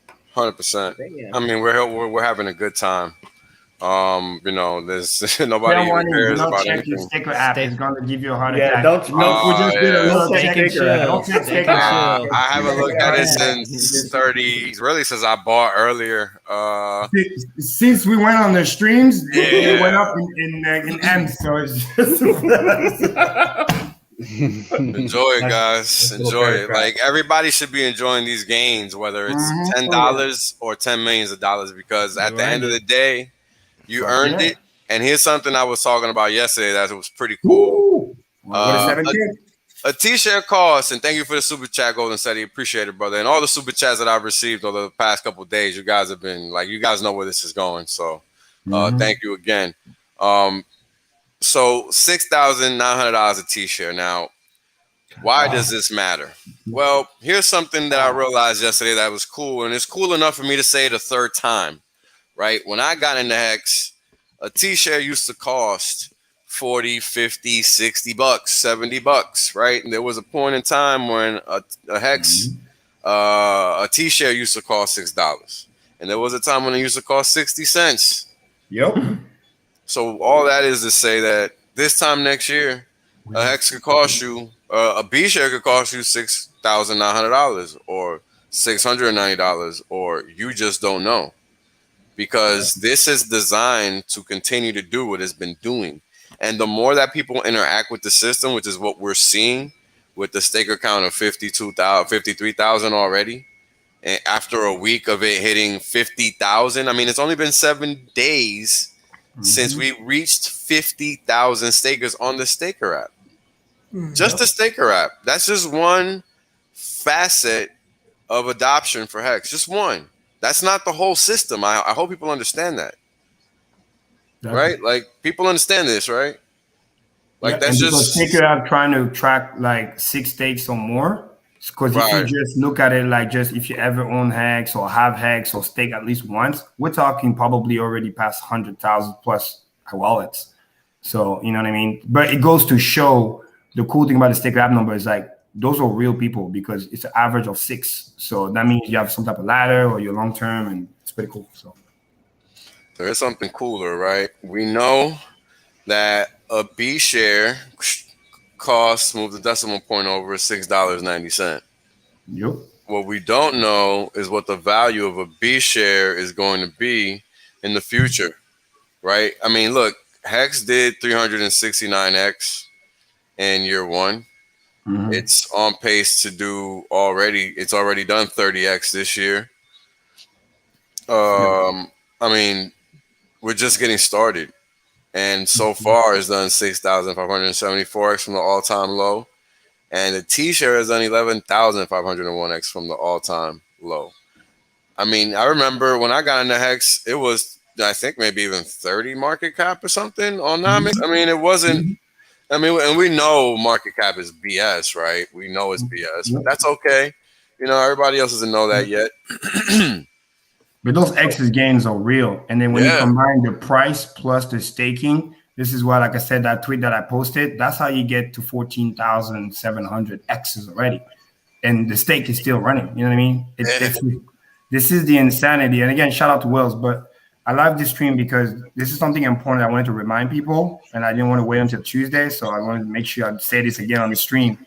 Is Hexagon, this is what I've been talking about, T-share acceleration. It's going to move so fast you won't even know what happened. Even like people like myself, hire people that have a lot of money, even us, T-share is going to be very expensive. You better lock that. Every time you fucking stake ends, you got to make sure you protect yourself. Your T-share preservation is your number one. If not, you miss this, you lose your class, you may never get it back. I'll say it again. If you miss this, you may never get it back. This is how insane Hex is. There's nothing in the world that can give you this kind of gains. So make sure you understand, because literally next week we could be at 10,000 per T-share, and then literally we're just going to start talking about these shares because the moment it goes, we're already talking about it. The moment it goes 5 figures, like no, we're just going to say it's $10 a B-share, and obviously we want to do hold on, that's a 40% move, Kareem, and that's whether it's B-share or T-share or M-share. That's a 40% move, and I think people need to understand the relativity is just a function of scale. So if you can only afford a B share, there's nothing wrong with that. Yep, it's a billion share. I put it in perspective for people. It's a billion share. So if you really it's a 1 literally with 9 zeros. Okay, it's a lot. My point is, when you already have stakes in the system, you should definitely preserve that. A lot of people who find out the hard way obviously are able to now stake longer. But make sure you understand how important that is. And again, when the chart shows you a 5% of a 5% of a 5% increase, this is compounding. Because right now at 37 cents, if you see just a 10% candle, that's a 4 cents move. Because when you close to 37 cents to 40, So now the 5-10% move is not what they used to be. Back in the day, you get a 10% move, you get half a penny move. Now you get a 10% move, that's 4 or 5 pennies. When you're at $1 and you get 10%, that's 10 cents. And I need you to understand, this is the thing people don't understand. In the T-share cost, that 10% move is going to make that T-share so expensive. The moment it goes to 10K, Within 3 to 6 months, I predict it to go to 50,000. That's how fast it goes. And if you're priced out, you miss that move, forget about it. That's it. You're done. We might end up literally, we might end up talking about B share for literally about a year, and then we're going to go to M share. So exponential growth. I think it could happen. I mean, it's crazy. It could be a year. Yeah, because I mean, T shares with 2 years. You might take less. T shares with 2 years, right? Yeah, about more or less. Because on December, it's December 2nd. It's already September 5th. So that's 21 months. 21 months, and we really have to talk B shares now because a T share. I mean, that's 2 rents, 3 rents in most places. In some places, 5, 6. I mean, look at this. So the dollar cost of 10,000 hex is $2,563, and this is 5 days ago because this was from August 31st. Today we're talking about $3,719, $3,719 per 10,000 hex. Exactly. That's not. And another component that's important why T-share acceleration gets more crazy over time is because I'm gonna do the quick math simple. When hex is $1 at current T-share rate, that means it's $18,561 for one fucking T-share. Okay, almost 20 grand. And then guess what? Let's say the price just hang around here for a little bit for fun, right? T-share acceleration still happen. Wells are still pushing the share rate. So those $50, $60 move in hex share rate at $1, that's a $50 fucking dollar. The price can stay stable, and literally the cost of a T-share could go up $50 a day or every other day. That's insane. And then hex go to $2, and then it moved 40, 50 points. That's $100 a fucking day. And then hex go to $10, and then it moved 50 points. That means it's $500 T-share. Do you guys understand what I just said? That's how insane it could accelerate. I'm getting excited. Because the real component is the share rate. Because the higher the price goes, the share rate acceleration is more insane. Because those 50 points average that we do every other day, when the price of hex goes higher and higher, they impact the cost of a T-share faster. Bitcoin has no idea what's coming. Yeah, T-share is going to be worth a Bitcoin here pretty soon. It was last target. We were talking about a T-share being worth 1 Ethereum like a couple months ago. And it seemed kind of, but dude, it's like almost 2 now. Yeah, that's in the rear view. Before you guys came on, we were talking about that. Exactly. It's so cool. I mean, how often do you have price targets that are not only hit, but now are in the rear view? And like someone even said on Richard's stream, like 1 million hex, 1 million per hex, or that's FUD type deal. And like, I don't know, it's just kind of interesting to see everything kind of working out the way that it's designed. And like Kareem mentions with the T shares, I mean, man, y'all should have listened. And even if you didn't, now you can still get in, because a year or 2 from now, imagine what the T share is going to be. If only we could get past half a penny. If only remember those days. We got those tweets. We still got those comments. But there's no liquidity. There's no liquidity. Never. Somebody just sold like $1 million USD. Yo, when the stream started, check this out, guys. I got a story for you guys because you guys weren't here. When the stream started, I think it might have been maybe a half an hour or an hour in. Somebody sold $1 million worth of hex. Yep. That's what this was right here. Is today the 5th? Oh no, sorry. Hold on. Let me put this down to an hour because I was looking at an hourly chart at the time. Hold on. Somebody sold it from, where are we? September 5th, right? This is it right here. Wait, what's the day? I'm losing my time. Time flies. Losing my mind. The 5th right now. No, yeah, this is it. This is it. This is midnight pass over here. 8:30 is when this started, right? So it has to be this one. No. Man, that's such a small little. You know what? I can't even remember when the hell it happened. I mean, damn. I can't even find the thing. This is it. Yes, the 14 million emergency end stake. I think that's what you're talking about. I don't know what they did. It was an emergency end stake, and then it was at 37 cents. I was streaming. They sold $1 million USD worth, and here we are. 37.5 cents. You know what I'm saying? The new people are saying thank you. Listen to me loud and clear, people. We are onboarding people at the 6 to 7 figure range. There is, I can't say any names, but there's literally institutions, even in the blockchain place, that I've reached out. One of them reached out to me personally. They wanted to buy at least $8 million worth of Hex. Like, don't be stupid, okay? Don't be stupid. There's a reason why those wick goes quick. They need the liquidity. Don't give it to them cheap, okay? Bring that diamond. Give them at $1 plus, so they know. Like when Richard says, Michael Saylor bought my Bitcoin bag at 10K plus. This is you, the Hex again. Give it to them at $1. I'm gonna hook y'all up. I'm gonna give y'all some pure alpha strategy right here, free 99. We're gonna change the game because everybody else talks about dollar targets, price targets, which is cool. Price targets is cool, baby. T-shirt targets, baby. I feel you. No. I'm gonna help you guys elevate even further because this is Wells only, and this is how we do. I'm gonna put you guys on the next echelon. So rock with me for a bit. We're used to talking about price targets, dollar figures, fiat figures, whatever. But we fail to realize something that's very important about Hex when we say those kind of words that I just realized right now as I was sitting here just enjoying the conversation. And I think it's very important to just hear me out. Hex is designed to do one thing only, and that's encapsulate time. So why are we giving ourselves price targets when we should be giving ourselves time targets? I like that. Damn. Let's go. 4 hours in and we just fucking this shit up. This is how we do it, man. Hell yeah. This is why these streams go on forever. Because you just never know who's going to say what and what's going to come of it. Yeah. And it's fascinating what you just said, because you can also see that representation in the hardening of the time with the staking length average. I still remember first day I saw it was like 1.8 years. And now it's almost 6. And that's with all the massive selling, emergency exit. That shit just keeps going up.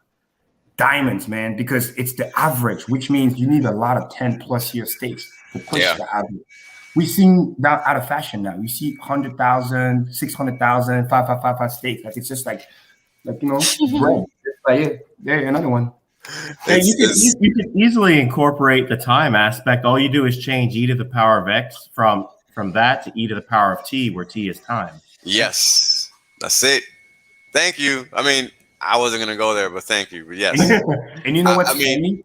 We can divide it by roughly that doubling target, either 63 days or like 0.1, and then we can literally 50 days. 50 days. Over 50 days, just for fun, and we can start tracking by year how we can start predicting. We can start predicting doubling. You know what? Doubling, I just gotta do that probably in Excel, but yeah, and we could create a chart. This is why, hey, this is where it's going. So this is one way I did it yesterday in my head.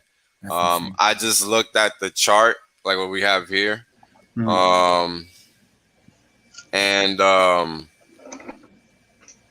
what I did was I looked at the return and I just was like, oh, well, this is just a percent value, so all I really need to do is take the log of this value, right, and base 2 terms, and that's it. And if we see that this return is 35, whatever, right, in terms of numbers, right, like just the hard number from 0.00, 4 zeros and a 565 all the way to where we are as of yesterday's close, 35 cents, the number move was 35. So the number doubled the logarithm of that number at a base 2 rate, which gives you 8 or whatever that number is. 5 is what the number is. A little bit more than 5.7 or something like that. Because what you're doing, you're taking the value of that 35, because it was a 35-cent move, because it went from 0 cents to 35 whole cents plus, and you're taking the doubling of that number. And that's really the same thing in percentage terms. It's the same thing. So when you're tracking it in time, you're tracking how many times it's doubling throughout time. That's really what you're doing. Yeah. And we got what? Oh no, I'm sorry. We got 12 for Hex. Yeah, it's 5 and some change, because basically it's like 2 factorial, because you got 2, 4, 8, 16, 32, and then the change. It doesn't stop. So next time 64. And this is actually perfect, because at 56 cents we get the official 10,000 Hex whatever just in Hex price, and of course he has a tendency to outperform. So you could just skip 56 cents, go all the way to 64 cents. Just to catch that log, right? Like we talk about where it goes at rest. So I can see this accelerated this week to 64 cents. I mean, it's crazy, man. It's seriously crazy. And as I'm sitting here looking at this chart, I'm not even gonna say what I'm looking at right now, but yo, I just still can't believe that somebody sold Hex for Bitcoin because Guys, they we have thought. a treat for you. We have a treat for you. Uh-oh. I don't know if we can either share screen or you send it to Wells, because Gunther's been working on this chart. Yeah, we could send it. It's sick. He's gonna send it to you right now.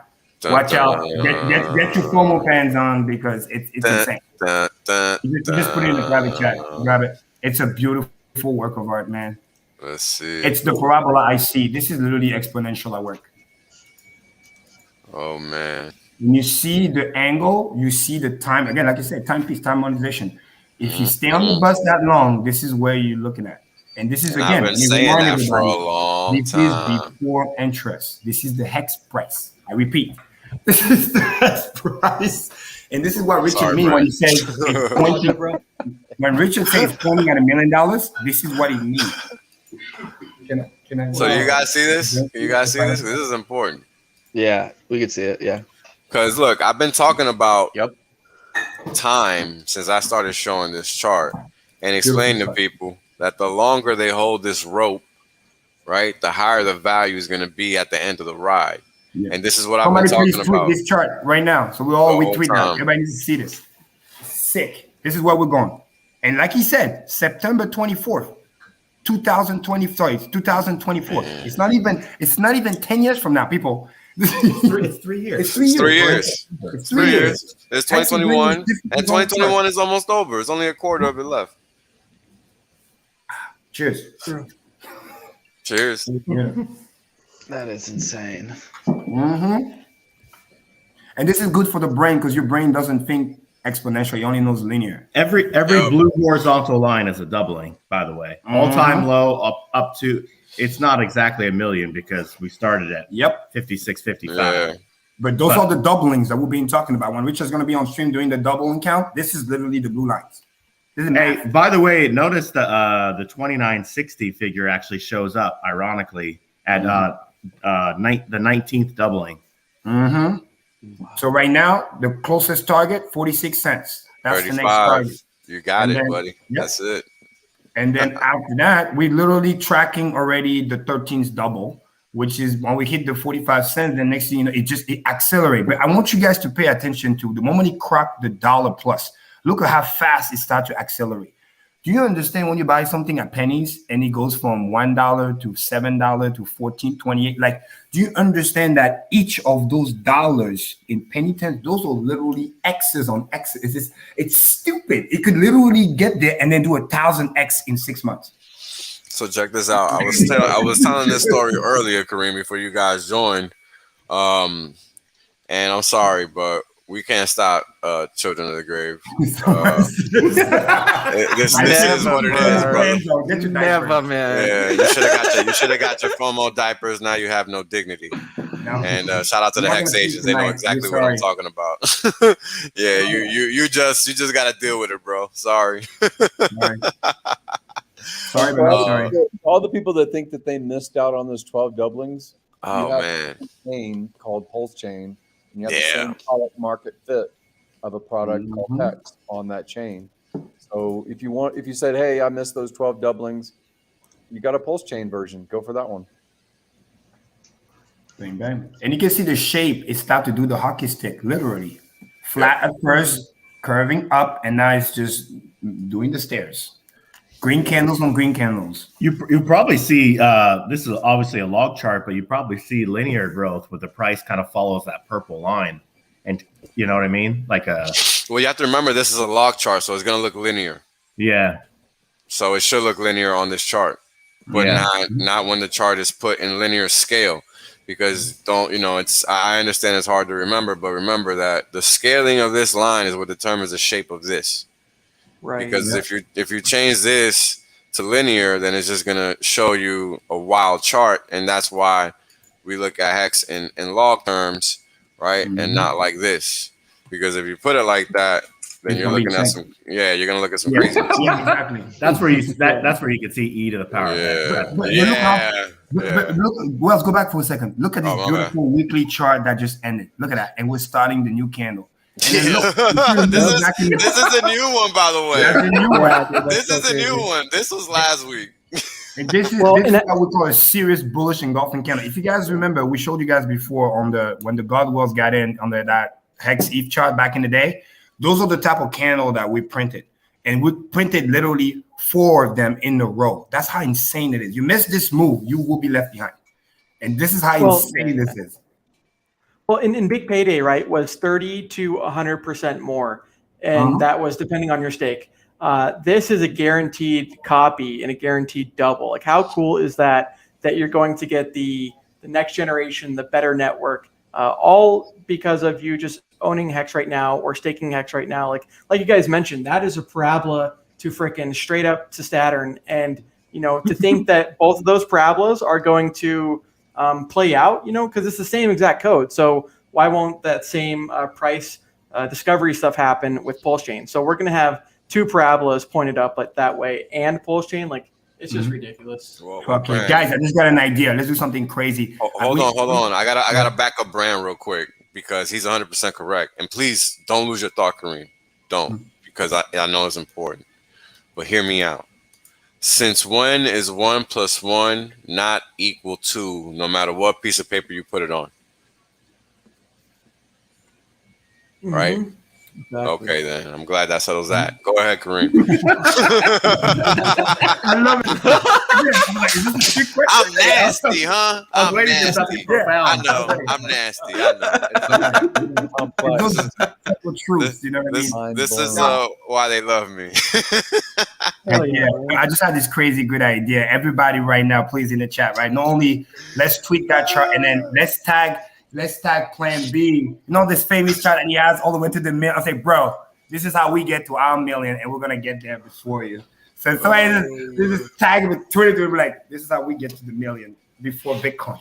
It's kind of an important point too that you brought up that you get the duplicate copy, because even if the price got wrecked and went down like 50%, eventually prices always go back to retest the former high. So it's so much better to have like double the coins, because it's going to go retest that previous point. And then once it retests it, you got double your money. Well, there's very few guarantees in life, right? And Big Payday was one, stake one day, get 30%. But this, this is 3 times better than what Big Payday was, because you're getting a guaranteed double, like I mentioned. So it's just so cool, man, because I see a lot of people that even, obviously the fees are expensive on Ethereum, right? But if you can have the copy now and watch the price appreciation on both chains, then that will eventually have made up for itself with the higher fees at the time of the purchase. Wow. This price appreciation is just crazy. I looked at some little segregated wallet I have there with just a meager 9,000 hex, and let me tell you, it wasn't where it is yesterday. And we just talking about 9,000 hex, so shout out to those of you that got huge bags. The beauty about this trend line in low winter is literally math. It's all math, but that's why it's important to realize why it's linear, because that's an important statement you just said there. I love that chart. Gunther, you made that chart? I made that this morning at like 3 a.m. That's awesome. I was like, I love that. And I was like, perfect, right on stream right here. Let's do it. So this, go ahead. Bro. No, continue. No, I was just gonna say the same thing I've already been saying. Is just remember that this is a logarithmic chart, and the fact that this is linear to our eyes means nothing. Like that's how, it's supremely important to understand. Like that's literally the most important thing to understand from this chart, because it looks fake. It looks like it's not possible, but no, that's exactly what's gonna happen. Gunther is not fucking around. He's not the kind of guy that fucking wastes time and goes on a stream. So please understand what's happening right now. This is history in the making. And also importantly, you can start to see the power structure already. Look at the last 5 candles. Those are monthly candles. Look how the top of the candle, the wick, literally follows that purple line. Like it's literally like, here you go. Here's the way. You got your little crumbs. Know where this is going. This is again backing up what Will's been saying about the function itself, because that's the math is going to do what the math is going to do. Like it know where it needs to go. So it's literally showing you, like, guys, this is the train line, and those are the stops. How many doubles do you want to miss until we get to the million, right? And That's how it. long do you want to stay on the bus? Because this is where this is going. This is very interesting also about the, this phrase you hear, the trend is your friend. When Hex first launched December, it was the resolve or the belief in Richard or potential of the code. But the longer, this recency bias makes the people that are already involved more resolved, and the sell down pressure decreases instead of, you would think, increases. Exactly. The biggest economic weight or the potential to sell down are people that have stuck this out so far 2 years. 2 years, right? And the people that are most likely to sell down, they're still, they have this confirmation bias by obviously all the channel content, years worth of reference. I just posted on Twitter, a video that Firebun put out over a year ago about how to look at metrics on Hex.vision. And, it only has 670 views, and he put that a year ago. So there's all kinds of information that is going to be absorbed by the oncoming community as we grow. So I just see the sell pressure decreasing instead of increasing, even at these price points. This is just crazy, man. I just read this for the first time. I hadn't seen this. Yeah. Fuck. Yeah. Oh my God. That just Hashtag gave me a quick migraine. math. Some like I got this pain at the back of my head right now. This is just insane. Well, it's like your Wales. brain melting, man. Yeah, man. Well, it's like what Wales talks about, right? It's all math, and Richard knows that, and Gunther knows that, and so the fact that you can have this S curve and logarithmic chart, I mean, this is not even a million. Just imagine when that happens, like just absolutely. Yeah, and you know Like what's it's funny? precise to the T. It's 971,000. And again, if you retrace backwards the doubling, this is where you go from all-time low to when the thing tracked, and you get to see it. It's just amazing. This is 3 years from now, guys. Yeah, because this is technically like the V2 chart, so it doesn't have the whole history. That's why the doubling start low, because he manually putting what the all-time low was, and then just start to create the doubles from there. So you get to see when the time we get to 56 doubles, and if it trend what is going to trend, guys, a 6 month trend is not 56 doubles, 34 doubles. 34 doubles. Okay, I saw 56 bars. I wasn't sure it was okay. Yeah, 34 doubles from all-time low to 970. Even better, because we already a third there. We've already done 12. There's only 22 left. Only 22 Working left. on number 13. Because when you count in doubles, man, it gets there even faster. And you got a 6 month strong trend that's creating right now. Those last 5-6 candles, like it's really, look at how perfect symmetrical it is. It's like taking the stairs, and they're all about the same size, more or less. Look at it. Yeah. So that's something you can't just ignore. Before the big payday, this and that, the liquidity, that was just the setup phase. Now we're in the get up and go. It should also be noted that like very few things actually grow exponentially. But so some examples would be population.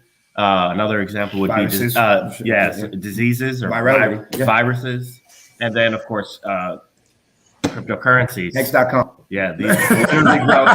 No cryptocurrency. Hex redefines what exponential growth really is. My favorite word of Wells only. I'm gonna say it again because I love it so much. The only crypto in the promised coin space.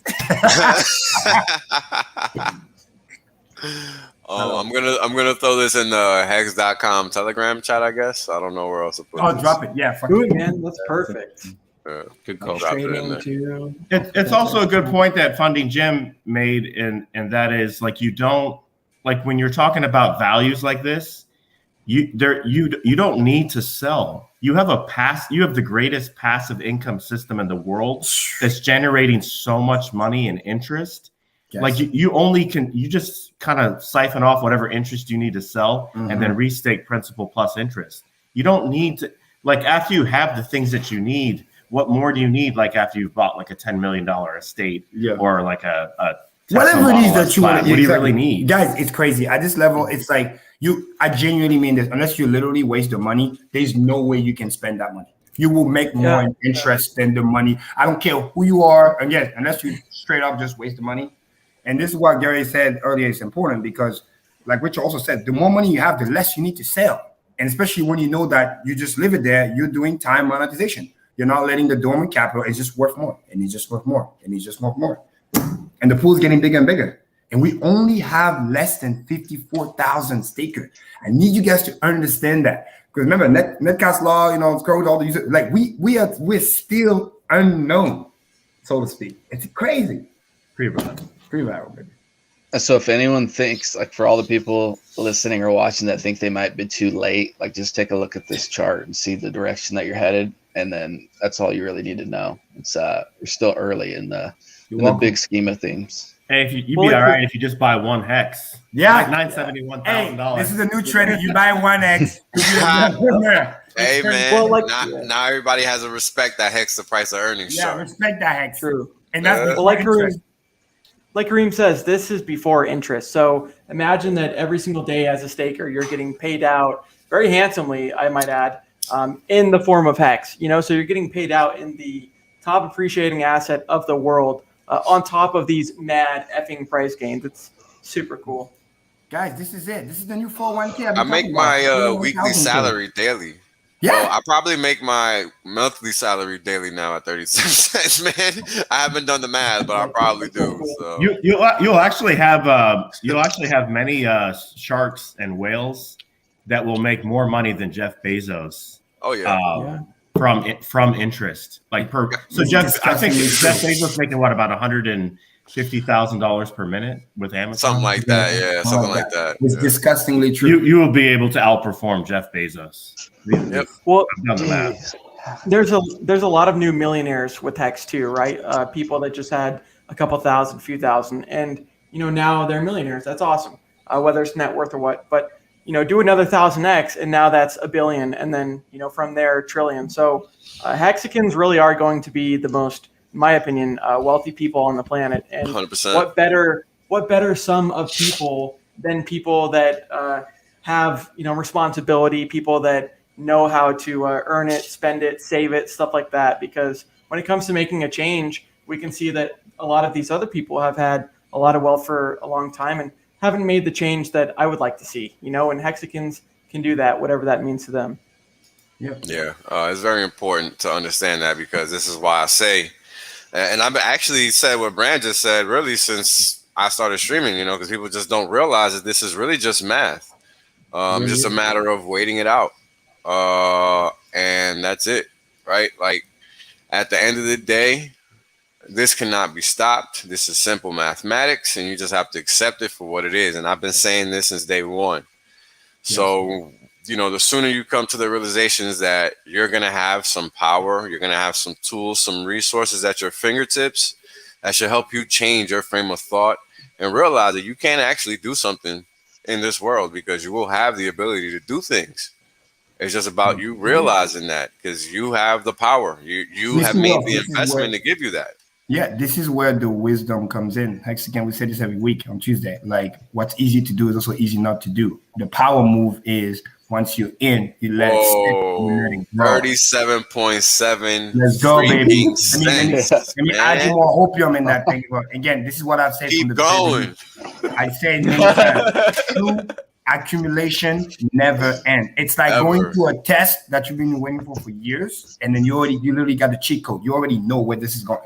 If you can just delay gratification for even just 2 to 3 years, and you stack and you just catch a couple of those doubles, and probably all of them, if you stay long enough and don't get paper hands when the price gets too high, your life is forever changed. It's literally that simple. Yep. The product is finished. This is the time. And it's doing what it says it's going to do.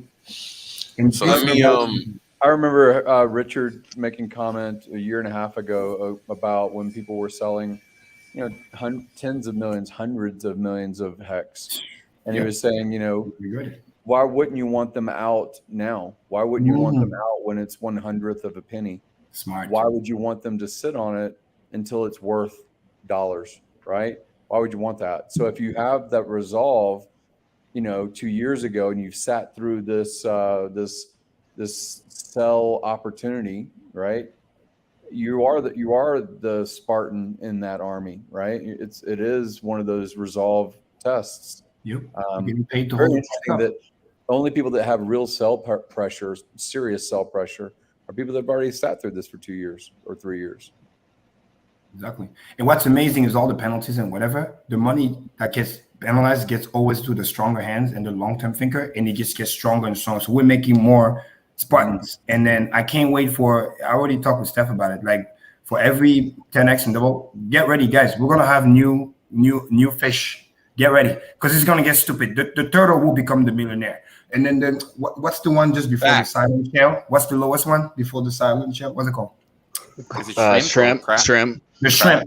Mark my word, Cream said it. Before 2023. Before. No, silent shell is the bottom. No, but that's the non-staker. They don't stake. Yeah, so shrimp. The shy shrimp, the shy shrimp will become a millionaire before 2023.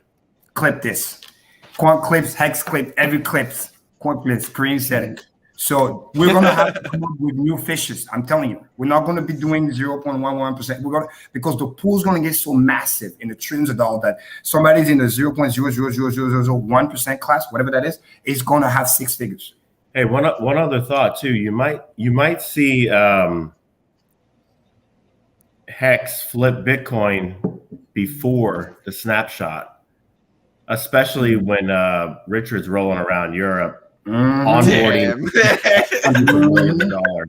and let me put my little marketer hat for a second here as a sales professional. This is where the virality goes crazy when the little people, so to speak, whatever, start to see, wait a minute, that's my family member, that's my cousin, that's the person that got in quote unquote late, which is a joke, that put in like $500, whatever, $1,000, and now it's making $20,000, $30,000 plus passive and semi-retire. This is where the FOMO kicks in. Because those are going to be, like what you said, those are going to be the one bringing their friends and family. Each one bring one, and then they just go exponentially, right? If everybody knows two, who knows two, who knows two, who knows two, next thing you know, it's just, you can onboard countries like that. This is how insane it goes. Also with the onboarding of people that have large capital that Richard's talking to, like, he's not going to be doing over-the-counter trades. Why would he ever do that? Why would he ever give up the 96.3% of all hex that are in circulation that some entity controls or owns? Why would he ever do over-the-counter trades? And we're not on centralized exchanges, so people have no choice but to hit that buy button. So it's not too far-fetched, but Hex is going to flip Bitcoin before the snapshot. It only makes sense. Onboard all these people that want to get in because they want to get in before the snapshot for a duplicate copy. I mean, it's just. And one more thing, very important for operation security, like Richard said, there is no such a thing as OTC Hex. That's a fucking scam. Stay away from that. That's why it's very risky. You want it, you go buy it on market. They call diamonds for a reason. Those who know the value of it will let you know where the limit order is. You want to fill the bid, go. That's why they got to push the price up to incentivize some Hexicans to liberate some of the hex. I said minimum, like, nah, you don't give me $1, you don't get any of my hex, 0. And I'm not done buying because I like how you said liberate though. That shit got me cracking up over here. Hey, it's no longer. You heard of Chase private client? Yeah, it's now Hex private client. Yeah, exactly. Hexican, I'm taking Hex private, $10 from the Just wait. We start to go on trips. It's going to be crazy because that's the best part. And by the way, the crypto spots too with the car and then just guerrilla marketing is one of the best because not only it's not the fact that you're not paying for it, it's genuine. People want to do it because they want to. Hexicans are just the best people in the world. Seriously, like even people used to think, oh, the people in the admin, because I'm an admin in the chat, oh, we're getting paid this and that. No, they all do it for free. They all do it for. That's how much they care because we're not going to mess this up. And that's why we're very protective and we want to make sure people come correct. So 37.95, guys. Oh, all time high, baby, all day. Get ready because I'm seeing it tomorrow. But like, there's gonna be a new video. Give me 40 cents. You're gonna see a new video from me. Get ready. Actually, you know what? Let me make a commitment. Bring it. Every might 10 be doing cents, it on stream, bro. Every 10 cents, you'll get a video, and I got the perfect songs for it too. For each one, it's gonna be crazy. Man, we need you to do that live at $1 Hex. You need to do that live. We're gonna have people a are video making production, requests for everything. $1 hex already. By the way, Bang, bang. Hey, So, you guys know. You should see $1 probably by the end of the month. I think I was calling for this in March that you'd see about $1. I was thinking $1.25 before the end of October, but you might be right. No, but like real talk, Wells, right now, because this is the beauty of math, right? No, yeah, it can happen by the end of the month. Can you go back to the chart? We'll do this live just to show people. Get ready for Richard to light this some one. candles. Yeah, I'm sorry. the hex chart. Oh yeah. Yeah, this one. I mean. No, the hex chart, the actual chart, the hex chart. Watch this, and then go on the 4 hour. If I want to see, there's a trend line that I want you to draw. This is for people to see, because you can see how the acceleration is wobble. So yeah. So now, can you go close to the last like 20 candles? So just the next one. This is the arcing is even more. Okay, do that one first, because I want to show a couple. No, you gotta go more. Zoom in. You gotta go more. So this one from the last little bump, the little wick here, right? And then this one, and then the bottom of that to that wick. Here? No, the next one, the red one. Yeah, bottom of this wick, trend line with like roughly, wick to wick, and then trade. Go up. This one, and then go to end of the month, October, and then just like what's the word, like zoom down. So I want you to show where it goes on October 1st, where this trend line is pointing. All right, got you. Because that wasn't showing the whole month. Yes. There we go. You may have to scale the thing down. Yeah, I'm gonna have to scale it down. Well, like Funding Jim said, this really is like the penny, right? $1 is going to be like penny hex, where once we hit that, it was just next milestone after next milestone. Well, this is what you can do. Catch the trend line first, because the yellow line's going to go, and then scale down afterwards. So that way you can do it right. Just zoom in first, zoom back in. Yeah, I just don't like to look at charts like that because it looks funky. Yeah, because you gotta catch the trend line first, and then the yellow line will just be there, and then when it's done there, because I really want to show people how October 1st is literally pointing at $1. Like just doing that trend line. That's it. Hell yeah, man. Because that's what I'm trying to say. Because if you go on the 4 hour and then you just draw that wick because the new arcing that we're doing, because the angle is changing, and then once you draw it, then you do the zooming out, and you will see literally. Just draw them here. Yeah. Okay. Basically $5 is what it's pointing to. It's pointing where? $5. October 1st. How much? $5, sir. Okay, now can you don't move the yellow line and then zoom back into the chart? I want to see if it really like. Okay. Oh, this is awesome. All right. Let's try to be conservative. Let's just trend line to the bottom. This is what I'm going to say. Maybe let's try and be conservative. Let's he wants to tell me how to do what he wants me to do, and he's like, "Hold on, everyone, this is too crazy." I'm going to continue on the same chart you did. Maybe I did it from the bottom of the wick because he was pulling out $1. But either way, it's insane. It's insane. Yeah. Wick, if you want to do it wick to wick, no, not this one. This one was good. The second one was just the other one. This is crazy. Well, we're seeing like this. Let's be sloppy with it, right? Yeah, let's be sloppy with it. Yeah, let's be sloppy with it. Let's be super reckless and mad, like irregular. Yo, this is the song. Yeah, I got 5 on it. Hell yeah, it will be $5. So look, I got 5 on. Yes, you see, this is what I did. Thank you. Oh my God, thank you. Yeah, this is what I did. Look, it's probably not going to be that though. It's probably going to go faster than that. But that's why the arcing is going more crazy, because you can see how it's already beating that trend line. It's already beating that line. Yeah, that's what I'm saying. Yeah. Well, like Gary said, we've been moving in the increase of pennies, right? After we hit a penny. Now, once we hit $1, it's going to be increases of dollars. Like, can you imagine that kind of momentum as well? Like, this is, $1 is going to be like a penny as far as how it continues to move up. Kareem's definitely right. It's going to scale up, and same thing with Gunther, like that logarithmic, parabola, like that's definitely going to happen. And it doesn't happen within a straight line. It kind of happens over time. But when you zoom out, it's pretty much a straight line. Holy shit, guys, hold that thought. Gunther is crazy right now. We got another opium chart coming hot. By the way, excuse me, new all-time high. Sorry to bother you. Oh shit, 38 cents. What the? Yeah, that's what I'm Wales, I know we joked. I know we joked about us hitting 40 cents on this stream, and holy shit, we might actually have that be reality, man, sooner than later. Check the private chat. Gunter just sent some opium. Put it up. It's insane. If this thing play out, we will see that 29.6. Hey fellas, I'm gonna roll out. Yeah, you gotta work tomorrow, bro. Thanks for Take it sticking easy, around, Alex, brother. I'm gonna roll out too, bro. It's been always good to see you. By the way, shout out to you on the TikTok, man. Keep it up. Swag. Yeah, you guys come over there and hang out sometime at TikTok. Come support me. Bang bang. Thanks. Yeah, Thanks, fellas. on our way over there, man. You're doing a great job over there, by the way, bro.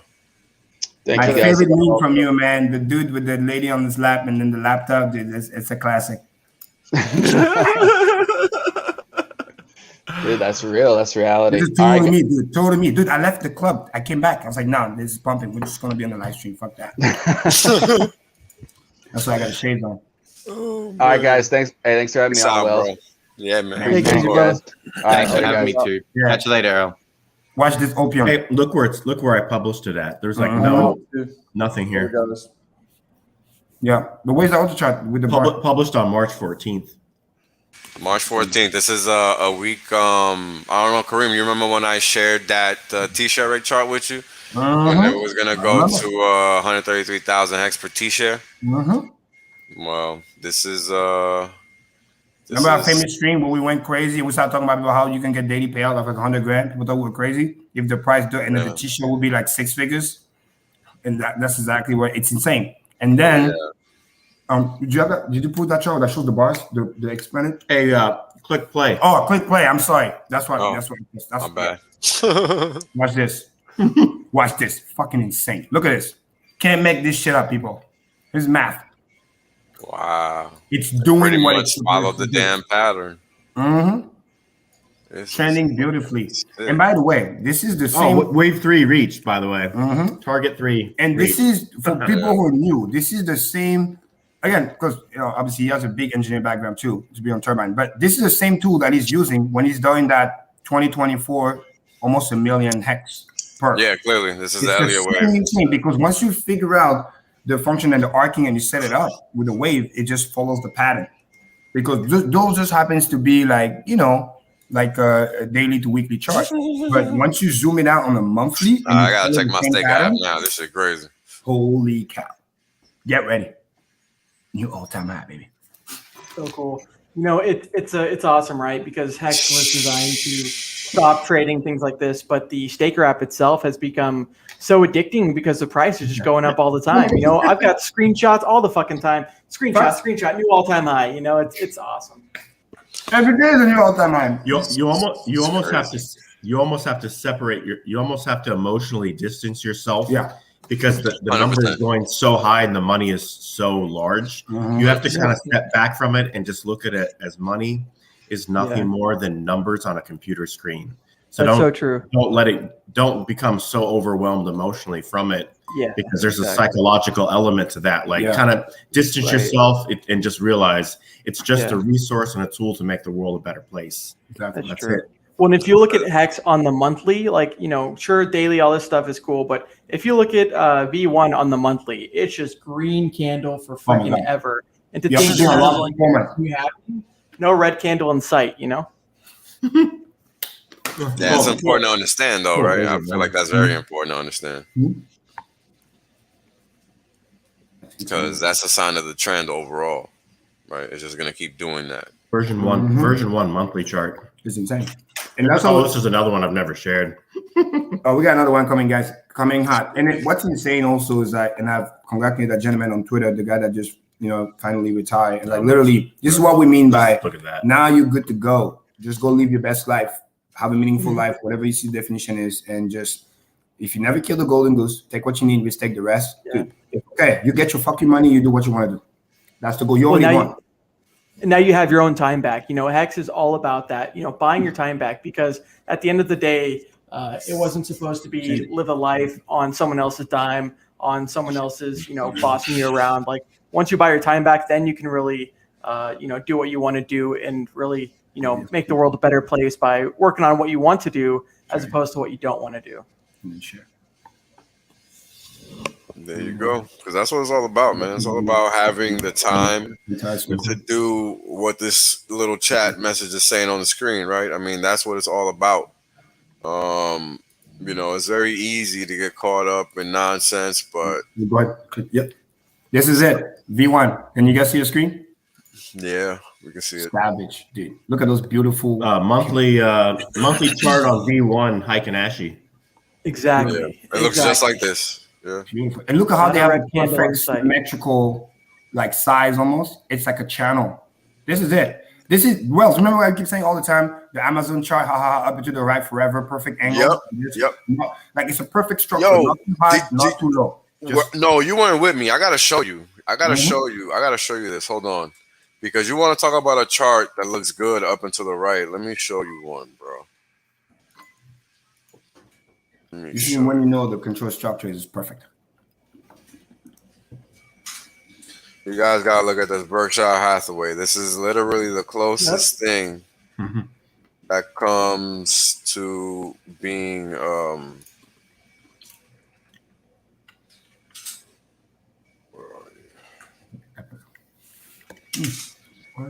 looking like Hex. This is literally the closest thing. Version 1, also monthly. Like looking at closes. Take that off. Let me make this here. Boom. 38.3. Oh my God. New all-time high.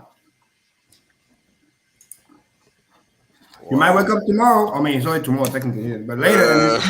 Later. So check this out. Go ahead, Brand. It's all good. Oh, just that's been the coolest thing ever, right? Like, you know, sure, we're doing 5-hour stream and then some, and the price is going up. That's cool. But then going to sleep and waking up and seeing it be so many pennies higher, that's even more cool. What's up, Mark? What's up, guys? I just woke up. You just woke up to a new all-time high. Yeah, I just woke up again to a new all-time high. Happy new all-time high days. Exactly what I was saying. Yep. I haven't seen the price yet, and I'm seeing it now. Wow.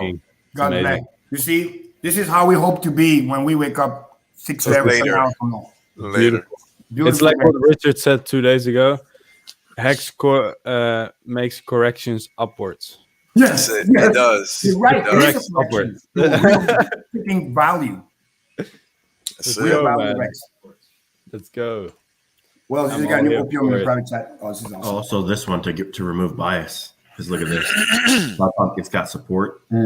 It's crashing to 2960. Yeah, right. If you want to do crashing to 2960. No, but what's this? It's so funny. We'll send you another chart. You got see 2 more charts for you. So those people are like, oh my God, so we can, because they can't understand how insane it is. So we have to do it like, inverse, so they get to see. Look at this beauty. Hit play. Yeah, hold on, give me a So second. you have to see where it was in June, because you get the other, and then how fast it just keeps like running. Okay, so hitting play.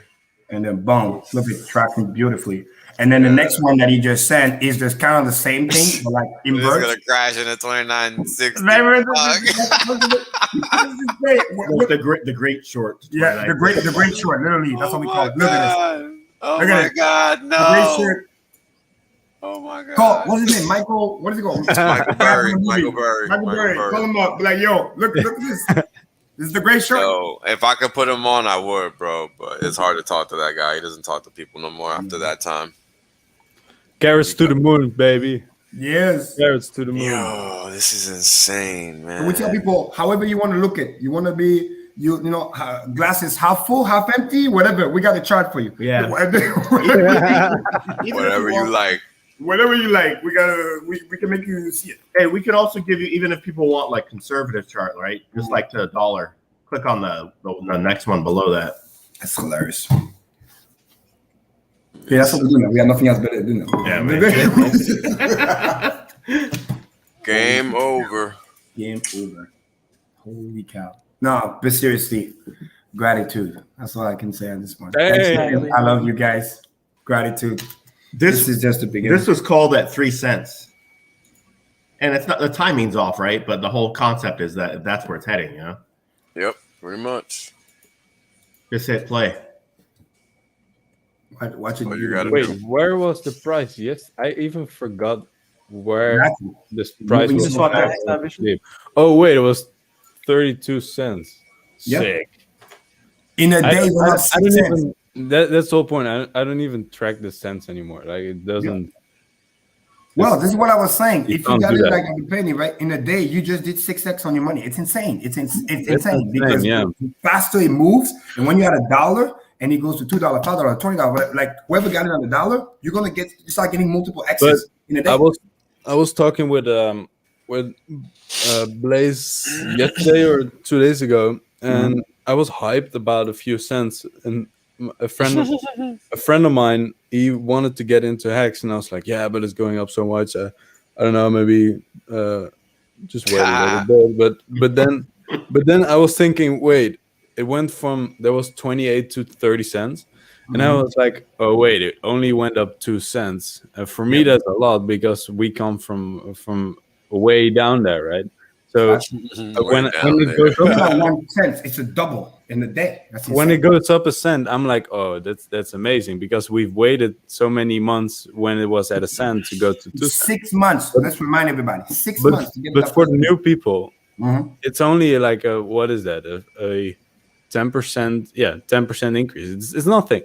So they can still buy anyways. And And guess what? Those new people, when it gets to $1, they'll get that same experience. Because when you go from $1 to $2 and then $5, they're gonna be like X's on X's. It's not a thing that's only for us. It's for everyone because this thing is not gonna stop. Nope. That's ridiculous. This ridiculous. Well, imagine how much of a psychological number $1 is. So we saw 1 penny, how long that took to hit. And once it hit, it was like, okay, we finally settled above. But then same thing with the dollar. You know, a lot of people thought penny wasn't possible. And initially it was our goal, like us, Hexo and stuff. Oh, 1 penny is going to be amazing. Hits a penny. And now we're just, moving pennies by the day. And so, like I said, same thing with dollars. And like Kareem mentions, yeah, dude, this is just getting started. And it really is that coiled spring analogy, right? That spring is starting to, go upward. And we haven't seen anything yet. It's just started kicking off. It's just starting, man.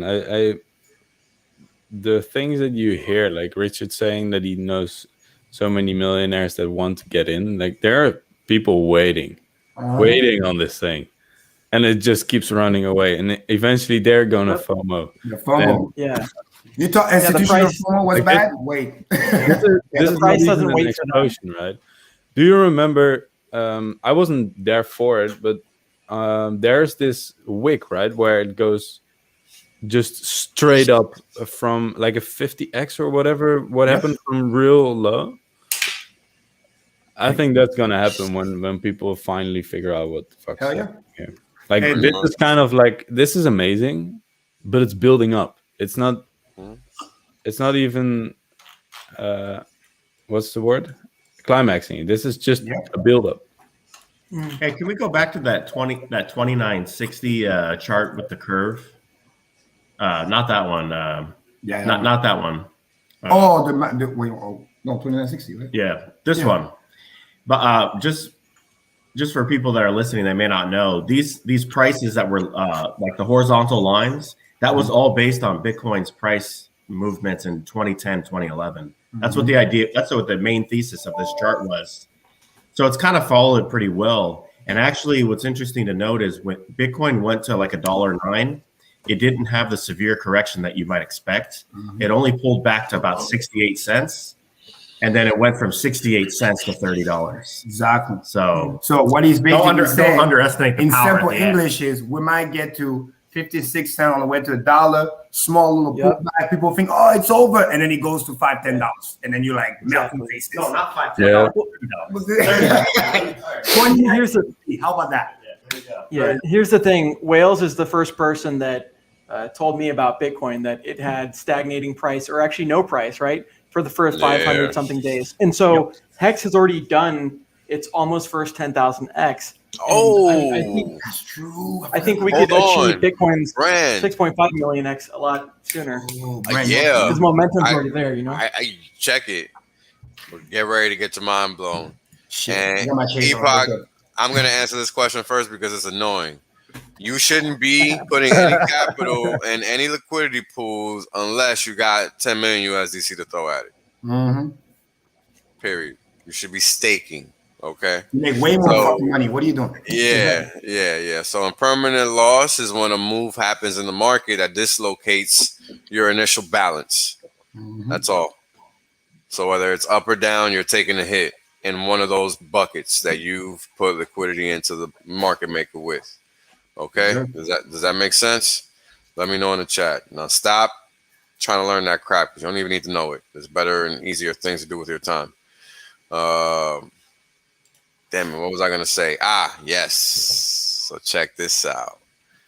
Bitcoin hit 30 cents in 672 days. Nah. Uh-huh. We're already outpacing that motherfucker. We outpaced it by a whole fucking month. Yep. A whole month. Where are we now? We're like a day 641 days or 644 days. Or no, wait. When Where are we now? 600 what? Let's make sure. When we hit. Yep. And let's not forget, because we already pointed that out from the return stream. Remember when we were already outpacing the first? Yeah, this was 2 days ago, the 4th of September. So yeah, 643 days. Boom. 30 days ahead of it. And this is the funny thing. A lot of people don't even understand what that means. Yeah. Nope. I have told people, like, we're literally outperforming Bitcoin and Ethereum. And they're like, okay. Like, they can't compute of what that means. They don't understand. No interest. It's They'll so be interested weird. when it's $10, $20, whatever. Yeah. And even then, we like, told them, we repeated them, we show them the map. Wells has the chart. We show you the return stream. I mean, it's there. I've done exactly enough so that I can tell everyone in real life, told you so. Fuck you. Bang, bang. I'm not gonna pay. I remember Richard Hart, his random line, right? Remember when he first posted that? I remember being like, oh my God, like this is so bullish. And then he slowly started to zoom it out. And then now he was like, I'm honestly afraid to show people what the random lines pointed to because it's a million per hex and by the beginning of 2027. And like Gunther does, like Kareem, all of the people on here, Wales, it really is just math. And you look at where that chart is pointing and it's going there and then some. It's on pace to do what Richard talked about, what Kareem, Wales, Gunther, all of it. So it might seem paradigm breaking and shattering now, but just imagine when we achieve those milestones too. Like Will says, instead of price increments, what happens 1 year from now? Where are we going to be? Like it's going to continue going upward. Yep. And again, this is all before staking. That's it. Yeah. You gotta keep reminding people that it's so important. This is just price appreciation. Shout out to Johnny No Good. Somebody asked. Shout out to Rock Seconds too. He's funny as fuck. Ross is great. Hey, somebody asked a good question about why does nobody talk about the 21 million Bitcoin? Because they don't know. They don't understand. They don't actually understand what they're talking about. That's why.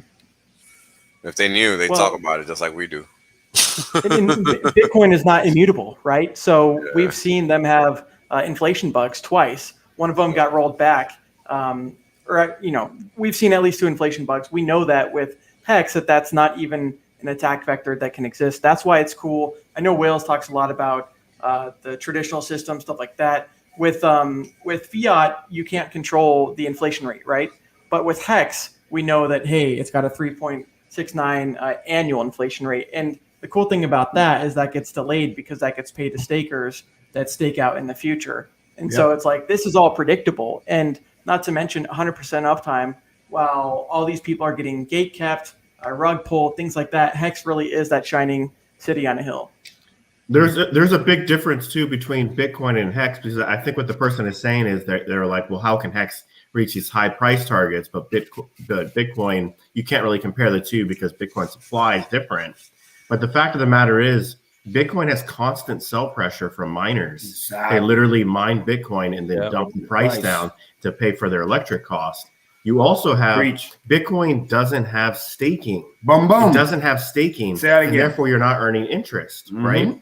So with staking, stakers actually defend the price. because you're paid to do so. Also, do you have it in Bitcoin where like centralized ownership owns 96.3% of all Bitcoin in circulation? So think less about the numbers, like the 21 million, and then like with Hex, the billions. You have to think more about the percentage. What's the percentage that's owned by a controlling entity, and what's the percentage that's actually available to that exist on the market? And out of all the Hex that users own, literally 70% of all user-owned Hex is staked. There's only 30% left of user-owned Hex, but user-owned Hex is only 3.7% of all Hex that's ever been created. And let me throw another thing at you. That's before sacrifice, all those billions of Hex that's never going to come back. I mean, literally, what you see is what Hexstat is telling you. That was before sacrifice? Yeah, because we got to about the 96. Again, for people new, we're talking to the guy that make the Excel spreadsheet, right? So it's just like, because I've been tracking it with my brain, but he literally makes it. So it's like, we got to about 96% because when you combine what was already sitting there, liquid oil doing the APY plus its portion of what stake plus the user stake, and then you minus the sacrifice value, right? Non-OA stuff, sacrifice value was about just before that major day happened. We were sacrificed, what was it, like 1.5 or 1.78%, something like that? Yeah. That's 700 million. Yeah. Yeah. So, but that's Hex that's no longer there, that was liquid. So literally, we probably have like 1% floating right now. Yeah. Real talk. And that's pretty crazy. And then even if with the snapshot, copy double, people think it's gonna be crazy. Guys, it means 1% floating becomes 2% floating. It's nothing. It's not even like in terms of what's moving, right? It's nothing compared to what was already sacrificed. Not relevant. It's really not. And then you have literally imagine a elephant trying to go into like a needle cycle, like a needle, because that's all the money sitting on the sideline trying to get in. And all the million, whatever, that have to push the price up to incentivize people to sell the Hex because they want in. So even with the snapshot, the liquidity available to purchase is not even going to be that much. And guess what? The little guy that's being the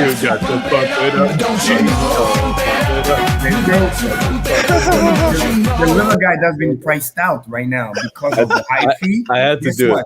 He's gonna eat that liquidity when PulseChain launch. You know what I mean? Sorry, man. I'm sorry. No, it's all good.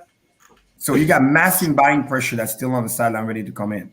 That's why, like Richard said, if the selling is whatever, but the buying outpaces the selling, it doesn't matter. It doesn't matter. And it just decentralized more because there's more wallets coming in. Richard used to say there was a question that was like, what's the worst thing that could happen in Hex? And he's like, imagine you holding the world's highest appreciating coin. Imagine it becoming global reserve currency and you're just holding. And to Kareem's point, to everyone here that's early, we emphasize that a lot, right? But when it comes down to the end stakes, the penalties, all of that's paid out in Hex. And so the people that have their shares now, they become more rare in the future. And so people that are staking 7 years in the future, they're not going to have nearly as many shares that people have now, And so it just comes down to that passive income is being rewarded to the people that were in early. And this is before the billionaires are in early. Listen to Dollar Cost, Motley, Wave 3, Robert Kiyosaki, he's talking about, gold bug, silver bug, a little bit of Bitcoin, a little bit of Ethereum. And then he's asking about Hex. And so this is before the billionaires get in. Like when Richard says pre-viral, those people haven't even gotten in yet. And he knows people that have hundreds of millions that want to buy Hex. Imagine their dilemma. I mean, he can't pump the thing because of legal stuff, right? But I mean, friends that he all day. Forget even friends. Yeah, we need that want to be friends too. Because they're like, how do we get in? Exactly. How do you think all those random people reach out to me? I don't know them like that, but hey, they want in. So you just show them the way. Kareem, we need to pause and we need to pump it up. You're all time high. 38.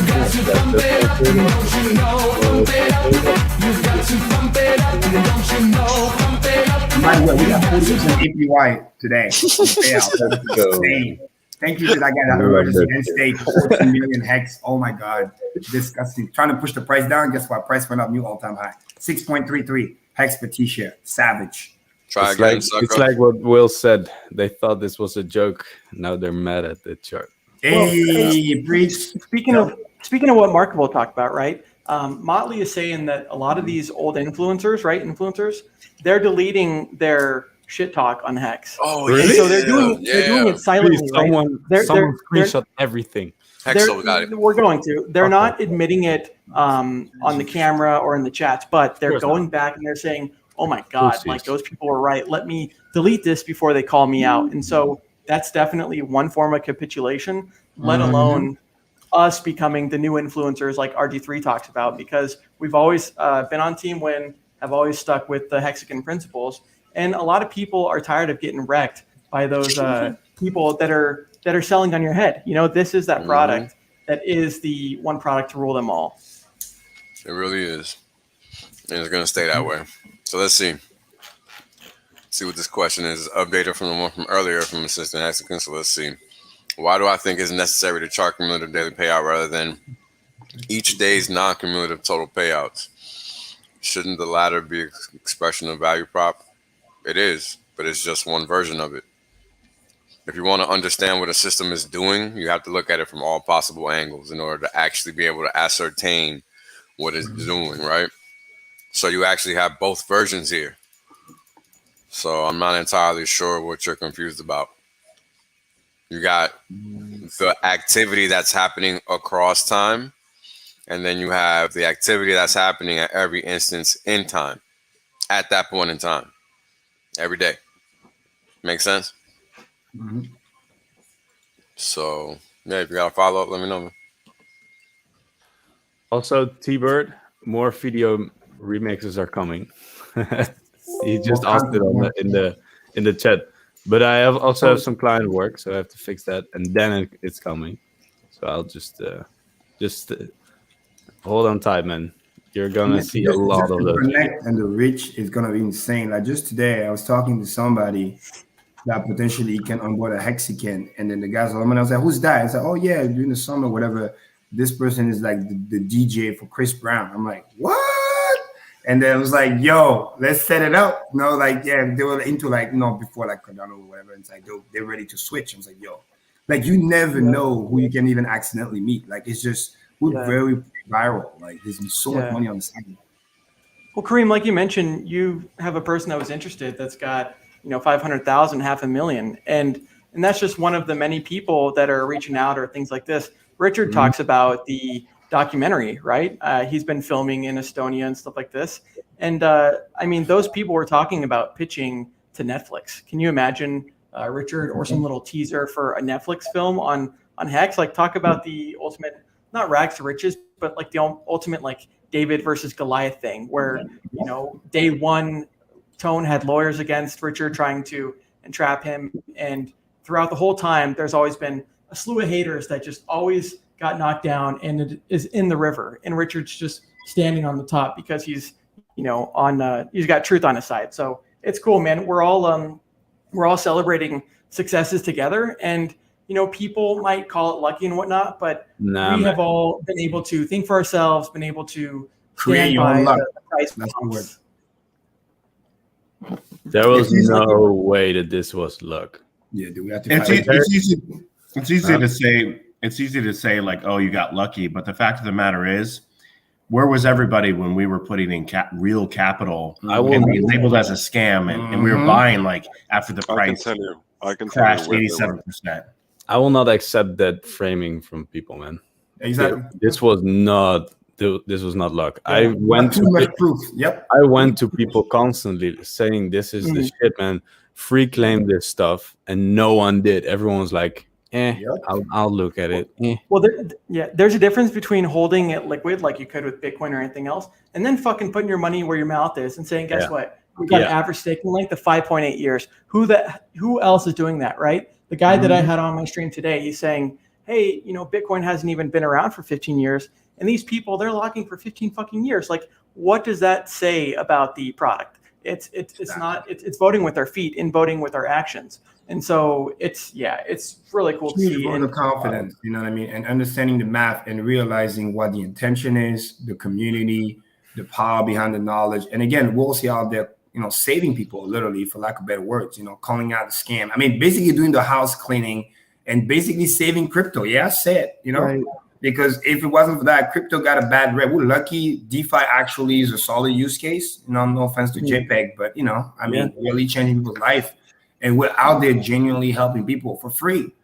Multiple. Well, Bitcoin had its chance, right? It had its chance to do very well and to have a big community and stuff like this, and they squandered it. But as far as hexagons go, we're taking that opportunity that Bitcoin tried, that Ethereum tried. And we're saying, hey, you guys tried, but we're going to succeed. And then we're going to do some more. Like Kareem says, 401k. Hex is designed to kind of be like a black hole for financial capital. And like I mentioned earlier, a lot of people that have been holding on to Bitcoin, it's going down or it's starting a bear market, while hexagons are just celebrating gains every single day. When are those people going to capitulate and not have their gains cuckolded? When are they going to realize, hey, this is the better horse? And like Kareem mentions, with the interest, it's great. Wait, this bear market is not over yet. So once they realize that too, the shift of capital is going to be insane. And this is the sad thing. My dad just sent me a link yesterday. Sometimes my parents, they see something in the newspaper or whatever, and they send me a link, and I never read that shit because it's always outdated and kind of true, but not really.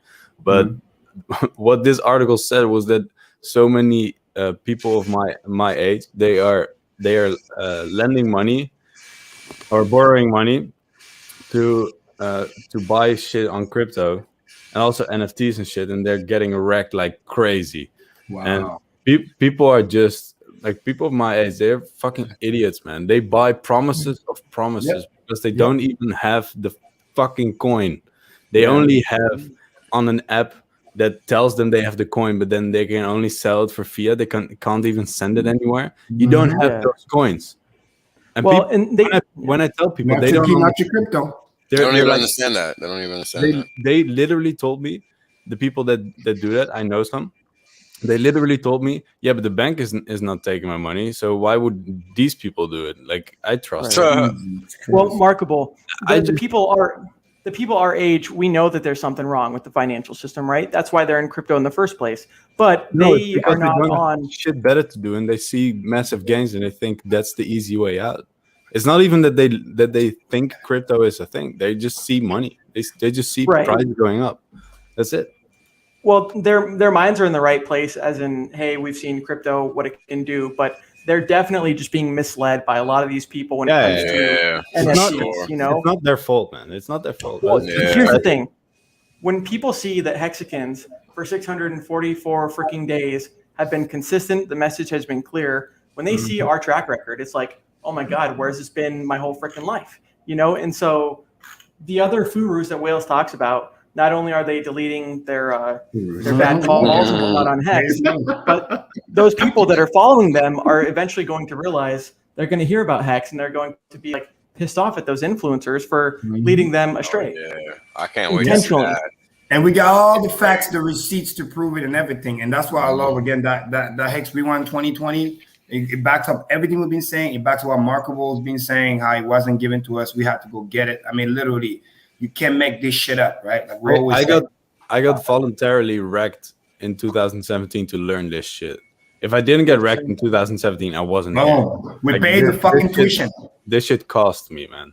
Yeah, I got fucking destroyed in 2017. Everyone on stream here, man. Everyone. I told you. My bags were down from over 60K to a little bit over $2,000 at the lowest. I was we're here now. Completely, We're here now. And it's nice to meet you guys. Here's the thing. We're here now. Getting wrecked in 2017 has never felt so good. We've learned from those mistakes. Yeah, exactly, man. We've learned from those mistakes. A lot of time, people in real estate, they buy the top, whatever. They end up learning how a market cycle works. But yeah, the people that were in crypto in 2017 or that had a market cycle, my best lessons have been the most expensive because guess what? I don't want to lose that money again. And so now it's like, okay, the money is here, the product is here. And now, like Gary talks about, you got to structure your wealth, you got to secure your wealth, stuff like that. But at least the first step is done of learning the mistake that we made to lose that money in the first place, or to hold in a bear market. Exactly. And this is why a perfect example why we're so hardcore about don't buy fucking promise coin. Because again, EOS to me was the perfect example, because you pass all the other tests and everything. Oh yeah, we're gonna do this, change the world. Dude, they raised fucking $4+ billion. Okay. So nobody can say we're stupid, not doing our research and stuff. So we did all the due diligence, but guess what? They sold us a fucking promise, and then they slapped in our face. They took the money and they went back to buy Bitcoin, and they went back to buy Ethereum project, the thing that they said they're gonna replace. Like how much of a slap in the face is that? And that's why I said never again. And then because if I knew this, I would have sold when it went up to like $21 or whatever. Because I watched my account. I'll never forget. It went all the way to like 300,000, and it went all the way back down to 15K, which was kind of roughly the initial investment I put in, and it went even below. And this is like, and I was doing everything right, staking, adding to the community, all that stuff. And then the people that took the money. Yeah, but if we remember the feelings we were going through back then, it's not difficult to find sort of friends in the crypto space who give you the advice that maybe it's a good idea to like sell now and get some real money into your bank account, because everybody is still acting like a fucking rape victim. So everybody is talking to anybody who's been in crypto since 2017 is talking to somebody who's severely traumatized. So they're not still thinking straight. They've got like the burden of the trauma on their back. But it's gonna be wonderful. Like I've been thinking about what it's gonna be like when we have healthy money again. When it's a matter of pride to say that I'm saving up for my kids. Like I've got like a half a T-share for my kids saved up or something like that. That's gonna be like a thing to be proud of. Absolutely. And I wonder, it's probably not gonna take too long before that's gonna be a thing. And you're teaching kids great value, delayed gratification. Like, hey, work harder on yourself that you do at a job. Let me say it again.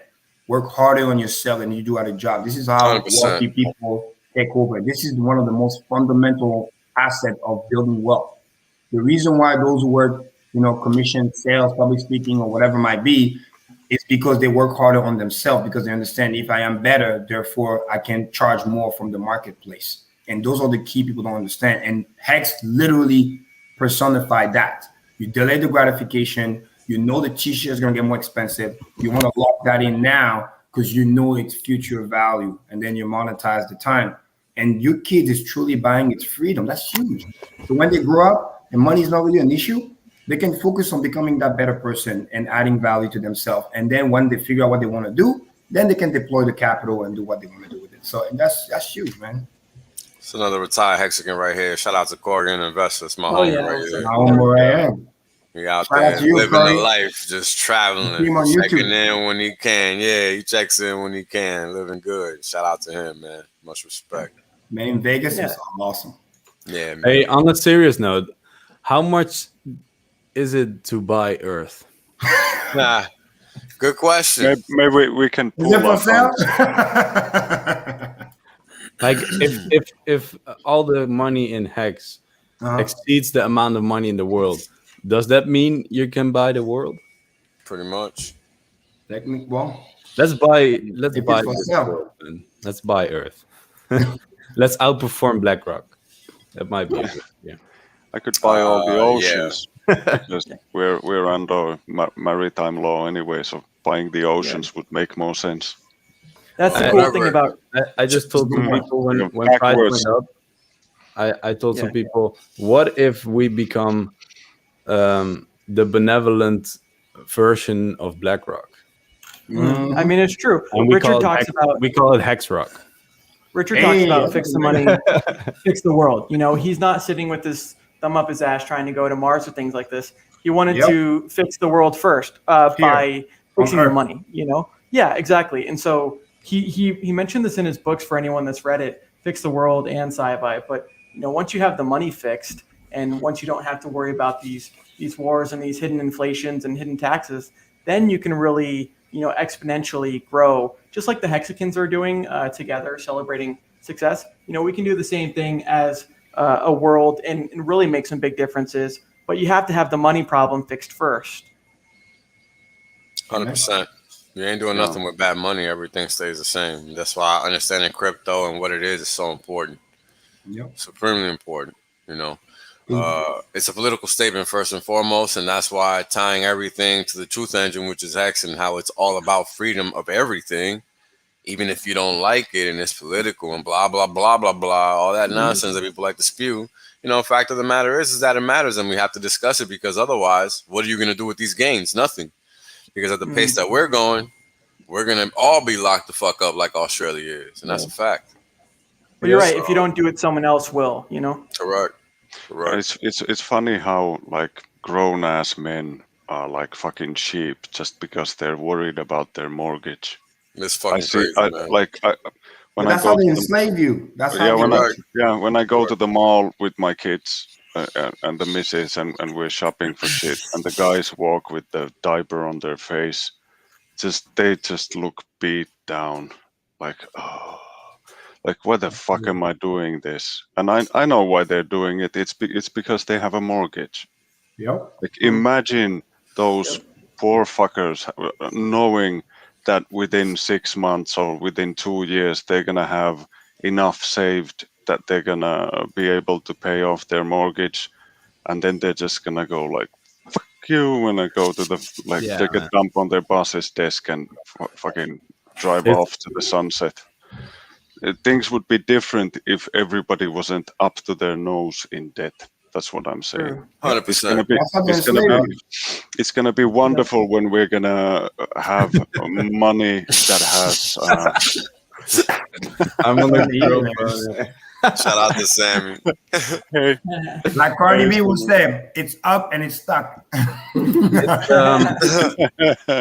And now Falcon Crypto just commented, and now they're talking about 50 or 70-year mortgages. Yeah, we gotta shut that shit down, homie. Yes, sorry. You get into one of those, you're a slave for life. Swedes already have 100-year mortgages. I mean, it makes sense because no one's able to pay everything anyways. Yeah. Basically. And they want to pay like doesn't change that much. Yeah, they pay off a mortgage for 100 years. What do you think those refinance techniques are for? Oh, you're about to finish? No, just get a new one. Oh, we'll get you a lower rate, but I want you to borrow another $500,000. Refinance, please. Yeah. Thank you. Your house was almost paid off, but they trick you into doing another refi. I mean, it's one thing if you had bad credit and then your credit got better. Yes, you should refi. But if you're almost done, that's the trick they do, because they got to get you in debt. They need you to pay them interest. That's the whole point. Yeah. Even with a credit card. As a Mexican, you have the ability to help people get out of their mortgages. The best thing I've done so far is get the parents of a friend of mine into Hex, because I knew they would never be able to pay their whole mortgage, and at $1 they're done. And so I'm not even looking at my own money. I'm just looking at that dollar just so I can get a party with them. That's gonna be glorious, man. I don't even care about my money. I just want to help those people, and it's amazing, man. Well, it was amazing is that it can be done, right? Yeah, exactly. It's not a dream. It's just speaking of things that not even anymore. Speaking of things that can be done, how long have they been talking about? Oh, find a cure for this cancer and stuff like that. Richard talks about if heart disease and cancer were cured today, the average person would live like 7 years longer, as opposed to the real thing that they should be focused on is the longevity, right? He talks about kind of treating aging like a disease. Decreasing stress. Decreasing stress. It's always start with stress and overeating. Right. If you can decrease stress, eat less, and move. Yeah. It's funny. I'm living a stress-free life. I don't know how it's been with you guys, but I find it very hard to stress over things anymore. Hex allows you to stop on your time button. I never there's no stress anymore. Just steak and chill. Yeah, everyone's gonna be fine. Steak and chill. We already had the sack face and chill. Oh, and guys, just a quick reminder: We're gonna get double soon. Yes. Oh yeah. Yes. Let's go. Oh man. I Almost actually forgot. go like, Two bitches for the price of one. yeah. Pretty much. If you pull up that Nomics, Let me show you a magic trick. again. Oh yeah, that dude. We're striking distance. We'll flip ETH after a 2.09x. I call it striking distance. Ethereum, if you're watching, prepare yourself. It's gonna happen quick. You won't even see it. No, Yeah. Remember the anime it's just gonna happen. It's just gonna happen. Remember the anime back in the day? You're not gonna have time to call your mom. The anime? Oh. The guy that's like faster than the shadow? No. Oh, man, that was a thing. And back in the day, I love the sheltered life. Oh. You guys know the anime? Maybe it's just in French, I don't know, but his name was Lucky Luke, the guy that was like Lucky Luke, yeah, faster than the shadow, right? Yeah. I know the guy. Striking this into Ethereum right now, and the Daltons won't even see it coming. We keep buzzing over that. And Ethereum is right there. It's gonna move so fast they won't even see it coming. The cool thing about Richard is he knows all these things, right? He knows that, oh, you got to fix the money first, and he knows the thing about the health, like I said. But, you look at what he's doing and, you see other billionaires and stuff like that. And like I said, they're using their money for just things that aren't necessarily productive. But Richard does have a really long-term game plan, that game theory of actually achieving things. So cool. It's cool, though, because now he has all of these hexagons that are educated to the same level that he is. And now we can kind of share those successes together and actually, fight these things that have been, causing humanity such plaguing us, really. Yeah, Michael mentions one of the guys looking sad, depressed, stuff like that, and Markable too. At the end of the day, Hex allows you to buy your time back and not to be controlled by debt, things like that. So if you can pay off your debt, not have mortgage, stuff like this, then what are you going to do with all your free time? Correct. Dude, those comments are flying. They're amazing. Dude, I agree. Yeah, you're right. Again, 100%. Stop this BS because they don't want you to be free. They want you to be enslaved so they can control 100%. You. And then they don't want you to live longer because then it becomes harder to control you. This whole even population control agenda, it's not because we don't have the space, because there's plenty of fucking space. Oh, plenty of it. They do that because it becomes too hard to control. That's the only fucking reason why they care about. So now, even with the disease stuff, like, hey, let's get you sick first, and then you're gonna pay us for us to come and cut you open and try and make you live longer. When you can just prevent the whole thing, live a healthier life, so that you don't even have to go see the fucking doctors to begin with. Why do you think on television you're being advertised all the time to do cigarettes, alcohol, junk food, stuff like that? Like you mentioned, to kind of keep you in that state America, or put you in that state if you're not there in the first place. The last thing they want you to do is actually be educated and understand. Why do you think in school they don't teach you finance? They don't teach you how to invest because they don't want you like that. Like Kareem says, they want people that can work for them, people that aren't going to ask questions. But people like Hexagons have seen that, hey, this old system, I don't want to be a part of it. And guess what? It doesn't work, The next level of your economics 101 class in school is gonna include Hex. Shout out to Blaze in the chat. Yeah, exactly. No, it will. Seriously, I will be out there teaching people. I said on the previous stream last week. That's my dream, my goal right now. By 2026, Hex needs to be in 200 countries, onboarding, if not daily, weekly, literally like workshop. What is money? Understand how this works. How to build wealth. Whatever you want to get in life, if you understand how to build wealth, you can achieve. Because this is, and this is a powerful quote that I read today again that I love because it just reminded me. I'm a big quote guy. It's like, it says, rich people invest money first, right? They invest their money and then they spend the rest. Poor people spend the money and then they invest what's left. Let me say it again. Rich people, aka wealthy people, right? They invest the money first and they spend whatever's left. Right? What do I always say? Stay broke, not poor, right? So you can protect yourself from the scammer, from buying stuff you don't need, especially in the beginning. I don't care even if there's like heavy pressure, debt, this, that, because the problem, if you just spend it right away, even if you pay a big debt right now, then you got no more money because you killed the golden goose. Now you have no more asset generation. And then guess what? It's a dangerous spiral because you're going to go back to borrow the money again. Instead of letting it grow, tough it up a little bit, pay the monthly payment, maybe just eat some chips. I don't know, whatever. Delay gratification to the point where when you can able to pay the item, the debt, the whatever it might be, there's a rule. Big purchase, especially if it can be less than 10% of your net worth, that's good. If it's more than that, don't do it.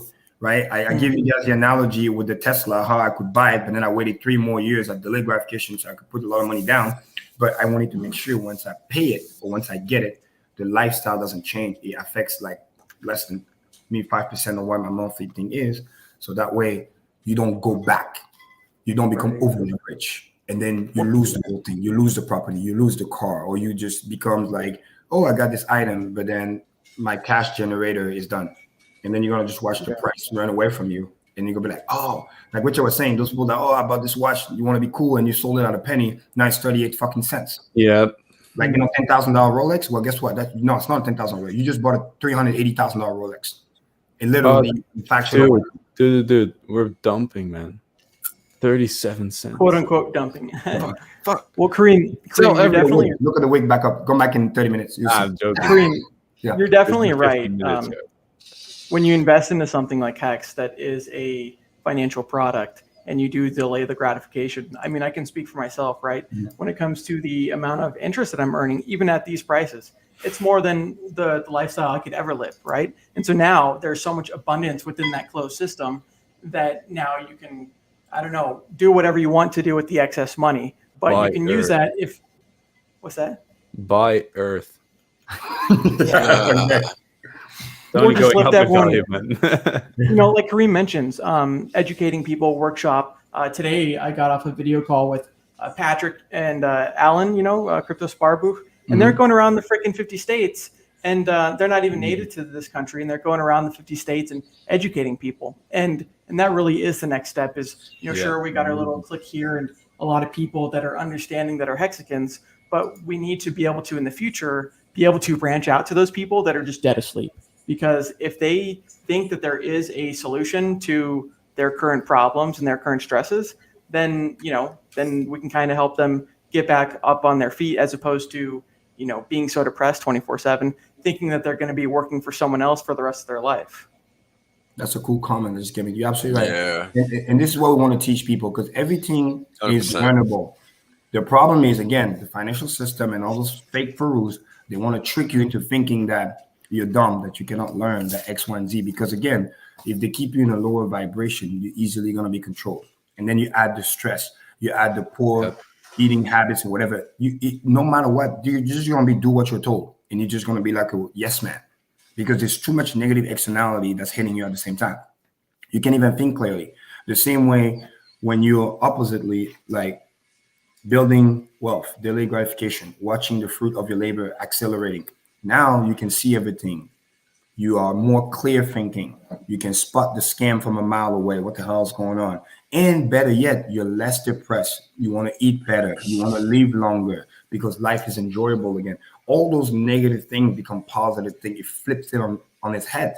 You know, shout out to Richard, you know, losing weight. Like, again, everything starts to just be aligned. And this is all starting by having that strong will again because you have that foundation that's showing you the way. You can see the light at the end of the tunnel. That's why we like to show those charts to tell you where the price is going. So you can just build your path. True accumulation never ends. Build it up. Stay, again, discipline. Clockwork, you know. Stay broke, no poor. Build it up. And you can see. And you'll realize how it works. And then you're going to be able to tell a friend. And then you're going to be able to just free yourself first and then help other people, right? Just like in the airplane. Put the mask on first and then assist others. Each one. All right, so check this out, guys. If you saw this video, dude, you completely misinterpreted it, so I suggest you watch it again because that's not what's happening.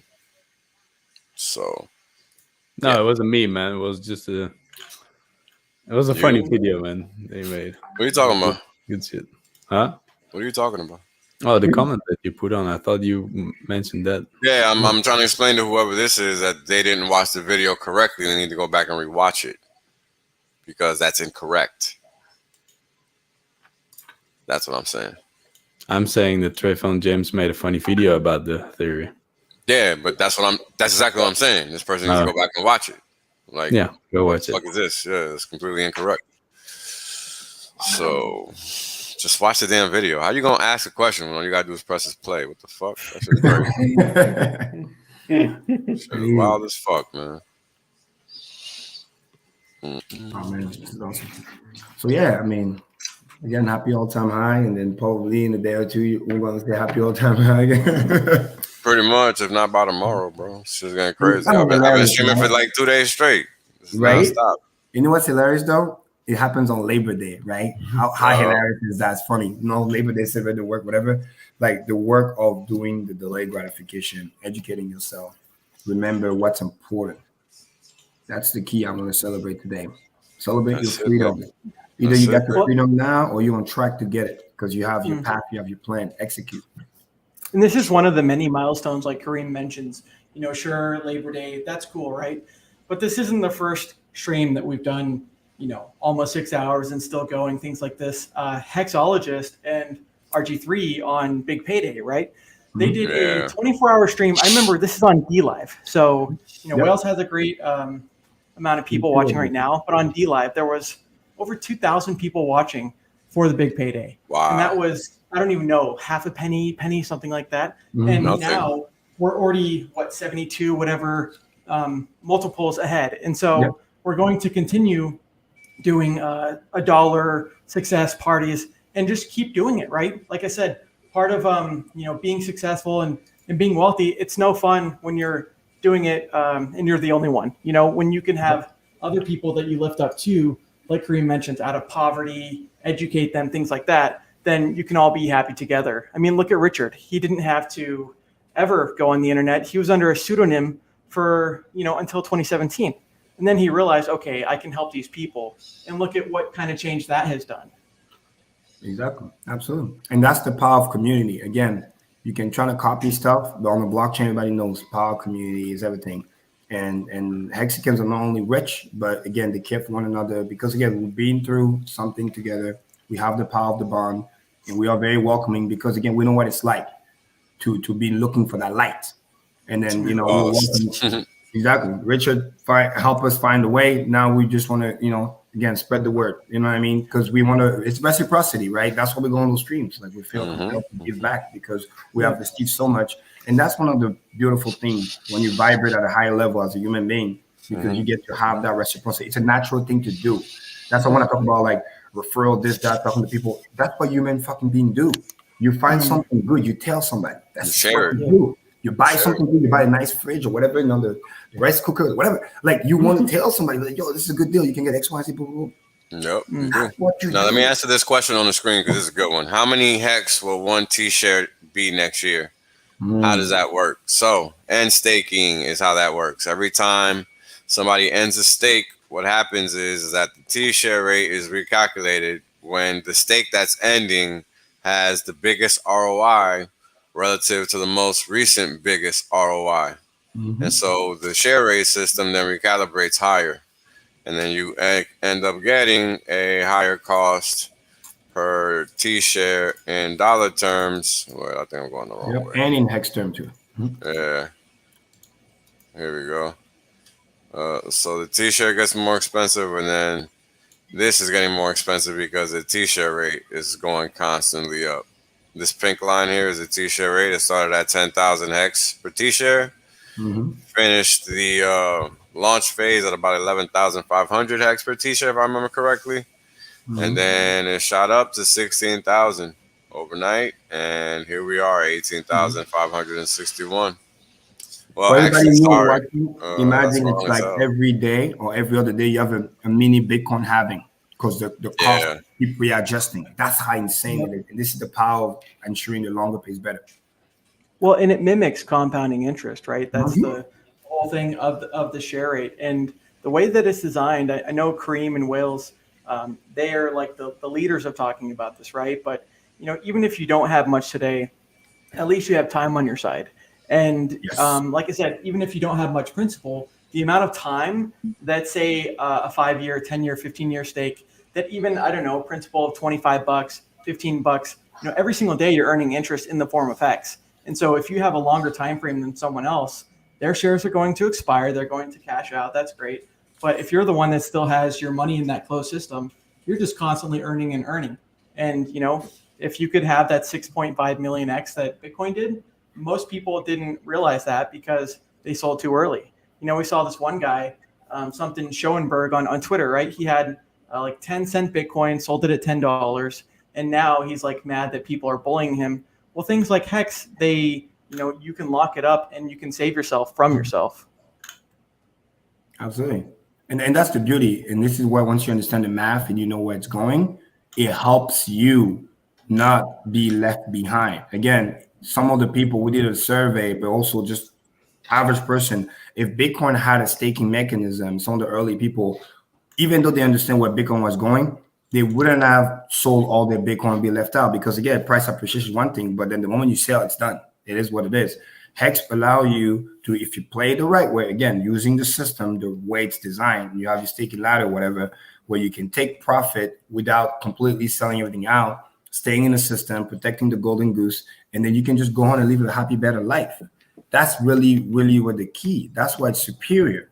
That's why it's a product, not a project, because it allows it for the price to constantly go up, because if the value proposition is there, the earning per share is there, and we're still getting that 37+% APY, literally price is irrelevant. It will just keep going because new money can come in, you can get the value out of it. And I talked with Joe Exotic on his stream about this as well. If you get this and if you stake it and you don't have to do anything else anymore, all of a sudden you're in this abundance mindset. You've thrown yourself into that, and then if you have a business or whatever you're doing, you're not doing it anymore to extract value from other people. You're just doing it to add more value to other people, and so that naturally leads to you being able to ask more money, and that naturally leads to you getting better contacts and people that love you for it. So your word of mouth gets better, so your business grows, and just everything goes better if you are in that abundance mindset. And just staking is like literally forcing yourself into that abundance mindset. It brings you that peace of mind. Like life literally gets better once you do that. Well, as the price goes up too, you don't need to sell as much, so you're causing less sell pressure. That's just a multiplier, right? Yeah. Hex also solves a very prevalent misconception. So like I used to think, for example, okay, if I could just get to a point where I have, let's say, millions of some token, and then I wait till it gets to $1, then I could sell it and cash out, and then I'm set for life. That's actually the wrong way of thinking. It's so much better to have a strong position in a market, and you only sell a small percentage of your net worth, but you don't even sell really anything until you've made like millions and millions of dollars, and you keep most of your money in the market. So if you think about it, Hex actually allows you to not only dollar cost average into a market, but with staking, you're dollar cost averaging out of the market over time. So for example, if you build like a quarterly certificate of deposit with Hex, like every 3 months when you take out, like, let's say you're selling some interest or whatever, or even some principal, you're literally dollar cost averaging out of the market. You're not selling your full stack. Maybe you're selling some very small percentage that's way less than 1% of your entire net worth. That's great, because now guess what? Now you have more than 99% of your money working for you in the market. And what does Hex do? It grows your money from 2 vantage points: USD price appreciation and interest. And that's like extremely powerful. Yes. And it solved 2 important factors in economics, which is you're fighting against not having what's called dormant capital. That's the most dangerous thing. Yeah, this is why people, especially in Europe and other places where inflation is not your friend. People leave money in the bank thinking, like, no, everything is a risk. Over there, the more you have, and then they don't do anything, inflation is burning that away. So it protects against that. It protects against yourself, because you can delay gratification and build more wealth. Because if you sell too early, then you literally don't have anything else, and you're going to be back to that rat race, which is very, very dangerous. And it changes your mindset about what matters, how investing should be. And like Marco said, you become a better person. In sales, we're calling, you don't have diarrhea of the mouth and desperation breath, because you're so desperate to get that sale. You're so desperate to like, give me money, money, money. And then people can sense that. Then you can just be chill, be yourself, operate at a higher vibrational frequency, so people can just be cool with you.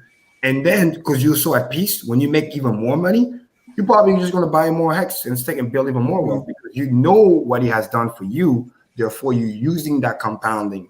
This is what I'll be able to do, even though you guys know my story, coming late, whatever. It's that because I know what he has done and I know where it's going, I just discipline every month, just buy more and build a position. So, well, Kareem, you're the first person I heard talk about it as like money printer.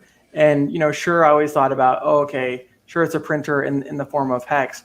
But when you really think about it, like you mentioned, the months and years that I was grinding, now you can just skim off some interest if you ever want to. But the thing is you get to a point, and everyone will get to this point eventually over time, depending on your principal. But you get to a point where even the interest is more than what your means are. So whether that's a watch or this or that, you can now keep that money in that closed system, and it's just working for you 24/7. And so when I think about the generational wealth that like my family members have seen since even having the uni airdrop, right? I had 4 wallets, whatever it was, 1,600 uni. It's worth a lot of money now. It's like over $500,000 that I've given away because I was abundant at that time. And guess what? I didn't just give it away in the form of Hex or dollars.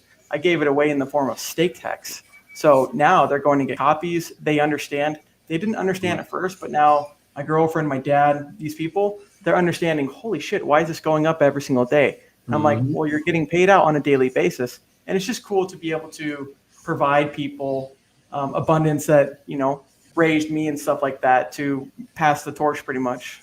Absolutely. And then you get to feel good about yourself too. And nothing wrong with that. Again, it's the altruism, because it goes back to the concept of ikigai, right? You find out something that you're good at, you find out something you're passionate about, and you find out something that the world needs. And when you can intersect all those 3 things, literally that's the meaning of life. You can live a meaningful life. Your basic needs are met. The people that you care about are met. You have something good you feel about yourself, and you get to help the world. I mean, literally, it doesn't get any better than that. Hex will allow you to do all 3. Because you can save yourself, protect your dreams, and save other people too.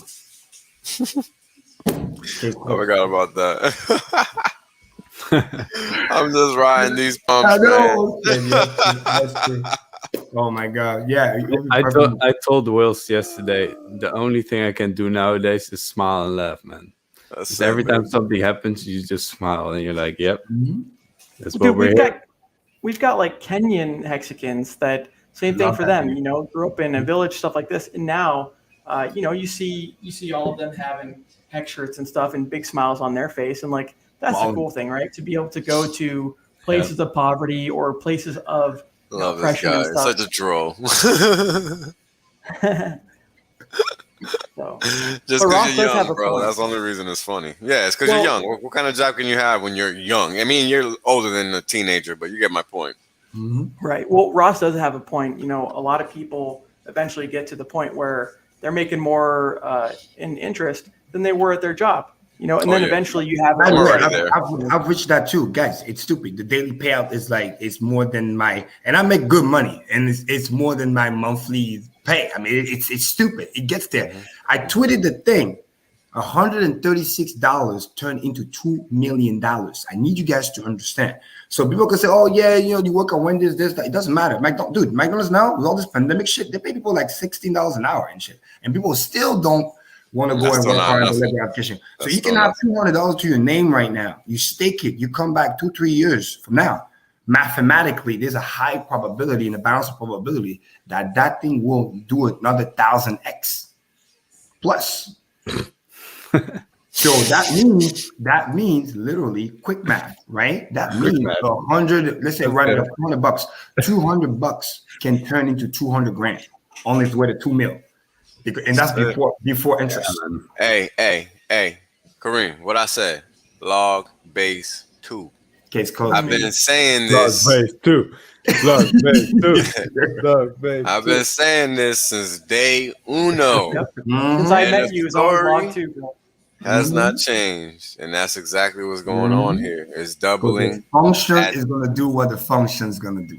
Correct. Well, and that's the interesting thing is like we act like we're surprised, but then people like Kareem, Wales, Gerardo, they're like, "Oh, you guys are surprised. I'm surprised too." But it's just math at the end of the day because it literally is programmable money. And when you have a smart contract, you're programming the conditions before anything happens. Before you enable that contract, you program it. Yeah, it's what I tell all the new people. They locked it, Yeah, exactly. It's inevitable. Like the people that want to buy in now, they're like, yeah, but the price is so high. How much higher do you think it's gonna go? And I'm like, dude, I can mathematically prove that it's going up. And we can sit here. I can go through all the details with you. It's not going down. Exactly. Because we have to deprogram, kind of like PTSD. We have to deprogram all the degen out of their brain, the shitcoinery, the shitcoinery. I like that. Those people that buy something because it went up and because somebody told them to do it, but there was no explanation, there's no logic, there's no use case. They literally know. I know people that buy stuff that know that it's a scam, literally, and they will do it simply just because they heard X, Y, and Z. And that's the problem, because when they enter with something like Hex, their little detector goes on because for all the shit applies here. Exactly. They don't understand. Oh, one of these is gonna because. And by the way, they don't even know what a log chart is. They probably look at it like the regular, so they see the the massive linear shit. Linear shit. They're like, oh my god, it's going. They're gonna think maybe it's like what's that, AMC or whatever. But the problem right. But the problem what they're missing is that they don't understand. Hex is a product, not a project. It pays you interest, all this other stuff. They don't do that. So because they don't understand that, they don't understand how liquidity works, they don't understand the sacrifice value, they don't take a look at that beautiful thing that Gunther created about, we did the math, guys, there's less than 2% liquid available. They don't understand all those things, because if they did, they would realize why more money is from within. How'd you get less than 2%? How'd you get less than 2%? Overall, when you factored in after the sacrifice of all the no, that's already scared the shit out that man. That's already incorporated. Oh, it's what it did? Yeah. Oh, okay. I thought you it's 3.61%. But what's cool about that 3.61 is that there's liquid Hex of people that are just not going to sell. They're just going to let it ride. In that respect, but 3.61% is what's liquid that's owned by the user. But out of that 3.61%, there are just large addresses that just don't sell. Yeah. They have fat stacks. There's like 7 addresses that have over 1 billion Hex. So like you just don't really consider those guys as sellers. And many other people, like I give you an example, right? Like you guys know my rule, right? I only do now 15-year stakes. So, and I like to do the spaced out for 6 months. So what do? I buy, and then the left, I leave it there. It's just there. It gets to my target, it gets turned into a stake. So that way the emergency fund is emergency, but then when new fund comes in, emergency turn into stake. So technically there's a short period of time where I have liquid Hex, but the goal is to never sell. It's just there until I accumulate, I get to the zone, boom, 15 years, disappear. Because I'm trying to get the t-shirt, because I want to do this right. Because when I do this right, that share rate is locked for 15 years. So I wanted to, again, that's just my strategy. So there's a lot of this Hex that's just not going to be sold. And better yet, there's a snapshot coming in. So you can barely say that literally what that can. So you can see that what's left is literally what's on the Uniswaps and all the pairs, which is what the Hex had that Wells pull out earlier is so important. Because what is it now? Well, is it 55 million? How much is it? 59 million. Yeah, look, red candle. Look, I told you, wait 30 minutes and then the thing. Yeah. Because there is literally. It's so funny. Nowadays, with the traffic after you put the chat. So in the traffic. Nowadays, when I look at the 4-hour chart, 60 million, 59.9. But look at the trend, people. Look, dude, wasn't it last week 75 or something, or 2 weeks ago? Look at the last 6 days in a row. Down. Well, Kareem, that's why people like Dollar Cost, or sorry, not Dollar Cost, but Robert Kiyosaki, he asked Dollar Cost if he thought Hex was better than Bitcoin. I watched that clip.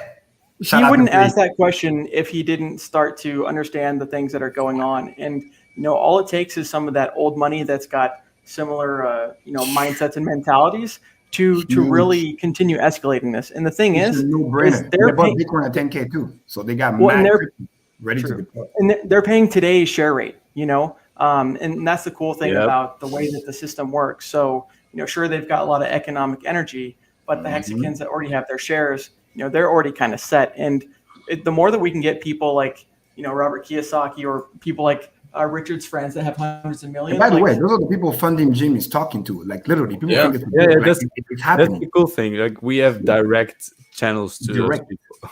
And they know about Hex. They've seen the price. And by the way, that's their ethos. The funniest thing is this. We actually apply their knowledge from 20 years ago, from their book to then buy Hex, because this is where we got the definition of what is an asset, what is a liability, and literally rich that, poor that. I mean, everybody that's old enough here knows that. Yep. It's literally the funniest thing. They are the reason. We just got there first to some degree. So we can explain them the tech stuff with a youngster, but the ethos is exactly the same. This is the new, better version of gold. So when they see that, they're like, dude, that's our favorite product. Now we have it in crypto. It's over.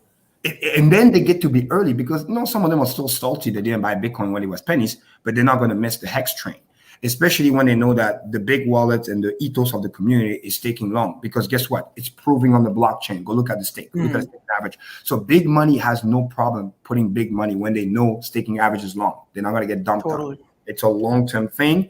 And now they can accumulate, build their position, push the price up at the same time, and everybody wins. That's the key. They don't have to worry about the Bitcoin, dormant address, on-chain metric. Get the fuck out of here. When the price go to 60K, all those dormant address wake up real fast, right? So in having a chart of expected supply is also key. Just like kind of like the old school gold miner people, they look at those projection. How much is gold coming out of the ground, whatever. But us, it's even more precise. It's not like fake report. It's literally on the blockchain. You can go to Hex.vision. It's there. And the fact that everybody got different time preference, it's best. Wells had that chart that created, which is amazing. I think, what is it? We average 3.5 mil or 4 million Hex per day that's entering circulation. Like, I remember days where literally during the launch phase, it was 500 million. So it allows some liquidity to come in, because I don't want the price to go too vertical too fast. I want us to do the chart. But it allows that to happen and stability at the same time, because those people can just eyeball those stakes, predict what's coming, so they know when to buy. So that's why you see candle like this, you see how quick it gets bought up, because those people want to grab that liquidity. So they start to literally plan according to when end stake's going to come out. So when somebody wants to take some profit, there's somebody else ready to buy.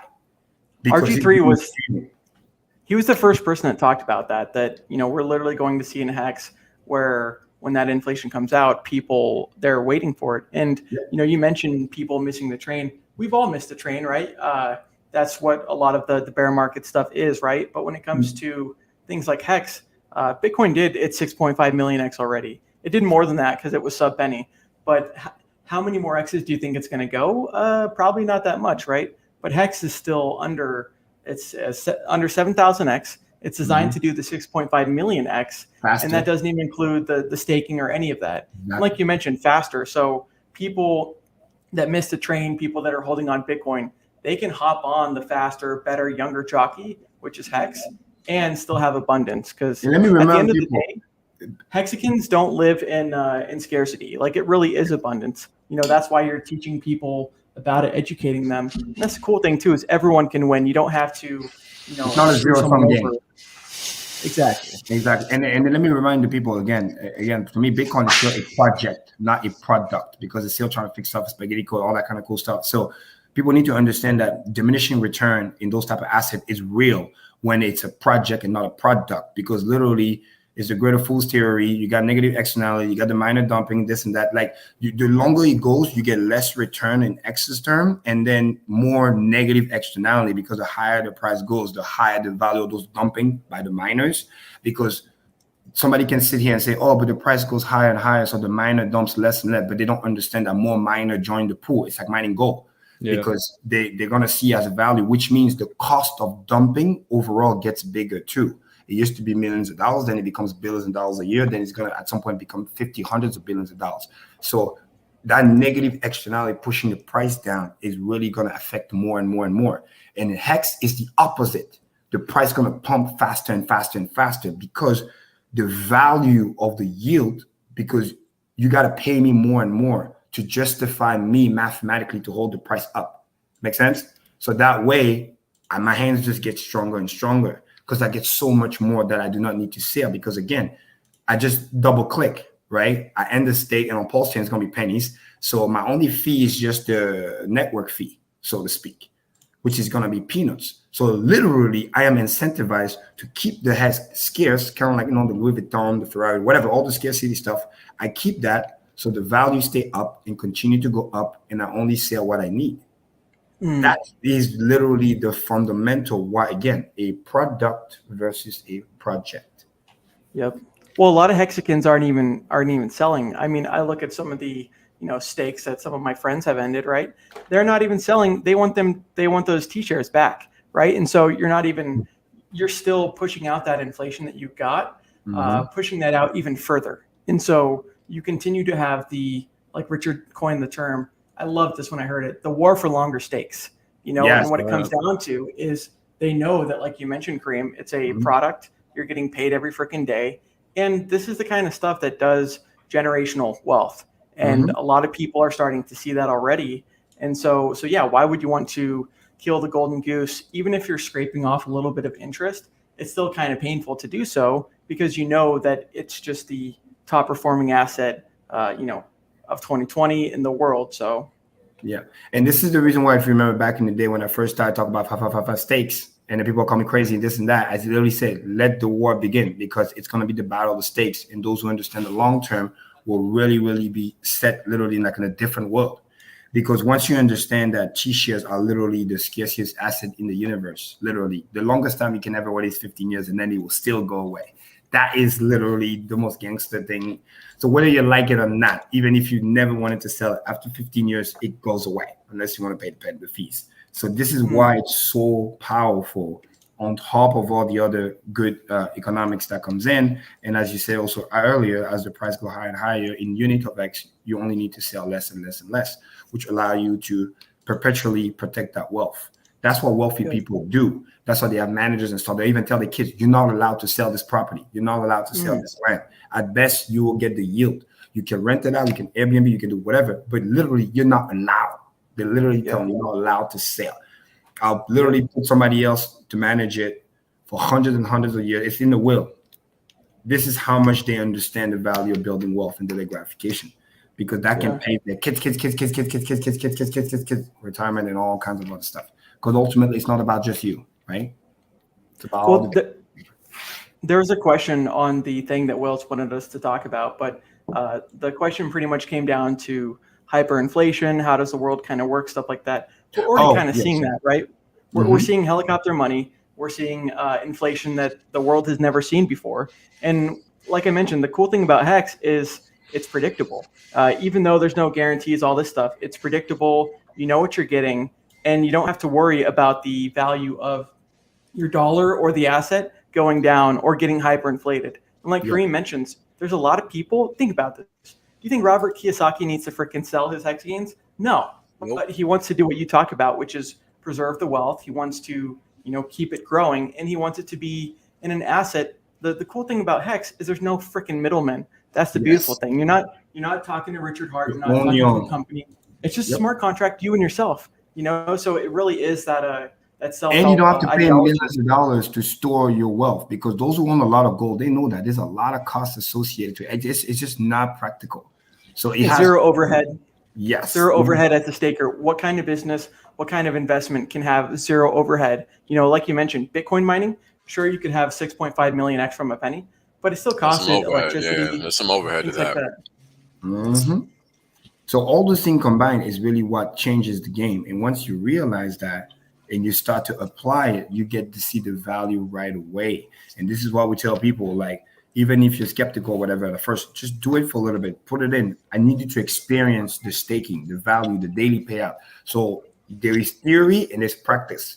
That's what those who really get it, the ones who are stake, they see it every day. The ones who are not, they can't really see it because they're not taking the actions. When they're taking the action, they get to see the value, and then they get to duplicate. And then ultimately, longer term, you're building more wealth. You're helping yourself, all your loved ones. And more importantly, you're showing people a path to freedom. How something's already there. They just need to apply it the way it's designed, and they will always be taken care of. And that thankfulness is literally what set Hex apart from everything else, in my humble opinion. So. Well, I mean, the chart shows it, right?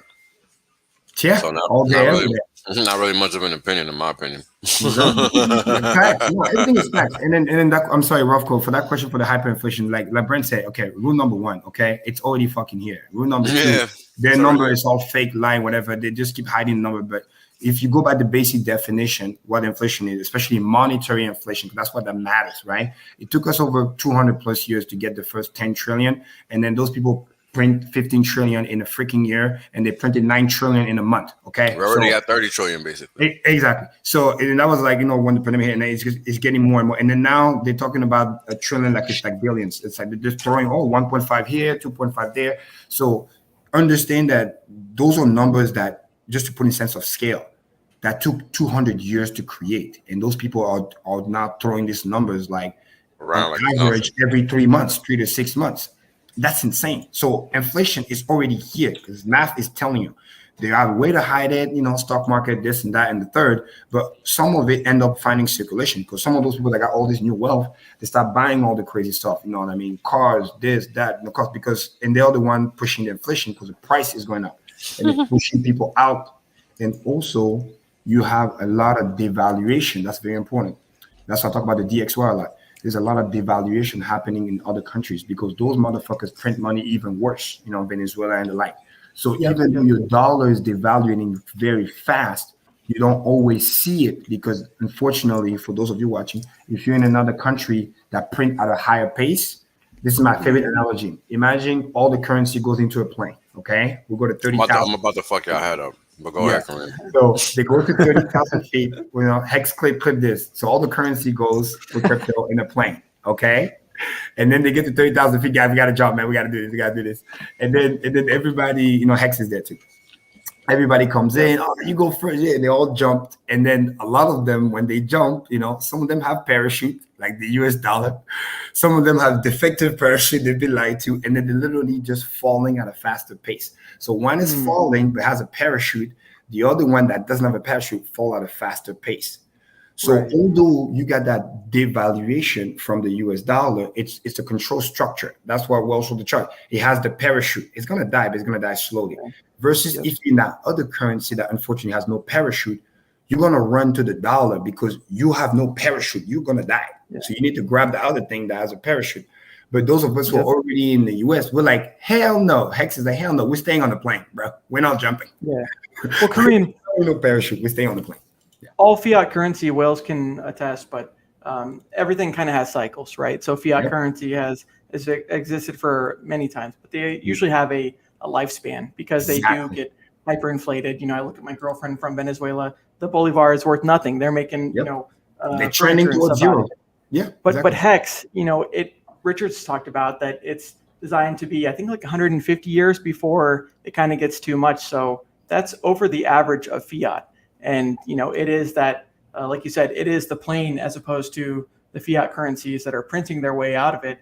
And really, they're stealing from their citizens. Hex doesn't do that, They're stealing people's time from the future, sadly. And they're turning into bag holder, and then they point the gun at you to pay your tax with the thing that they print so you can hold the bag. Wells, go ahead. But that's insanity.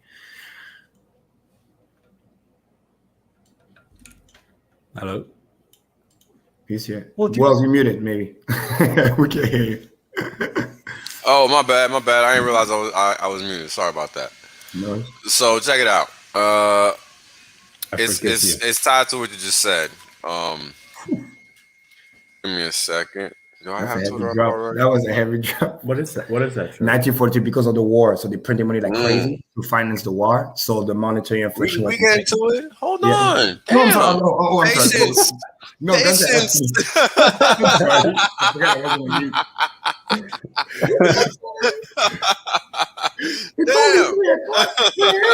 Can I say one last thing? Yeah, go ahead. I was just telling when they print fiat, Kareem mentioned it, that they're stealing the time from you. Not only are they taxing you, but then they're causing a hidden tax, right? But Hex doesn't do that. The version of Hex, and Richard's lived this since 23, since he retired, but it allows you to have your time back. Like I said, you're not a slave anymore. Someone talked about it, I think Finbear, that the guy with the kid and the family, pretty much the point is the guy had like no hope, right? And when you have no hope, then you just think you're a slave the rest of your life. But Hex gives you abundance, and it does give you hope for that brighter future. Even a few thousand X with any amount of money, right? That can give people hope as opposed to continual debt. And like Kareem mentions also, the dark patterns that banks do to keep, taking your money and keep extracting value. Hex doesn't have that. The only patterns that Hex has, it rewards those that do what said they were going to do. And the people, instead of the money going to the bank, it goes to the people that actually staked. This is actually a really good point, because sometimes when I walk around, like if I'm going to like a Walmart, for example, I walk around and I look at everyone, and man, everyone just looks like you can see the pain in their face, the sadness, the depression, the stress. 100%. You know what I mean? And it's like you feel for these people, like your heart. Because I think to myself, I could never go Just back. be okay with that. Yeah, I could never be okay with that. I could never be okay with a life of like modern day slavery, and just think like you actually have the opportunity to break free from that. But you just need to know how to solve the money problem. But you don't know how to solve that problem unless you're hearing good like information from the right people. But how do you know who to listen to? Because there's so many people that are looking there to scam you or wreck you. That's the disgusting thing about the Furus is they, out of their own greed, they're taking away that opportunity from you for you to be financially independent. You know how many people that I heard that listened to just certain people that swayed them away from Hex, and they could have had financial independence and freedom a year and a half earlier if they, like Gunther mentioned, listened to the right people. And that's what I'm proud of, is being in crypto since 2017, never shilled anything. But when Hex came out, it was like, this is different. This is complete. I don't need to shill future promises or anything like that. It's all complete before the start. And like Kareem says, it's a win-win situation. 100%. Yo, well, that picture is powerful. Facts. Yeah, man. That's why I haven't even changed it or said nothing. All you gotta do is look at it. They're printing trillion. Why are we paying tax if they're going to print it, right? Think about it. It's exactly. Crazy. And that's why I wanted to show this first, because it's very important that people understand what's going on, right? And I talk about all these types of things all the time. And thank you, Rylan, for this message. And thank you to everybody for just sticking around for this long. I mean, this is going on 6 hours plus. And, we're pumping, baby. We're going to keep smacking these new highs until the space understands what's going on. Can't be that's just going to be the end of that. And they're just going to have to bend over and take it, because that's what's going on here. Well, no hold bar. No lubrication either. None whatsoever. No mercy. For fiat, they can print as much money as they want, right? So whether you want them to go to war or not, they don't give a fuck. They could just print it. But with Hex, Richard talked about, he's very, like I said, cypherpunk, anti-war. He talks about, hey, they would have to do a war tax. They would have to raise money to be able to do that, because at the end of the day, if you're not participating in their system, then they're just going to inflate the value away from it. Whereas something like Hex, it's, you know what's going on. It's not going to have random inflation, and it's predictable. And at the end of the day, if people can have money and currency that's predictable, think about how much more the dollar went in 1929 than it did in 2021, 100%. Now let's go back to this graphic, because that's a great segue. What the hell happened here, right? Now, if you look back at 1943, you'll see a whole lot of shit was going on. The U.S. was just getting ready to jump into the war. It was giving out money left and right to their so-called allies, right? No, actually, in 43, I think it was already participating in the war, in some way, shape, or form, because Pearl Harbor happened in December 7th, when the fuck did that? I can't even remember. I can't believe I don't remember the exact date anymore. I'm so tired of hearing that shit. Hold on. No, it's December 7th, but I can't remember if it's 41 or 42. 41. Okay. So right after that, the U.S. was already in the war, and this was already back here. So it was already happening. They just needed a reason to pump it up. And up for them is down for us. And this is what this chart is showing. And the event, and then now they got license to print. 100%. What did we get here? Look at this fractal. Holy cow. But here's the thing. It's going to be way worse. Why? Because it's a bigger version of this fractal. Yep. See that little kink? That boom, bomb, boom? That's this. One called Dead Cat Bounce Crypto. I'm going to make a remix of that Will saying boom, bap, boom. But that's Imagine this. throwing a cat off a 4th or 5th floor building, and then you see how the dead cat it just bounces. Actually, no, I'm sorry. That's this move to that move, and now it's just whipping lower because it broke that low. So it's actually like a double fractal, really, because it did the same pattern 2 times. That's why it tricked me. Did it here, boom, walk, then again, boom. This is crazy. So it's about to get funky, funkier than you could have ever imagined. It's almost vertical, and that's gonna do some things. They're printing more money than we've ever seen. 100%. Helicopter money. Hey, you know where you could see this too? I went into a 7-Eleven tonight, and I went to get that's bold, my friend. I went to I went to get a thing of gum, and the guy checked me out, and he was like, "Oh, it's $5." I was so thrown back. I was like, "God damn, $5! $5 for some gum? Gum that used to cost like $1.20. You know? $5 for some gum, bro? Yeah, now it's one of those like bottles, where it has like the cubes of gum. Yeah, So but didn't that cost like $3 or something? Yeah, that's what I'm exactly saying. That's what I'm saying. So I was like, people don't realize when you see. You understand? $5 you can buy a sandwich somewhere. Yeah. Actual. That's food. That's a meal. Hey, you could go to Africa and get like 2 really good meals for $5. Yeah, but when you see prices like that, that's a demonstration of hyperinflation. Yes, imagine the little guy. Cost of goods 100%. are driven up. The little guy that doesn't have money, that doesn't know about Hex, and he guys trying to get gum, you got to pay $5. Check this out. Go ahead, Brian. Go ahead, Brian. Go ahead. You didn't ask for that, right? No one voted on this, and so not only did you get screwed over by authoritarian stuff like this, them kind of doing their decision over yours, but you're the one that gets fucked over at the end of the day because you're the one that has to pay higher gas, higher tax, all that stuff. So at the end of the day, it just screws over the people. And like Kareem mentions, if you kind of keep people sad, depressed, you don't give them hope or anything, then that's all they ever know. But if you give them the opportunity at least to take the other pill, blue pill, red pill, then they can at least see that, hey, reality doesn't have to be so shitty. You might actually be able to buy your time back and not be a slave for the rest of your life, because most people, they do waste their money. They spend it on stuff that's not necessary because they are depressed. They are, mopey and stuff. But they're looking for something. Yeah. Exactly. So if you can give them what they're looking for, then that solves a lot of problems. That's insane. Well, this is okay? It's in billions, right? So that's like 24 trillion. That's 20 trillion. 20.5 trillion as of July 2021. That's just the money stock. Damn, yep. That shit's going parabolic.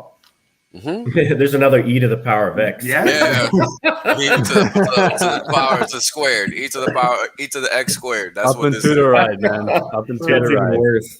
The only thing is that they don't have T-shares. Correct. So this answers that question, Danny boy. No. This is basically when you should flip this chart around. Yeah. So look at the insanity, right? From inception to about, 2010 or 20, you can see the first 10 trillion right around 2010, 2012. No, when it's like, so 12,000, it's like 12 trillion. So like a little bit below that. And then literally from that 10 run to 20, it's parabolic. It's literally did it we're talking in years. So we're not even talking about like 20% of the time that it took to get there. It's like 5 to 10% of the time. Well, everything is really an S curve like this too. Yep. Everything is an S curve, right? So we're seeing the S curve of the inflation of the fiat currency. And as it keeps going up, it just keeps getting more devalued. And the thing that sucks is people that get told what to do, right? Students that go into student loan stuff, they can't bankrupt themselves out of it. So they literally are slaves. But with Hex, we have our S curve that Wales is talking about. That's literally just starting as theirs is going up like this. And ours is, it's not something you can it's not something you can just print your way out of too. Like you need to pay for the T-shares. You need to buy the Hex. So all of that kind of feeds into the system of it going up. It's an actual product again. Yeah, well, this is value. Blaze just commented, this may be the only chart that gives Hex a run for its money. Yeah. For whatever reason, I can't invert it. It's not letting me invert it. I don't know why. That's a good joke. Yeah. Yeah, no problem. I can see it inverted. A T-share chart though, at $1 plus, it's going to be a beautiful thing to see. That acceleration is going to be insane. You could wake up literally week over week, and then the share cost is going by 1,000, a factor of 1,000. Something that took us months to do week over week. Oh, 18,000, 19,000, 20,000, 22,000. T-shirt just keep running. And then the FOMO behind it, like, okay, you want to buy a T-shirt at 20 grand or you want to buy a T-shirt at 30 grand next week? Your call. Well, Kareem is right. 30. Kareem is right. For sure. The only thing better than the Hex chart is the T-share chart. And that's where it's like, okay, you could have held it liquid. You could have had so many more gains. But then, do you want to earn interest on top of that? Because you can earn more. That's really where. And I just got a message, and I just wanted to revisit real quick the luck framing that we can give ourselves. I just got a message from my dad. He's saying, "Well, I'm just worried that we're on the roller coaster up, and then people are going to sell, and then everything's gonna crash. It's gonna crash, but we don't know when." But this is the point, right? This is the point. This is what is ingrained in everyone's head. Everything that goes up must come down, and you as a hexagon have to constantly fight that narrative with other people, where you have to say, "No, I know better. No, I know better. No, I know better. This is gonna happen. This is gonna happen." And so it's not even you were lucky one time. It's you had a frame of thinking, and you were strong enough to keep that frame of thinking, regardless of what anyone else says, because all the people outside, they have no clue, man. They have no idea what's happening. But they don't understand Hex's supply and demand. They don't understand that there's a controlling entity that owns 96.3% of all Hex in circulation, and it gains in its position. So, for example, every time somebody emergency end stakes, 50% of the penalties are going to the origin address. You could see that address fatter. Also, the controlling entity has 11 addresses that are staking addresses, and the sum of all those addresses is a Poseidon in the network. So that means it's gaining fat interest from T-shares. So it's also getting larger from that standpoint. And being more scarce. And talking about scarcity, I mean, you're talking about 72% of all Hex owned by users is staked. There's only 28% left that could possibly be staked. And then out of the tokens that are liquid, these fat wallets, like I mentioned before, 7 wallets that have over 1 billion Hex that aren't selling. And like the best that you could do at this point in the game, because so many large wallets have been weeded out at early price levels, the best that you could do is wick the price down, maybe by 4 cents or 5 cents or 6 cents. And guess what? There's so much demand that it just gets bought right back up. And that's why people are like, how come Hex doesn't correct? How come it doesn't correct? It does correct. You missed it. It already corrected. It corrected. You wanted more, but Hex was like, no, fuck you. Just like, this is all that you get. Be grateful for what you get. We're going right back up. New all-time high. Well, they're stuck in the old paradigm of thinking. Marco Bull talks about, his dad, that's great that you've had these gains. That's cool. But when is it going to end? And you're definitely right. I mean, Richard talks about this, right? And Wales was going to this as well. But as you have that Fred money printer going up, well, if the asset itself is based in, the dollar, then it's inevitably going to go up too. And anyways, that's the old paradigm thinking where, you think that someone needs to lose for the other person to win. And in reality, that's not the case. The hexagons don't all sell at once. If you did that with any asset, of course it'd go down. But the cool thing about it is, like Kareem mentions, people are staggering their sells at different times. And you can see that, right? It's all public. You can see when they're going to sell, if they're going to. And that's not even a guarantee that someone's going to sell. They might, like I said, take it, lock it, and lock it even longer. 100%. Again, all of those things combination are the reason why Hex is superior. So there's no fear once you understand how the product works, And what's exciting is that, for his dad, is because when the FOMO gets so real, like people get that shaking feel, like, what do I do? What do I do? Should I say? And this is the reason why, again, repetition. Madawski, you want to protect yourself from yourself.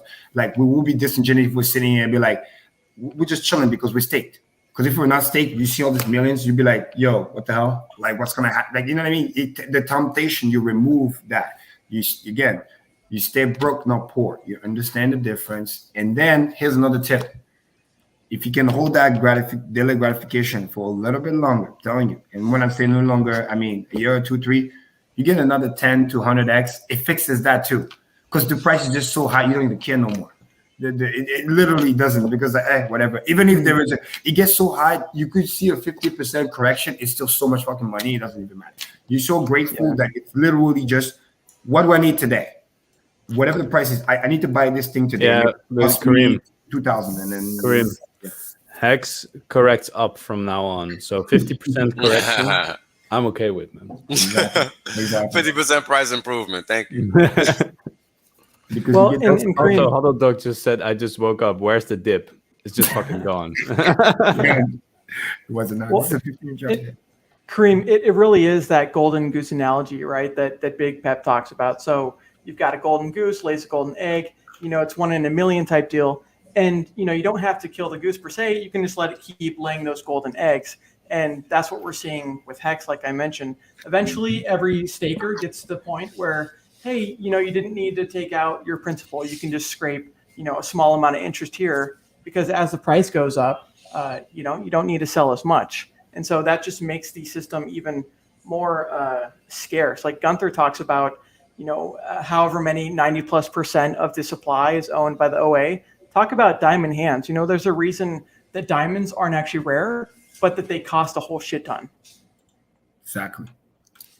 This is why it's so important. Like if you're kind of like new to Hex, or even if you've been in for a while, it's so much smarter, I think, to stake most of your money for like long time frames, like year 10 and year 15, but then also build like a quarterly certificate of deposit, like in a laddered way, so that each time every 3 months goes by, you could pull out money from the market at will, and that money will be worth so much because Hex is doubling so quickly.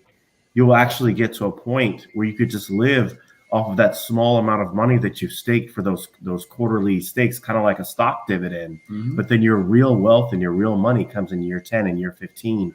So it's a form of like having like the best of both worlds. You have delayed gratification, you have USD price appreciation, you have interest for like those long stakes, but then also for the shorter ones, that's going to allow you to have liquidity in the near term, and that can give you freedom of your time. And freedom of your time is greater than money. Because with freedom of your time, now you can spend time with your child. Now you can spend time with the people that you love. Now you have. I can spend time making a child. Yeah, exactly. Oh yeah, man. I was just about to say that in the way, like you can spend time being more creative and create more things. Whether it is another being, more wealth, be inspirational somewhere, draw a painting. I mean, you name it. It's just like because you operate at a higher vibration. You're not in fear. You're not in scarcity mindset, and you're not in like I gotta go, be angry. I gotta attack somebody. I gotta be zero sum and text somebody. Like it's just there when you need it. You could also you also have just the ability to like because you have that freedom of time and you've solved this money problem, you have a very clear head. Like you think like you're not clouded by stress, and as a result you make better decisions and you're in a better like frame of mind. So then you could actually start to think outside the box, because if you start to make so much money, you could actually start thinking about problems that cost billions and billions and billions of dollars to solve, and you could start doing that. And imagine the fulfillment that you get from doing that, because you're literally working. It's like the Matrix. You can see what's going on. You're doing things that you actually care about, that you love and are passionate about, rather than being some slave on a plantation. Because let's face it, we are modern. If you're still working, you literally are a slave on a plantation. And this is not for me to undermine or downgrade what's happened in history, because those were atrocious events. But actually, what's happening now is just a form of modern day. Yeah, it's just all they did was change it up. That's all. They just made it look different. So and then maybe the whole planet this time around. Correct. Well, Hex really is that first. It really is that first thing that does monetize time. Gunther's talking about, hey, there's not many guarantees in life, and even time isn't guaranteed in life, right? But if you do a ladder And even if you don't have much, but you do a ladder, then yeah, those 15-year stakes in the future, when you do realize them, they're going to be so much. And yeah, he's right. You get to the point where you have so much financial capital that you can pay your expenses, then now you just reinvest the money, or you use it for a charity to help other people too. But it doesn't take much to pay for your expenses after the price goes up so much. And this is the power of also quick math, understanding the power of the doubles, because this is what I've said on stream before. You could be 99% stake once you understand that 1% can 100x and give you another 100%. So when you do the math, when you do the stakes, and if you remember when I was talking about the dream account, when I was doing the stake in my mind, I was like, okay, 15 years from now, the price is going to be, and again, mind you, this is like over a year ago. You know what I mean? We're talking less than, 3,000 of a penny, whatever. I was like, okay, the strategy is this. I'm going to get the 2 mil. Hex is going to be minimum $1. I believe it's going to get there sooner rather than later, but bare minimum, worst case scenario, this is what we're looking at. And then we're just building towards that. And once you do it like that, you could be 99% stake or 100% stake or whatever. If you're putting a lot more money in and you realize that the price might not wait for you, right? So you go God mode, right? 3x leverage in a good way, because you're getting the 3x multiplier for the T shares and you're locking that in and you can never get liquidated. You just need to do the time, so to speak. So once you understand that, staking becomes easier. Staking becomes more efficient. You stake with intention. When you're working, I remember still to this day, when I talk to my client and I'm doing the best service, whatever, and I'm obviously transitioning out because I'm going to be doing more, powerful thing for the community. No expectation, but there's crazy stuff coming. But the point of the matter is, I was looking at it like, how many T-shirts I'm going to get out of this deal? Like, I get so inspired because every time I look, dude, that's 2 T-shirts right there. This is 5. And everything becomes like a mission. And I'm talking about like, I cut everything else, like some of the, party that I was doing or whatever. Everything just became consolidation because I had a plan, I had a mission. I was so driven. That's why it provided that clarity, and that's why it's so powerful. And people need to go to that journey, sit down with themselves, because it's really a game of stakes. And if you do T-shirt preservation, you get your 15-year stake. Your first stake should be your most important stake. I've said it many times. It's important. You get your 30% minimum stake for 15 years that act as a 90% stake. And then the rest, you do the freestyle. Once you figure out what you want to do with your life, 3-year stake, 1-year stake, birthday stake, doesn't matter. But build the wealth, protect the T-shares, ladder the rest. Kareem, I've heard you talk about it, that you, Motley, and Wills, that the money will go where it's treated best, right? And Hexicans had a lot of gatekeeping. That was opportunity for those that are in it now. But when it comes down to the gatekeepers, we have those silent victories by them taking down their old post. And then the other thing is like I said, money goes where it's treated best. You listen to these people that are so wealthy, right? They want to know what the heck Hex is because they know that it's different, and they know that it's not false promises like we've been taught with all these other things, whether it's fiat or other crypto. A lot of it's promises. Richard was the first person to not only completely pass the Howey test, but to say, hey, this is a complete financial product. And that's what the big money does. People like Gary, people like yourself, Wales, there's people that want to invest their money, but they don't want to get rug pulled. They don't want to, they want to learn from their mistakes. And so if they can put it in Hex and hear about Hex, then they're going to prosper a lot better than the people that try to gatekeep it, because that's what they're doing. Is it's a scarcity mentality from the influencers that they wanted to gatekeep Hex. And, instead of giving that person the abundance, they want to take it away. And now their abundance is being taken away by the attention of those people. You see the picture on my avatar right now? That's all the influencers in the game right now. And the crazy thing is this, psychologically, right? They become super defensive, and this is how their true color is exposed. Why? Because it's like their revenue stream, for lack of a better word. I need you guys to understand. They were treating the viewer like the liquidity, pretty much. Just kind of like market makers and all the other exchange are literally just leading you to the slaughter. And now they get defensive because they realize, oh, I can't run the scam no more. Hey, I can't just siphon those people's money little by little by bleeding them, a little bit over time, right? Yep. And then now they're realizing that this product literally replaced them. There's no hundreds of thousands of shitcoin review, this, that, coin of the week. None of that stuff, because it cancels all of that out, all that noise. You got one, that's all you need. It builds wealth, and you get your freedom back, and then you go about your day. Because if everybody's truly honest with themselves, they'll realize that if they can just make the money consistently at a practical rate that they can track over time, they would never buy anything else, because they get what they need. The math gains is there. The consistency is there. You don't have to trade. You don't have to be an expert. People that never even heard about trading are doing better than the best traders right now. That's how good Hex is. It does work for you. Wales knows about this, right? Everyone here knows, but what Furu is going to do a 7-hour stream, literally educating the whole freaking time. I do a handful of clips on some of the long streams or Richard stuff.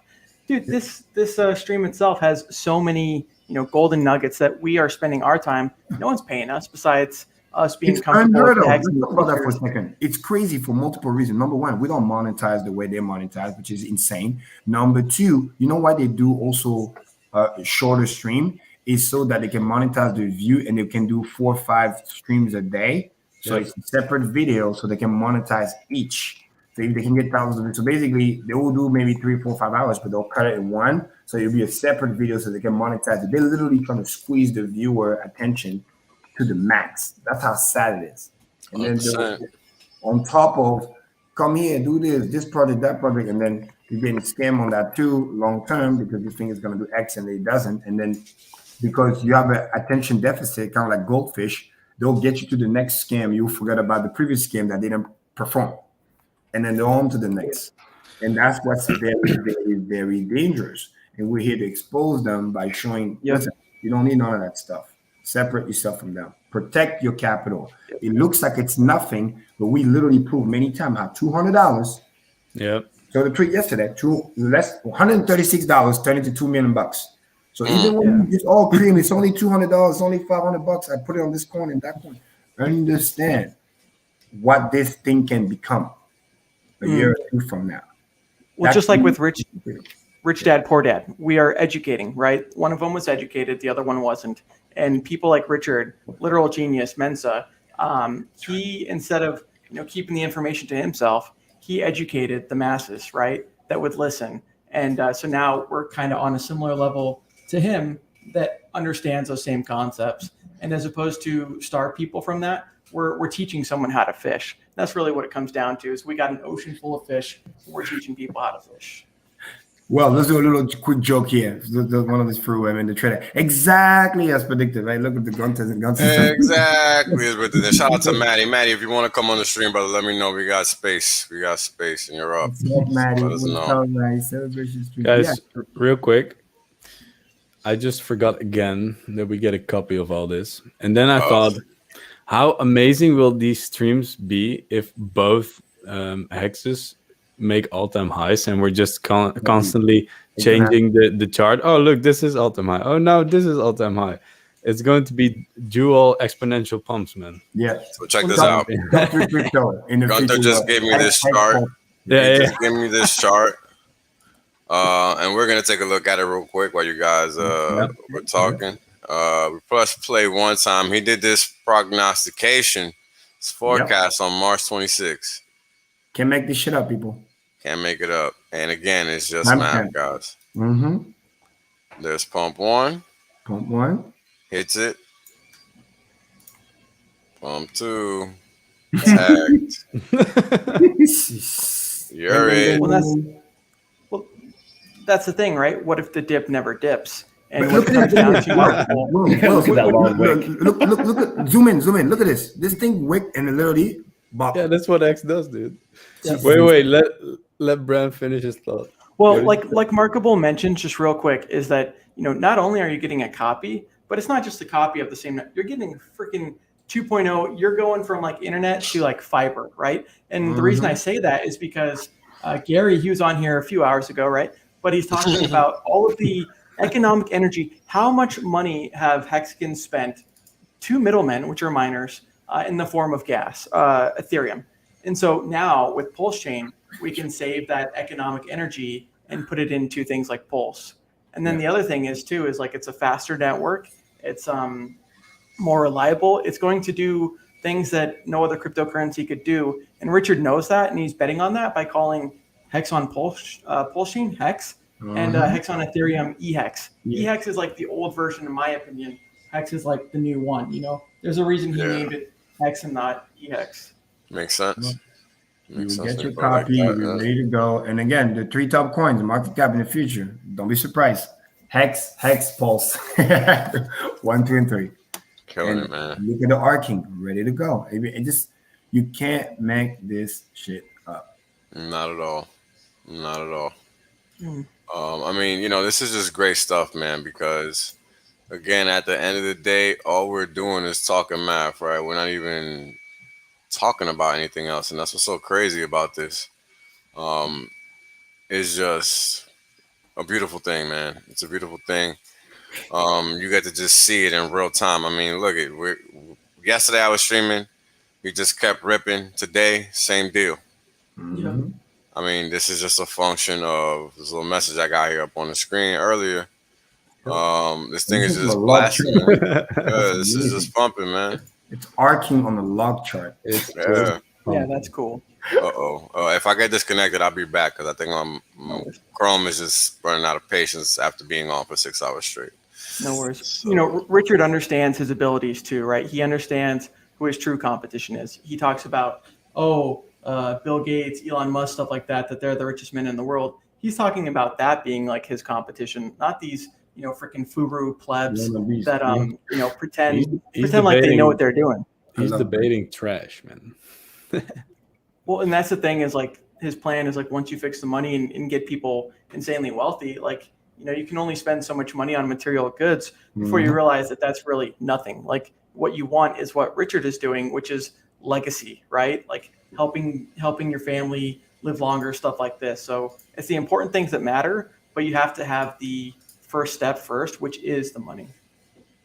100%. In order to build something, you need tools, right? Yep. And the foundation. Yep. Money is that deal. So when you got the right money, you got the right tools, you can't lose. And that's what it's all about. You know? The right side of inflation, you know, not the wrong side where you're getting devalued. Nah, like we turn the cards around and we're saying that, hey, we're not, just like with the Furus, we're not playing their games. Well, guess what? We're on the right side of inflation. We understand why it's so powerful. 100%. Well said. Yeah, we don't even literally, you don't learn how to fish. I'm teaching you how to hunt. That's it, baby. So you can eat whatever you want. All day, every day. Get some steak. But Michael Morton just commented less than 60 million hex supply available. Wasn't it 2 or 3 weeks ago that we saw 95 million? So yeah, a third is gone. 2 days ago, it was 70 million. A third is gone. Yeah. Again, that just means that it's being bought up, right? Like people are buying it. That's why we're seeing the pressure going up too. And by the way, we're talking about a ratio here, which means that's including the sudden emergency end stake, extra liquidity. It just keeps just being bought up, and less. Because you got to talk about that too. That's insane. It's absorbing all the sell pressure along the way. Buy pressure greater than sell pressure, price goes up. Demand greater than supply, price goes up. Well, it really is that minimum viable liquidity too. Hey, hello everybody. I'm so sorry. Yeah, the new guy came in and it just welcome to the party. What happened? Yeah, hello everybody. Yeah, just going. It's morning in Russia. It's morning in Russia. I know you're all like tired or so. It's morning in the. Don't worry. Hey, you get to enter a 24-hour stream. Wells will be here. You need more hours in a day, right? We'll probably go to sleep. We'll wake up, and then there's still gonna be a stream. I get a notification. Yeah, sure. Yo, Bobcat. Were you excited to wake up again to some green candles and you know? Yeah, sure. I was like, no, I probably hated it. Where's the pullback? Because, yeah, it looked like that's every day is Christmas. And at some point in time, I just really believe that we kind of needed just to cool off a bit, just to reconsider this. Yeah, we need just to let speculators sell hacks because by some moment in time, there'll be more and more people. And I just explained it on a live stream with BallietBran before, let's just say yesterday or your day in America, let's just say midday, that at some point in time, people will start buying hacks because hacks appreciates so much and so quick and continuously. And that's the whole story. that's the same reason why people bought Doge and other scam. I'm not kind of comparing Hex to scam coins, but let's just say marketed coins. Yeah, because people will keep doing that because they only care about price appreciation. And if Hex continue to do that, well, if we just talk about Kareem and other, let's just say OGs, they cared about game theory, they cared about the city, they cared about the whole story, and Richie Hart himself. I mean, and yeah, that's cool. Well, that's the difference in Hex. Hex is sustainable, right? The other things went up and then went down because of the mechanics, but this is like sustainable, and there's a reason, like you mentioned. Yeah, but technically it would be nice. But technically it would be nice if Hex will do some. Let's just say a little downside. You haven't seen my tweet of 30 minutes. Trying to get the dip. You got the dip. It was 37 cents. Dips are canceled, man. Yeah. I don't know what's going on. You missed the dip while you're sleeping. 37 cents, bro. It's like this is the thing with dips, okay? They do exist, but you know how like in the desert it technically rain, but you never see the water because it gets evaporated before it hits the ground. Yeah, it's something like that. So they dips are in the game, but you can't see them because it's too fast. Limit orders can't even catch it. Yeah, literally. They won't even hit. Everybody remembers when Hex was like 20 cents, then just dipped to 0.7 something, and it was bought back right in the same day, like back to 16 cents. I was like, okay, great. People got better prices. That's it. It's all about numbers. Forget days; those things getting bought back in hours. Sometimes minutes. Well, it's so true. I mean, at the end of the day, it really just comes down to the supply and demand, right? A lot of people look at the surface level of the supply of Hex, but they don't realize, Gunther knows this, that the actual amount that's available is way, way, way lower than what's perceived. And so the demand for it is just so high that people don't want to, there's always that, like, what if it dips? Should I wait? Well, the same thing. What if that dip does get canceled, like Markable says, and you lose out? So they would rather buy now and stake and reduce the supply. Like, it's just continued reduction of supply as we, have higher stake. And actually, what's funny is quick math. It actually helps the new guy too, because the foundation is so strong. The strong hands are diamond hands. I mean, literally, they don't even care. They're just like, we're here for the long term. We're not going nowhere. So the new guy comes in and actually pumps the price for himself too. So they're getting gains at a faster rate that we had to, because in the beginning, if you're not really a believer, you buy it will take a while before you even get like 30%, 50% move. Now, if people are not careful, you can double your money like in a week or two. I mean, this is if you're not careful, I like that. I double your money by mistake, and you weren't even trying to. Whoops. Because when we tell you the average of the 51 days and all sorts of stuff, this is the average, which getting shorter and shorter. So don't be surprised if it doubles in 30 days, and then it doubles in 15 days, and then it doubles in a week, and then at the epic climax, it could literally double in a day. I have seen it. I have seen candles like that. The computer will start to shake, and then you'll get a 404. The website will be unavailable because traffic. This is when we're going viral. Yeah, Markable said. Yeah, that silly laughing when Karim said quick math, because I just recalled the song 2 + 2 is 4 quick math. I was like, yeah, that's funny. I just recalled that song. That was cool. Yeah, cool. Karim is right. If you look at the monthly, all it is just green candles up, and it's getting more exponential. Just as the S curve gets exponential, that's going up too. And we're seeing a lot of different game theory all in one. We've seen some systems that have one piece of the game theory, but now the people that are being rewarded are the ones that are holding it the longest. And so, sure, we're being rewarded, but we're also not selling it all at the same time too. And even if we are, people have limit orders at those sells that they immediately get bought back up because their bids get hit. You literally get paid to hold the price everybody up. Just saw it in real time. Like, it's not like there's some like secret mystery. Like, it's literally what it's designed to do. I mean, you can't. And I'm like, yeah, I like that job. I get paid. The 13th doubling, by the way, is at 46 cents. 46 cents. And then the next doubling after that, you're at 92 cents. I want you guys to let this sink in. We literally just complete 12 double, like literally 2 days ago. ish. First on the wick, and then look at the chart. It tells you. But we're on track to hit 46 cents by the end of the week.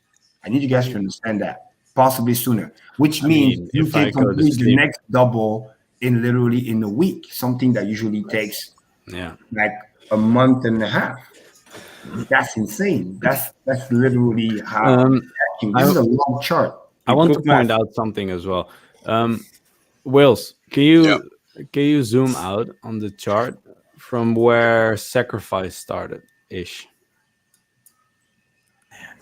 Was that July 19th? That's over. That's Look at there, that. right? Yeah. So if you go all the way, wait. If you go all the way up, what is it? 7 cents? 8 cents? Some rectangles on the chart. 8 cents. 8 cents roughly, because I know it was.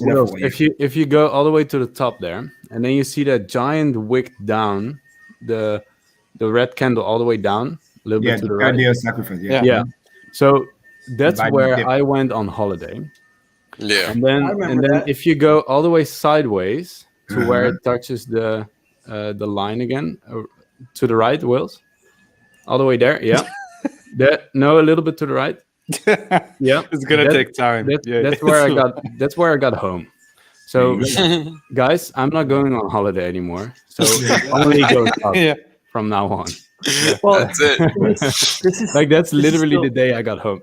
That's crazy. This is still sub-dollar. You know, imagine how much action we've seen between a penny and where we're at now. Just wait till we freaking hit that dollar. That's the next psychological number. You know, some people, we've all experienced this, right? They weren't interested at a penny, at 20% of a penny when they sold, but now they're interested after 100x later. Yeah. Wait till we hit $1 and start moving the price in dollars, because it was a penny. Now we're going multiple pennies up, but just wait, like I said. But what's insane, again, quick math, I need you guys to understand. Well, go back to that beginning of the sacrifice phase. This thing was below 8 cents. Okay, or almost 8 cents, which means before that big pump started, because it was stable for that 8 cents, 7.5, 8 cents, because he ran to 10, then he was for like 2 weeks, he was just sideways. From the 8 cents to current price, we're about to do a new all-time high. Let's say if I were to round it up, because 38 cents, let's say we round it up to 40 cents. That's a 5x, people. And that's literally in like 3 months. 5x, almost. We're trending to do a 5x right now. Because, you know, it's insane. 5 times 8, 40. Just a little bit. And it starts to arc at a faster pace, because you can get another 5x. Quick math, yeah. And if that happens from 40 cents, if you basically 5x from here, which is definitely possible, right? Next thing you know, we're going to be at $2. Literally this is Hexo target right there, $2 before the end of the year. Like it's just, the math is, it possibly it start to arc more severe. We might even get there by November 19, big payday celebration. You know what time it is. We're gonna do. Well, look at how much of the supply was reduced by the sacrifice, right? We saw all these other alts kind of selling to USDC, stuff like that. But the Hex has just remained dormant. And so, like I said, with Gunther talking about the amount that's available versus shout out to Blaze what the again. total is. Blaze, we like the chart. We only go up and to the right. And everybody cut Brand like this. Yeah, it was fine. And it's I like that. So yeah, it was good. Just Hex is amazing. The whole market goes, and Hex goes, it's Friday again. When the doubters are constantly, it's technically a holiday today. It's technically a holiday today, Labor Day. Oh yeah. Well, are we all-time high right now? Did you just pick again? Nah, all-time high is 3852, and we're only at 3826, so about 0.25% away. Hey, this chart is like acceleration due to gravity, except it's positive 9.8 meters per second squared. Exactly. Correct. It just goes in the up direction. Inverse. Yeah, it's the inverse. Inverse. Join us, dollar cost. We're waiting for you. We were just literally waiting for you to wake up. Yeah, join us. Go brush your teeth and then join us. We don't want to smell that Will, stuff. send him the link. He already has it, bro. He was here earlier. Okay. I was asleep. I don't know. Exactly. And we just crossed hour 7. We're going. I'm not gonna do a 24-hour stream. No, so don't play yourselves. I do gotta get some sleep and shit. I got shit I gotta do and all that. So you sleep. I sleep. Yeah, I sleep on occasion. You know? Sometimes, yes. That's a hoax, man. I don't believe it. Well, it happens. It's like, how many people are still on right now? Live. 332. Woo, shout out. Shout out to everybody that's watching. They can't sleep. We all can't sleep. I'll say one other thing really quick. Hex has given me financial independence and a lot of other Hexicans too. But as someone that's a fan of my family, my brothers and stuff like that, the coolest gift has been able to give them hope as well. Because they're still working jobs, stuff like that. But you see one of their wallets cross X amount, 100,000, stuff like that. Now their actual dream of being a millionaire is only a 10x away. Things like this, you can actually show them that, hey, this isn't a dream, it's reality, and it can be done so with the right product. But you didn't have the right product all this time. But now I'm here to show you, hey, this is the right product. This is how you earn generational wealth. Easy too. No sweat. Just stake it and chill. Monetize time. Nothing else has ever monetized time like that. Nope, nothing. Slices through time. It's a beautiful thing. It's a beautiful thing. I mean, 7 hour in, baby. It's just crazy. It's unbelievable to be streaming for this long, and everything. Well, we may look up tomorrow and 40 cents. I'm just telling you. Oh yeah, probably. No, we'll hit the 13th doubling by tomorrow, bro. 46 Probably. Ain't no big deal. I wouldn't even be surprised, bro. I mean, at the rate that this thing is going, this is crazy. You can make money with Hex. Be careful. I mean, look at how much fun Hexicans are having. Parental advisory. Yeah. Too much fun on the stream. Too much money in the pocket. It's kind of addictive too, so be careful. Yeah. Once you bite, once you stake once and you see the gains, dude, it's over. I mean, a lot of people I know, they're satisfied in other areas, but they don't have a good community. So they look for religion or these other things that are like, subtle in that way. But nothing has really been more abundant. Not just in finance, but a lot of other similar subjects than, Hex. Everything is mooning in Hex, dude. All the numbers, all the stats, all the views, the Telegram chats. I mean, from trading chat, I was looking the other day, trading chat, PulseChain chats, almost 40,000. I mean, we're talking about numbers like, for a long time, Binance chat used to be like very, very hot. But like, imagine this many people, and we're primarily non-trader. That's amazing. That just people living their best life. What's insane about this stuff? You guys actually haven't seen anything yet. You guys are talking about I'm not actually impressed yet until we're moving like in dollars. But here's the fact. Here's the fact. Your body is going to be so confused with how fast and how when Hex is moving in dollars, your body's going to be so confused. It won't know whether you should have like a bowel movement, vomit, or have an orgasm, or do all three. It just at the same time. I know. It will be like when you drive the Tesla and play when you go to launch control. It will be exactly like that. That 061.9. That's like so. Get ready. Pack changes of underwear. Yeah, like imagine a cup of coffee, right, or a cup of water, whatever, half full, and it goes so fast the water just levitate up and then goes back.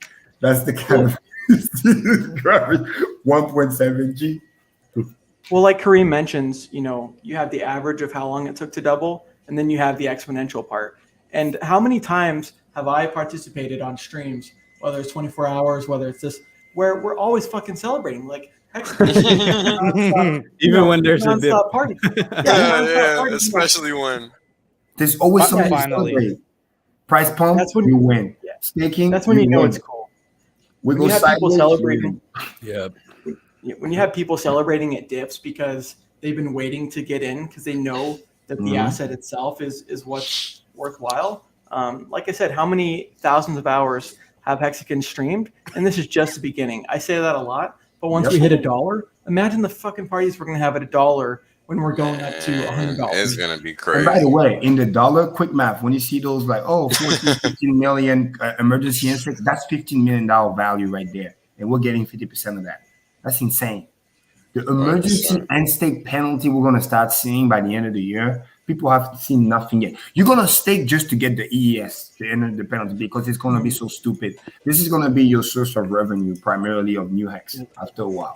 I wouldn't be surprised to start seeing like a chart of like emergency end stake penalties that goes like e to the power of X, because the price will go so high that people are like, hey, I'm willing to forfeit all of my interest and some of my principal because I've never seen that kind of money before. And that's the cool thing. Price goes up, and you get bonuses from end stakes. Price goes down, you get bonuses from end stakes. Either way, you Yeah. Well, Speaking of end you stakes, win.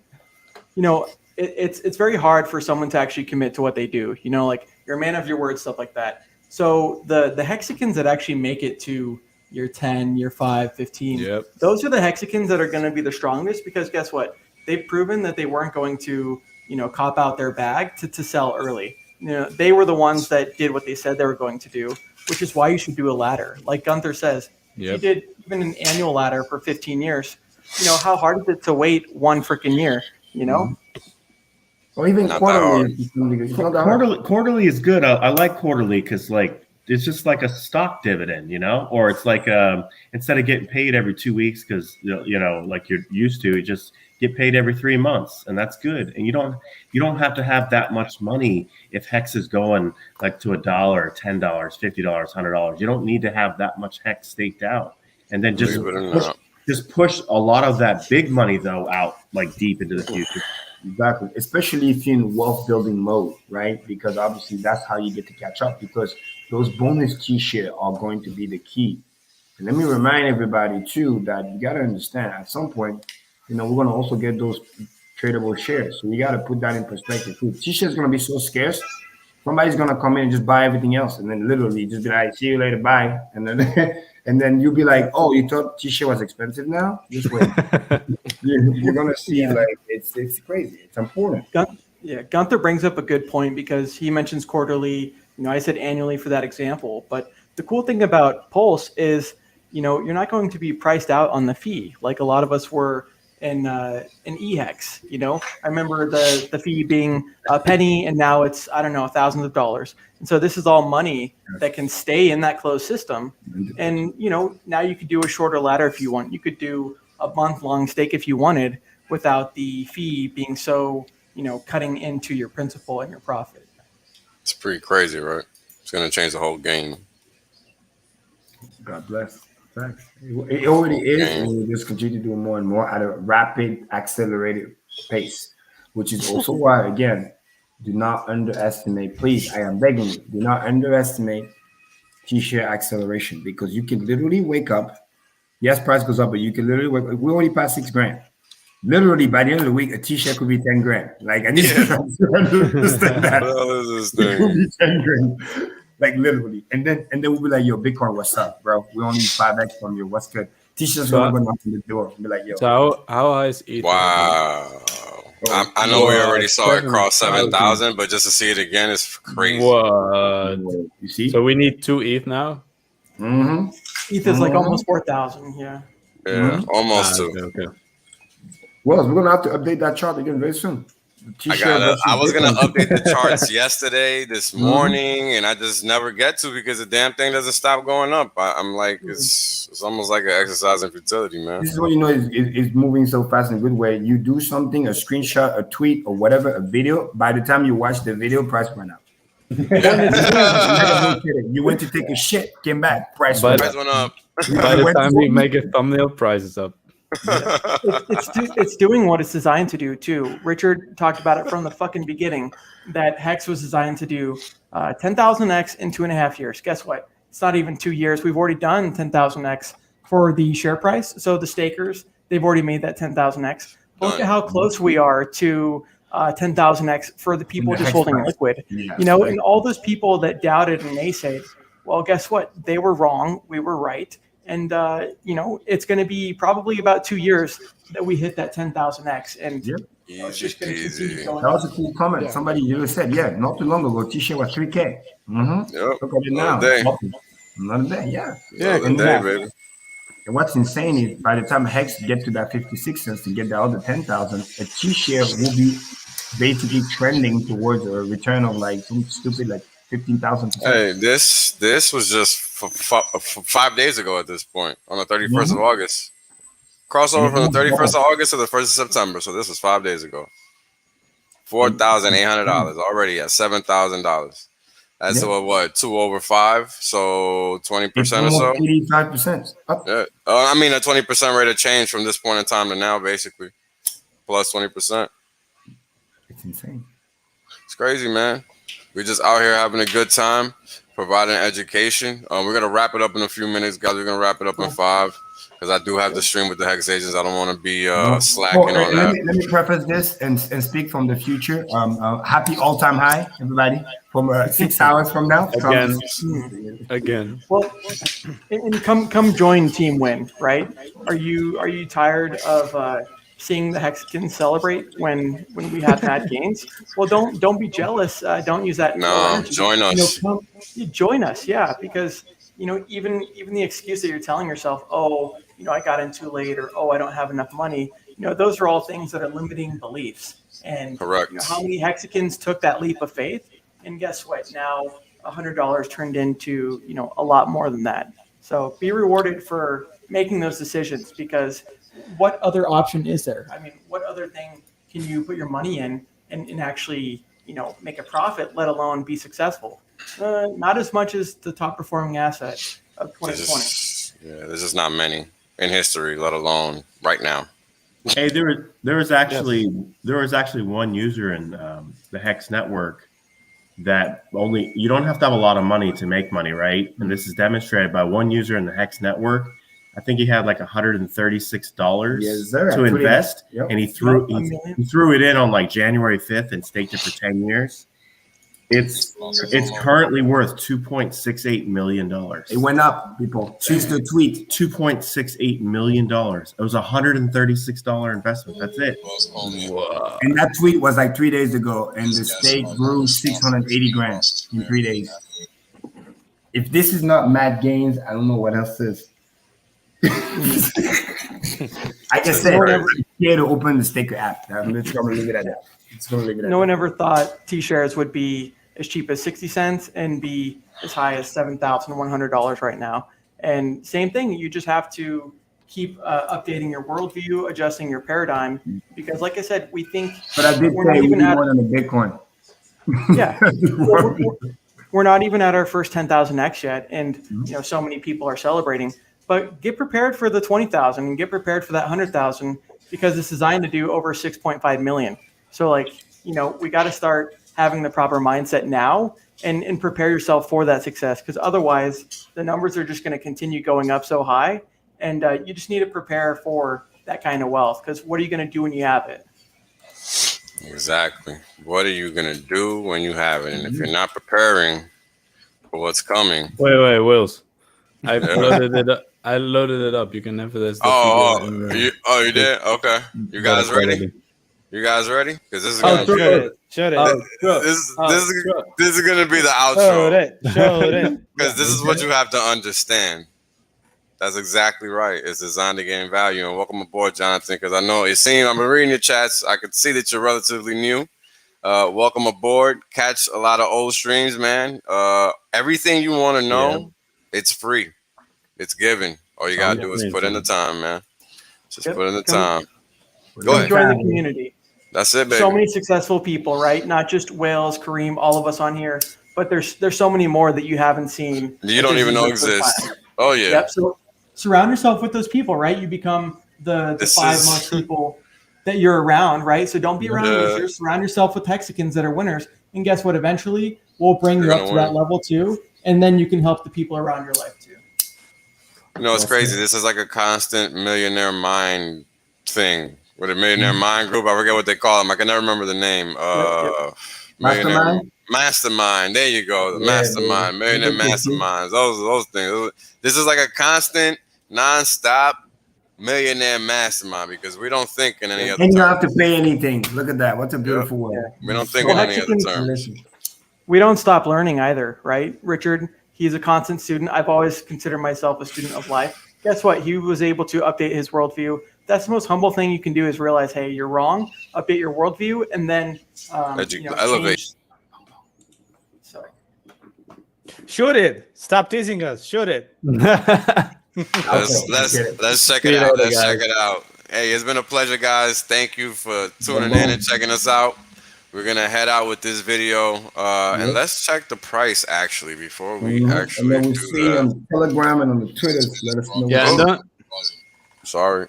Wills, don't do the screenshot. Just do the video that I uploaded here in StreamYard. That's right. I forgot. Sorry. This is the first party of many. If it's just your first, there's many more to come. Welcome to the party. 75 cents, $1. 37.5. It's dipping, guys. Bye. Yeah, Bye. Dips. Bye. Don't wait too long. Appreciate you. We out. Playing this broadcast is known to cause increased amounts of FOMO. Wells only and his guests are not responsible for any losses you may accrue for having weekends. Where the haters at? Y'all bitches still ain't showed up.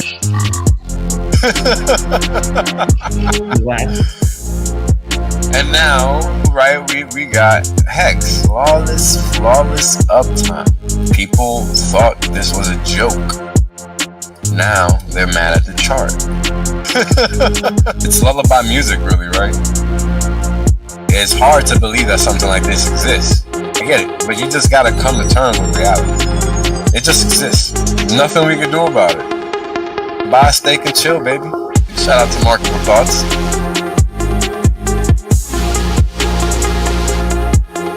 You can't get this kind of shit for free anywhere else. And it's very important to understand that. And we're handing it out. People thought this was a joke. Now they're mad at the chart. So much luck, once again, because the facts don't give a fuck. Peace.